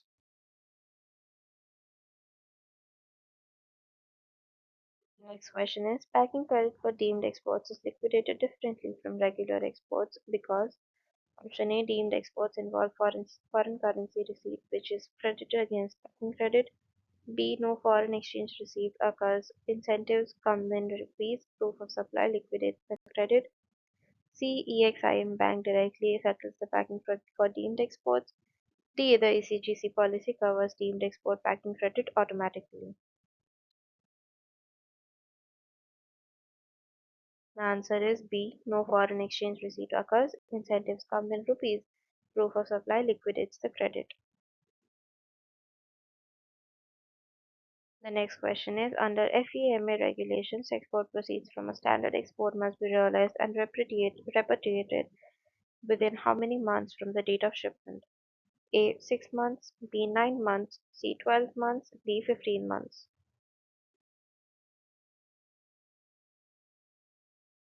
The answer is option B, 9 months.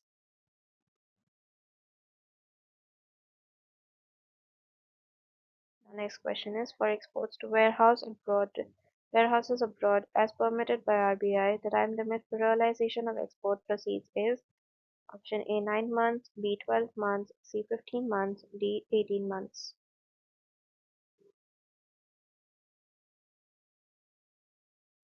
Answer is option C 15 months. The next question is EDPMS used by RBI to monitor export goods and their realization stands for option A Export Data Processing and Monitoring System, B Export Declaration and Payment Management System, C External Debt and Payment Monitoring System, D Export Documentation and Processing Management System.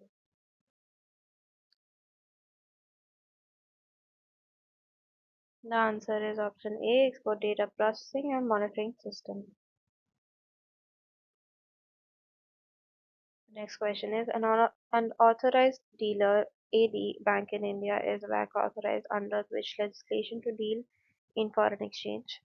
Option A RBI Act 1934, B Companies Act 2013, C FEMA Foreign Exchange Management Act 1999, D EXIM Bank Act 1981. Answer is option C FEMA Foreign Exchange Management Act 1999.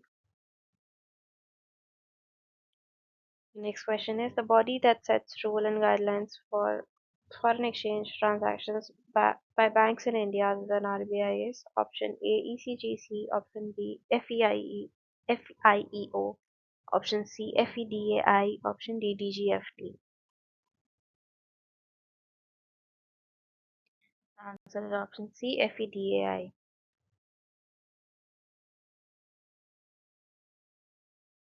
The next question is NTP normal transit period in export credit refers to option A the time taken for goods to reach the destination port, option B standard transit time fixed by FEDAI for a currency or country pair during which interest is not charged on post shipment credit while waiting for payment after document presentation, option C the time allowed by RBI for converting foreign currency proceeds to rupees, option D the period between packing credit disbursement and shipment date. Answer is option B standard transit time fixed by FEDAI for currency and country pair during which interest is not charged on post shipment credit while waiting for payment after document presentation. The next question is RCMC registration cum membership certificate is issued by option A DGFT, option B Ministry of Commerce, option C Export Promotion Council, EPCs and FIEO, option D ECGC. The answer is option C Export Promotion Council, EPCs and FIEO.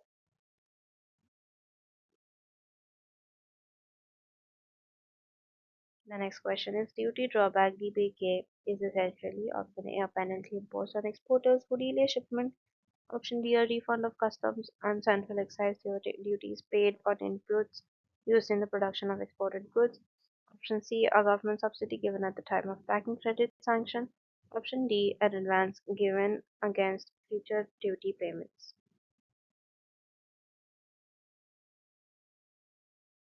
The answer is option B a refund of customs and central excise duties paid on inputs used in the production of exported goods.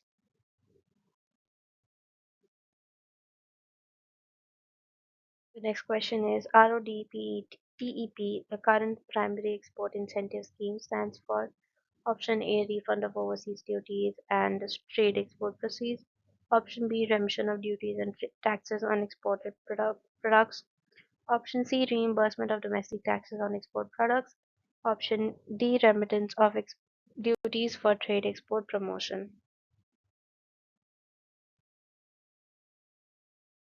The answer is option B remission of duties and taxes on exported products. The next question is RODTEP replaced which earlier scheme as a flagship export incentive? Option A duty drawback scheme, option B DFIA duty free import authorization, option C MEIS merchandise exports from India scheme, option D EPCG scheme. The answer is option C MEIS Merchandise Export from India scheme. The next question is banks can provide advance to exporters against their future entitlement to duty drawback. This advance is repaid when option A the exporter ships the next consignment, option B actual duty drawback refund is received by the exporter, option C ECGC settles the claim, option D the packing credit is disbursed for the next order.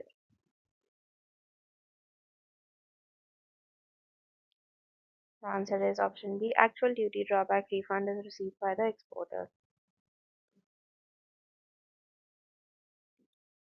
The next question is the key difference between buyer's credit and supplier's credit is option A buyer's credit is for importers, supplier's credit means the exporter extends long-term credit to the importer. Option B supplier's credit is cheaper than buyer's credit. Option C buyer's credit is only available for project exports, supplier's credit is for all exports. Option D supplier's credit is given by EXIM bank directly, buyer's credit by commercial banks only. The answer is option A. Buyer's credit is for importers. Supplier's credit means the exporter extends long-term credit to the importer.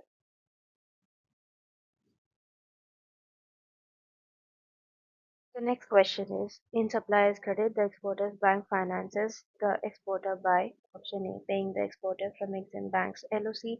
Option B. Discounting the deferred bills drawn by exporter on the importer. Option C. Opening a letter of credit in exporter's favor. Option D. Providing a standby LC to the importer's bank. The answer is option B, discounting the deferred bills drawn by the exporter on the importer. An exporter ships goods under a CIF contract to a buyer in Germany. The exporter's bank negotiates the LC during transit and the ship sinks. Which party bears the loss? A. The exporter, since the goods have not been paid for yet. B. The issuing bank, since it opened the LC. C. The importer buyer, since under CIF risk transfers to buyer at port of loading. D. The confirming bank, since it guaranteed the payment. The answer is C. The importer buyer, since under CIF risk transfers to buyer at port of loading. The next question is a bank that has purchased an export bill, site no LC, finds that the overseas buyer has gone bankrupt before payment. Under which arrangement can the bank recover its loss? The options are option A, the exporter is liable since purchase is with the recourse. B, EXIM bank automatically covers such losses. C, the issuing bank must pay since it was an LC transaction. D, RBI reimburses the bank directly. The answer is option A, the exporter is liable since purchase is with recourse.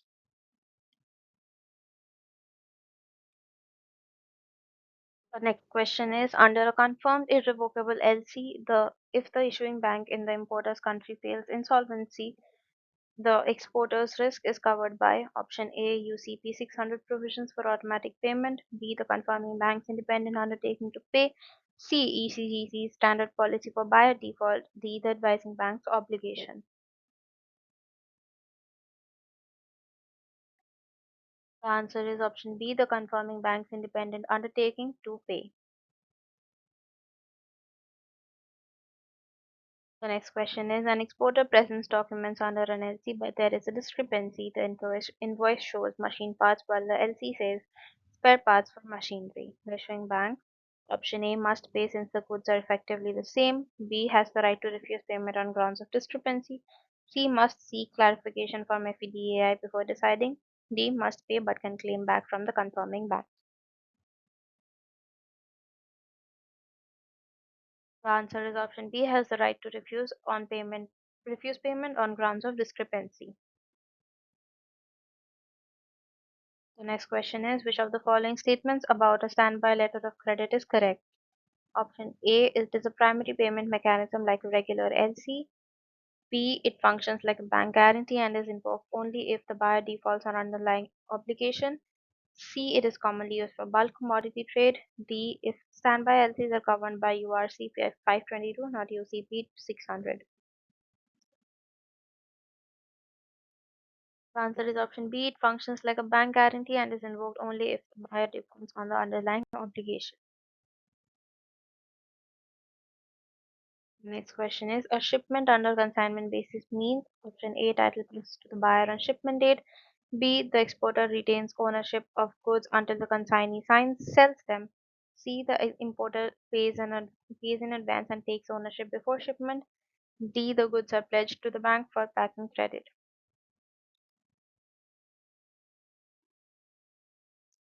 The answer is option B the exporter retains ownership of goods until the consignee sells. The next question is which of the following correctly identifies the HS. Option A, it is India specific and not internationally recognized. B, harmonized system code and internationally standardized classification for goods and used in customs and trade statistics. C, a code issued by ICGC for classifying export risk. D, a code used by EXIM Bank to classify export credit tenor. The answer is option B, harmonized system code and internationally standardized classification for goods used in customs and trade statistics. The next question is international factoring is governed by the rules of A. ICC UCP 600, B. FCI Factors Chain International, D. FEDAI, C. UNCI TRAL. The answer is option B. FCI Factors Chain International. The next question is a bank providing packing credit must periodically verify goods through option A issuing banks confirmation only, B exporter self accreditation without any bank verification, C stock statements submitted by the exporter and possible physical inspection of premises, D ECGC's quarterly audit. Answer is option C stock statements submitted by the exporter and possible physical inspection of premises. Next question is the ITCHS code used in India for trade classification is based on option A India's own independent tariff structure with no international link, B the internationally agreed harmonized system with additional Indian subdivisions, C codes assigned by EXIM Bank for trade finance categorization, D codes issued by ICC for documentary credit purposes. The answer is option B, the internationally agreed harmonized system with additional Indian subdivisions.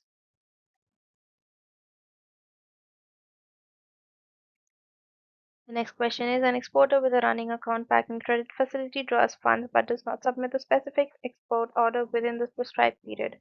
The consequence is option A, the credit is automatically converted into a term loan, B, the drawing becomes irregular, penal interest may apply, and the drawing loses its status as export credit. C. The credit is reported to ECGC for cancellation of cover. D. The DGFT cancels the exporter's IEC. The answer is option B. The drawing becomes irregular, penal interest may apply, and the drawing loses its status as export credit. The next question is pre-shipment credit extended for advance against exports on consignment basis is considered riskier because A. The goods have already left India before the credit is given. B. There is no confirmed sale. Proceeds depend on the consignee eventually selling the goods. C. Consignment exports are prohibited under FEMA. D. ECGC does not provide cover for consignment based exports. Answer is option B. There is no confirmed sale. Proceeds depend on the consignee eventually selling the goods. The next question is a group age or consolidated bill of lading is used when A single exporter ships multiple containers on the same vessel. B. Multiple exporters consolidate their cargo LCL less than container load under 1 BL. C. A government agency consolidates all export documents. D. A shipping company uses a combined BL for sea and air legs. The answer is option B. Multiple exporters consolidate their cargo LCL less than container load under 1 BL. The next question is which of the following is the correct sequence of events in a typical LC based export transaction? A. Shipment, then LC opened, then documents presented, then payment received, then packing credit liquidated. B. LC opened, then packing credit availed, then shipment, then documents negotiated, then packing credit liquidated from negotiation proceeds. C. Packing credit availed, then LC opened, then payment received, then shipment, then documents presented. D. Shipment, then packing credit availed, then LC opened, then documents negotiated, then payment. The answer is option B. LC opened, then packing credit availed, then shipment, then documents negotiated, then packing credit liquidated from negotiation proceeds. The next question is a charter party bill of lading is sometimes not acceptable under an LC because A. Charter party bills are issued only for bulk cargo and many may contain terms inconsistent with LC requirements. B. Charter party BNLs are issued by the exporter and not the carrier. C. UCP 600 prohibits all charter party BNLs in LC transactions. D. Charter party BNLs cannot be endorsed. The answer is option A. Charter party BNLs are issued only for bulk cargo and may contain terms inconsistent with LC requirements. The next question is FIEO, a Federation of Indian Export Organizations, is best described as option A, a government body that regulates export pricing, B, the apex export promotion body representing the Indian interests of Indian exporters, C, a bank specializing in export finance, D, an insurance company for export risks. The answer is option B, the apex export promotion body representing the interests of Indian exporters.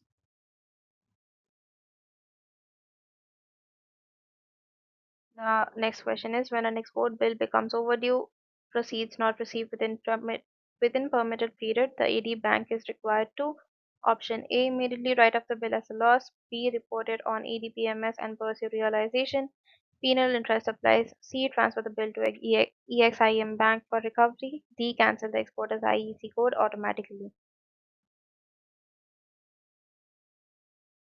Answer is option B report it on EDPMS and pursue realization, penal interest applies.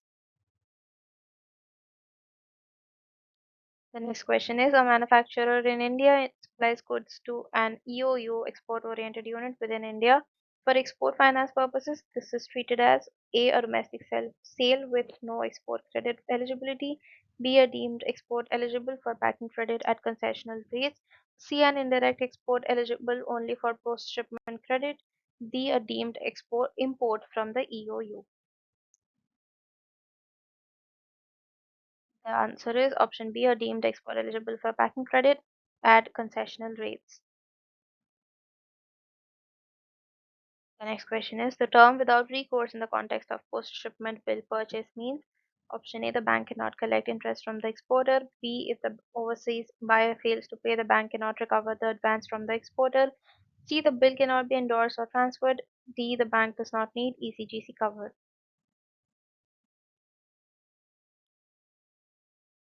The answer is option B, if the overseas buyer fails to pay, the bank cannot recover the advance from the exporter.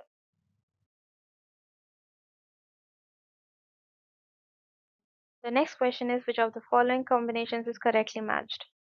A. UCP 600 to international collections, UC5, URC 522 to documentary credits. B. UCP 600 documentary credits LC, URC 522 international collections. C. Incoterms 2020 documentary credits, UCP 600 trade terms. D. ISBP 745 Incoterms, URC 522 documentary credits. The answer is option B, UCP 600 to documentary credits, LC and URC 522 to international collections.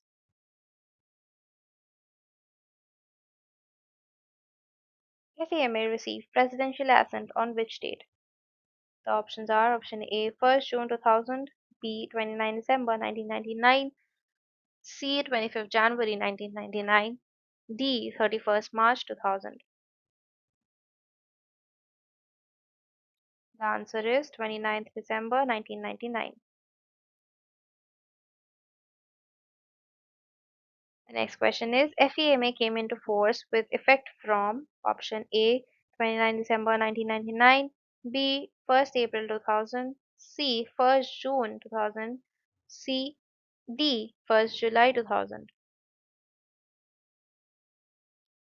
The answer is option C 1st June 2000. Next question is FEMA replaced which earlier legislation? A. The Banking Regulation Act 1949, B. The Foreign Exchange Regulation Act 1973, C. The Customs Act 1962, D. The Companies Act 1956.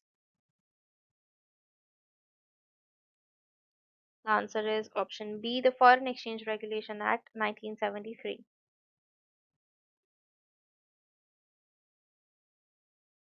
The next question is under FERA, the underlying legal philosophy was option A. Everything is permitted unless specifically prohibited. B. Everything is prohibited unless specifically permitted. C. Everything is regulated by the Ministry of Finance directly. D. Everything is permitted only for authorized dealers. The answer is option B. Everything is prohibited unless specifically permitted. The next question is under FERA, the burden of proof in prosecutions rested on option A, the prosecution as an ordinary criminal law, B, the accused who was presumed guilty until proven as innocent, C, neither party, strict liability applied, D, the Reserve Bank of India.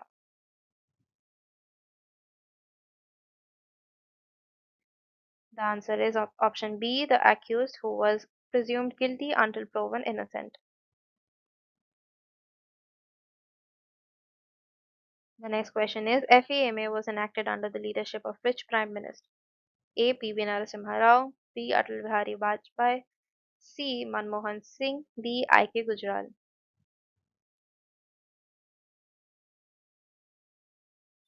The answer is option B. Atal Bihari Vajpayee.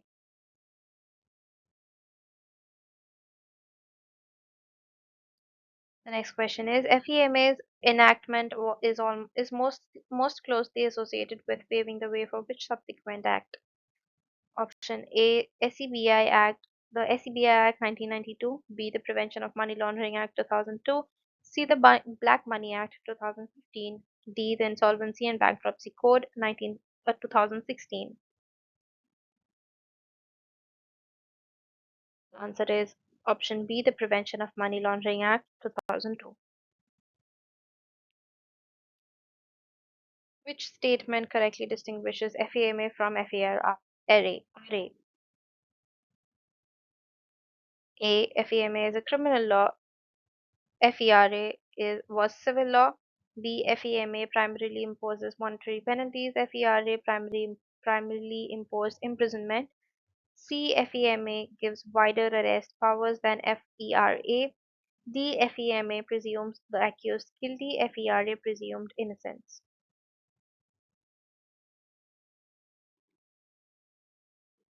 The answer is option B. FEMA primarily imposes monetary penalties. FERA primarily imposed imprisonment.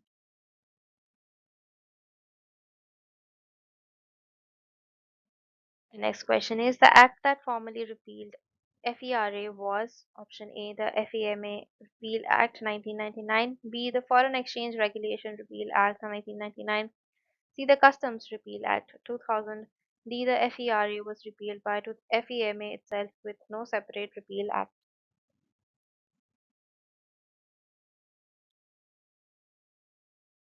The answer is option B, the Foreign Exchange Regulation Repeal Act 1999. The next question is under the repeal or savings clause appeals pending before the erstwhile appellate board under FERA at FEMA's commencement were to be governed by option A. FEMA applied retrospectively, B. FERA as it stood before repeal, C. Neither act, they automatically lapsed, D. The Customs Act 1962.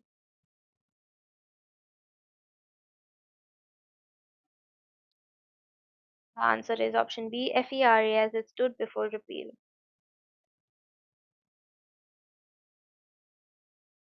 The next question is which of the following is not explicitly stated as an objective of FEMA? Option A facilitating external trade and payments, B promoting orderly development of the forex market, C maximizing foreign exchange reserves through strict import bans, D consolidating and amending the law relating to foreign exchange. The answer is option C maximizing foreign exchange reserves through strict import bans.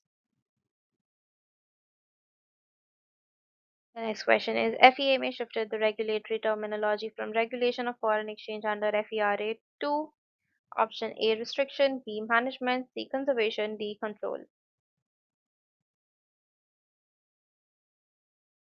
The answer is option B management. The next question is a key driver behind FEMA's enactment was India's option A entry into SAARC, B post 1991 economic liberalization, C adoption of the euro as reference currency, D withdrawal from the WTO. The answer is option B post 1991 economic liberalization.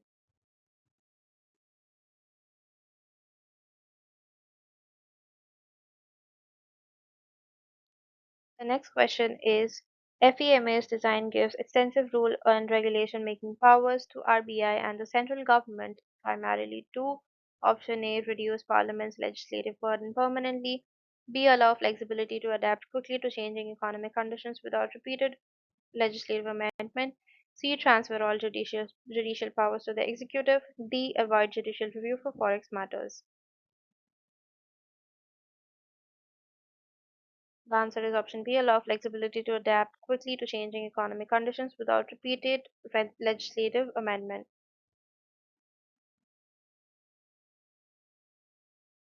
The next question is FEMA extends to A only the metropolitan cities of India, B the whole of India only, C the whole of India, and also to branches of offices and agencies outside India owned and controlled by a person resident in India, D only special economic zones within India.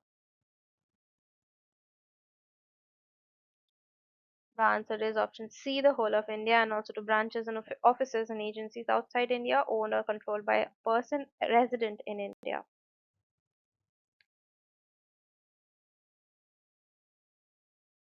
The next question is FEMA's extraterritorial application covers option A only contraventions committed within Indian territorial waters, B contraventions committed outside India by any person to whom the act applies, C foreign nationals only regardless of residency status, D no extraterritorial application exists under FEMA.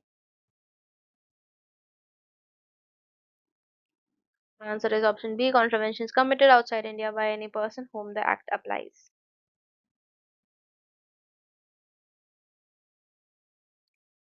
The next question is FEMA came into force through A automatic operation from the date of presidential asset, B a separate notification specifying 1st June 2000 as the commencement date, C a Supreme Court order, D an RBI circular dated 29 December 1999. The answer is option B a separate notification specifying 1st June 2000 as the commencement date. The next question is which of the following entities would FEMA apply to under its extraterritorial reach? A. A branch of an Indian company located in Singapore. B. A wholly foreign owned company with no Indian connection. C. A foreign embassy in India. D. A foreign tourist visiting India for a week.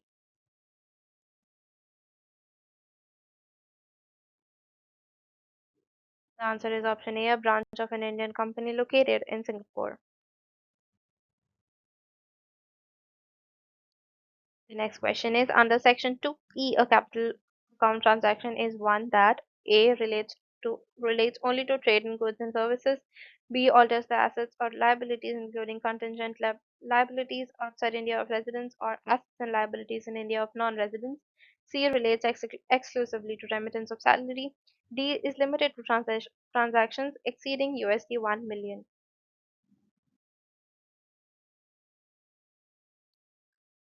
Answer is option B alters the assets or liabilities including contingent liabilities outside India of residents or assets and liabilities in India of non-residents. Next question is, which of the following is classified as a current account transaction under Section 2G? Option A, acquisition of immovable property abroad. B, remittance for living expenses for a spouse residing abroad. C, investment in foreign equity shares. D, borrowing in foreign currency.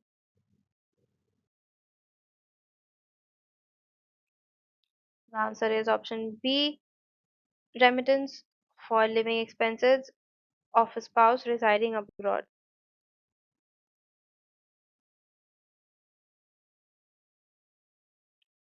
An Indian citizen who has gone abroad to take up permanent employment is treated under FEMA as A. Person resident in India because of citizenship. B. Person resident outside India despite citizenship. Neither resident nor non-resident, a special dual status. D. Always resident in India for the first 5 years abroad. The answer is option B. Person resident outside India despite citizenship.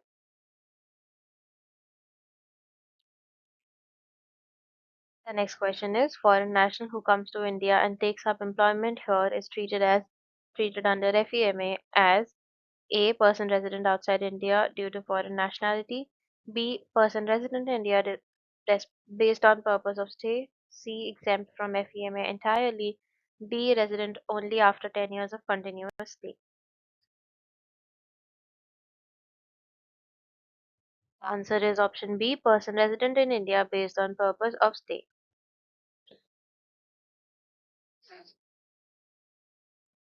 The next question is, this residency test under FEMA differs from Tax Act's residency test mainly because A. FEMA uses Citizenship, Income Tax Act uses physical presence.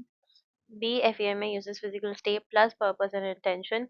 Income Tax Act has its own separate day count criteria unrelated to FEMA's purpose test. C. Both acts use identical tests with no difference. D. FEMA's test applies only to companies, not individuals. The answer is option B. FEMA uses physical stay plus purpose and intention. Income Tax Act has its own separate day count criteria unrelated to FEMA's purpose test.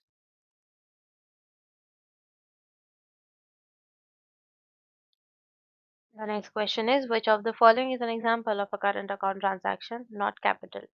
A. Payment due for goods imported in the ordinary course of trade. B. Acquisition of foreign securities. C. Lending in foreign exchange to a foreign subsidiary. D. Acquisition of immovable property outside India.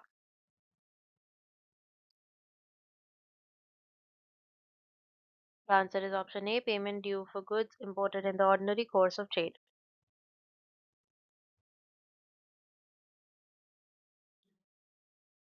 The FEM non-debt instruments rules 2019 primarily cover option A. Government securities and debt securities. B. FDI investment in LLPs, investment vehicles, and convertible notes.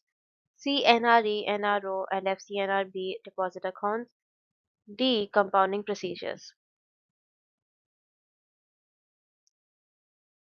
The answer is option B. FDI investment in LLPs, investment vehicles, and convertible notes. The next question is, fully fledged money chargers FFMCs are primarily restricted to option A. ECB transactions, B. Currency exchange and encashment of travelers' checks, C. FDI equity issuance reporting, D. Compounding of contraventions.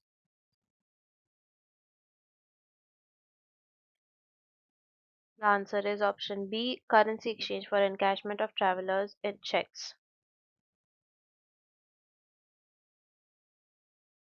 The next question is, for a continuing contravention, an additional penalty for after the first day of how much of up to how much per day will be imposed. The options are option A rupees 1000, option B rupees 2000, option C rupees 5000, option D rupees 10,000.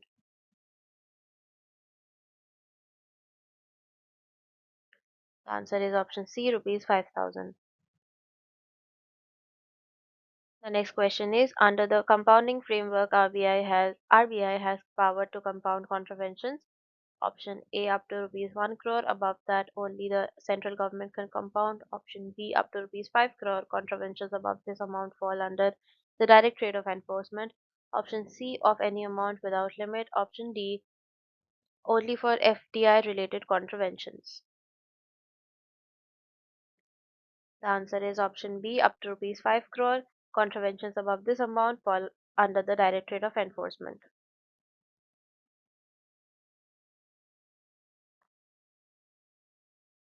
The next question is the foreign exchange compounding proceedings rules 2024 replace the earlier rules notified in option A 1999, option B 2000, option C 2015, option D 2019.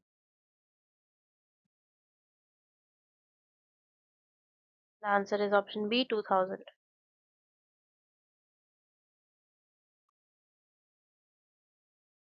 The next question is before the April 2025 cap, the formula for compounding miscellaneous non-sporting contraventions was option A a flat 3x penalty with no discretion. Option B, rupees 50,000 plus a percentage of the contravention amount with no upper cap. Option C, a flat rupees 10,000 regardless of contravention size. Option D, exempted entirely from compounding.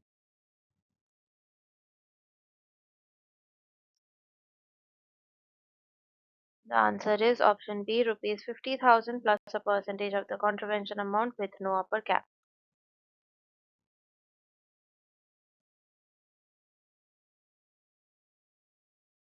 Next question is the April 2025 amendments also removed which earlier provision? Op- Option A, the 108-day disposal timeline for compounding applications. B, the automatic 50% enhancement of compounding amount for applicants who failed to pay an earlier compounding order and reapplied for the same contravention. C, the 3-year reset rule for repeat applicants. D, RBI's power to compound at all. The answer is option D, the automatic 50% enhancement of compounding amount for applicants who failed to pay an earlier compounding order and reapplied for the same contravention. Under the 3-year reset rule, an applicant seeking to compound a contravention must not have option A filed any FDI return in the preceding year, B compounded any contravention in the immediately preceding 3 years, C opened an NRE account in the preceding year, D taken an ECB loan in the preceding 3 years. The answer is option B compounded any contravention in the immediately preceding 3 years. The next question is the time limit for filing an appeal before the special director appeals or the appellate tribunal is option A 30 days, option B 45 days, option C 60 days, option D 90 days. The answer is option B 45 days.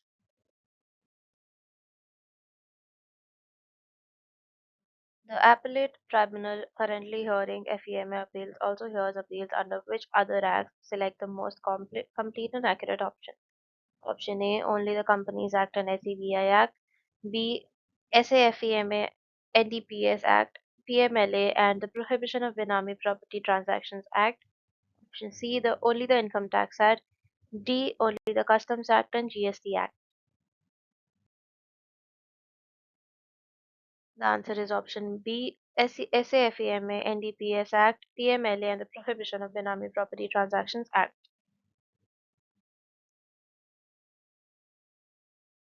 The next question is the appellate tribunal under SAFEMA hearing FEMA matters is currently headquartered at option A Mumbai, B Chennai, C New Delhi, D Kolkata.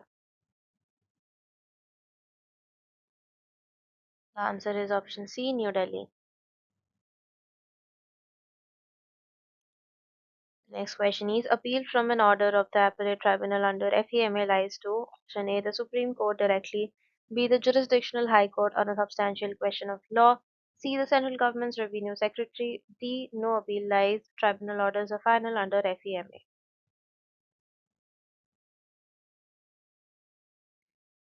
The answer is option B the jurisdictional high court on a substantial question of law.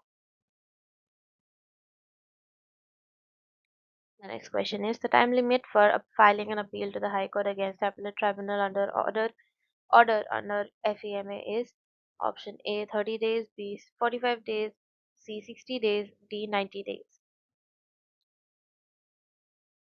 The answer is option C 60 days. The next question is the Director of Enforcement functions under which ministry or department? Option A Ministry of External Affairs, B Department of Revenue, Ministry of Finance, C Ministry of Commerce and Industry, D RBI as an autonomous wing.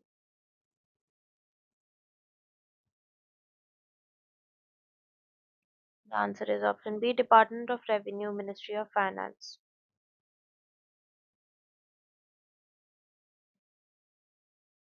The next question is framework of NRE, NRO, FCNRB accounts is primarily governed by option A FEM Deposit Regulations 2016, B FEM Export of Goods and Services Regulations 2015, C FEM Borrowing and Lending Regulations 2018, D FEM Permissible Capital Account Transactions Regulations 2000.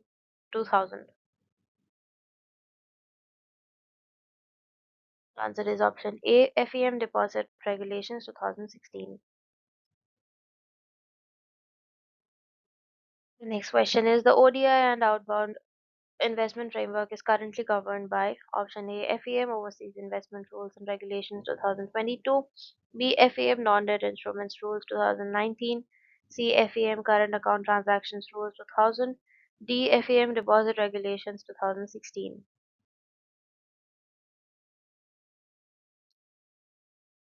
And the answer is option A FEM Overseas Investment Rules and Regulations 2022.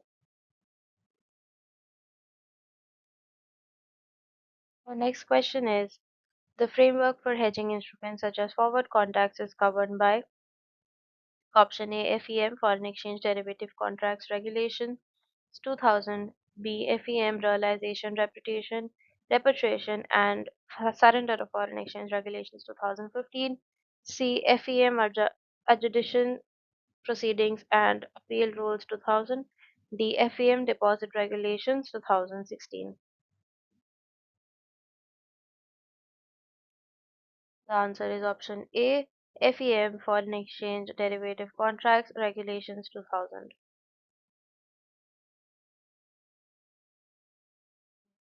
The next question is ECB transactions are governed primarily under option A FEM Borrowing and Lending Regulations 2018, B FEM Export of Goods and Services Regulations 2015, C FEM Foreign Currency Accounts Regulations 2015, D FEM Permissible Capital Account Transactions Regulations 2000.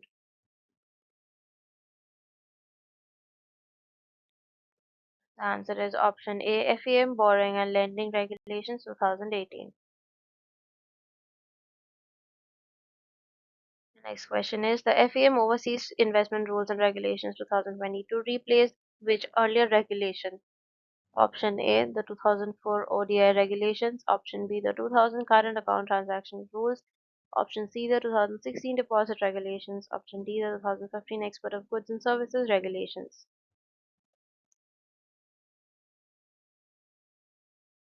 The answer is option A, the 2004 ODI regulations.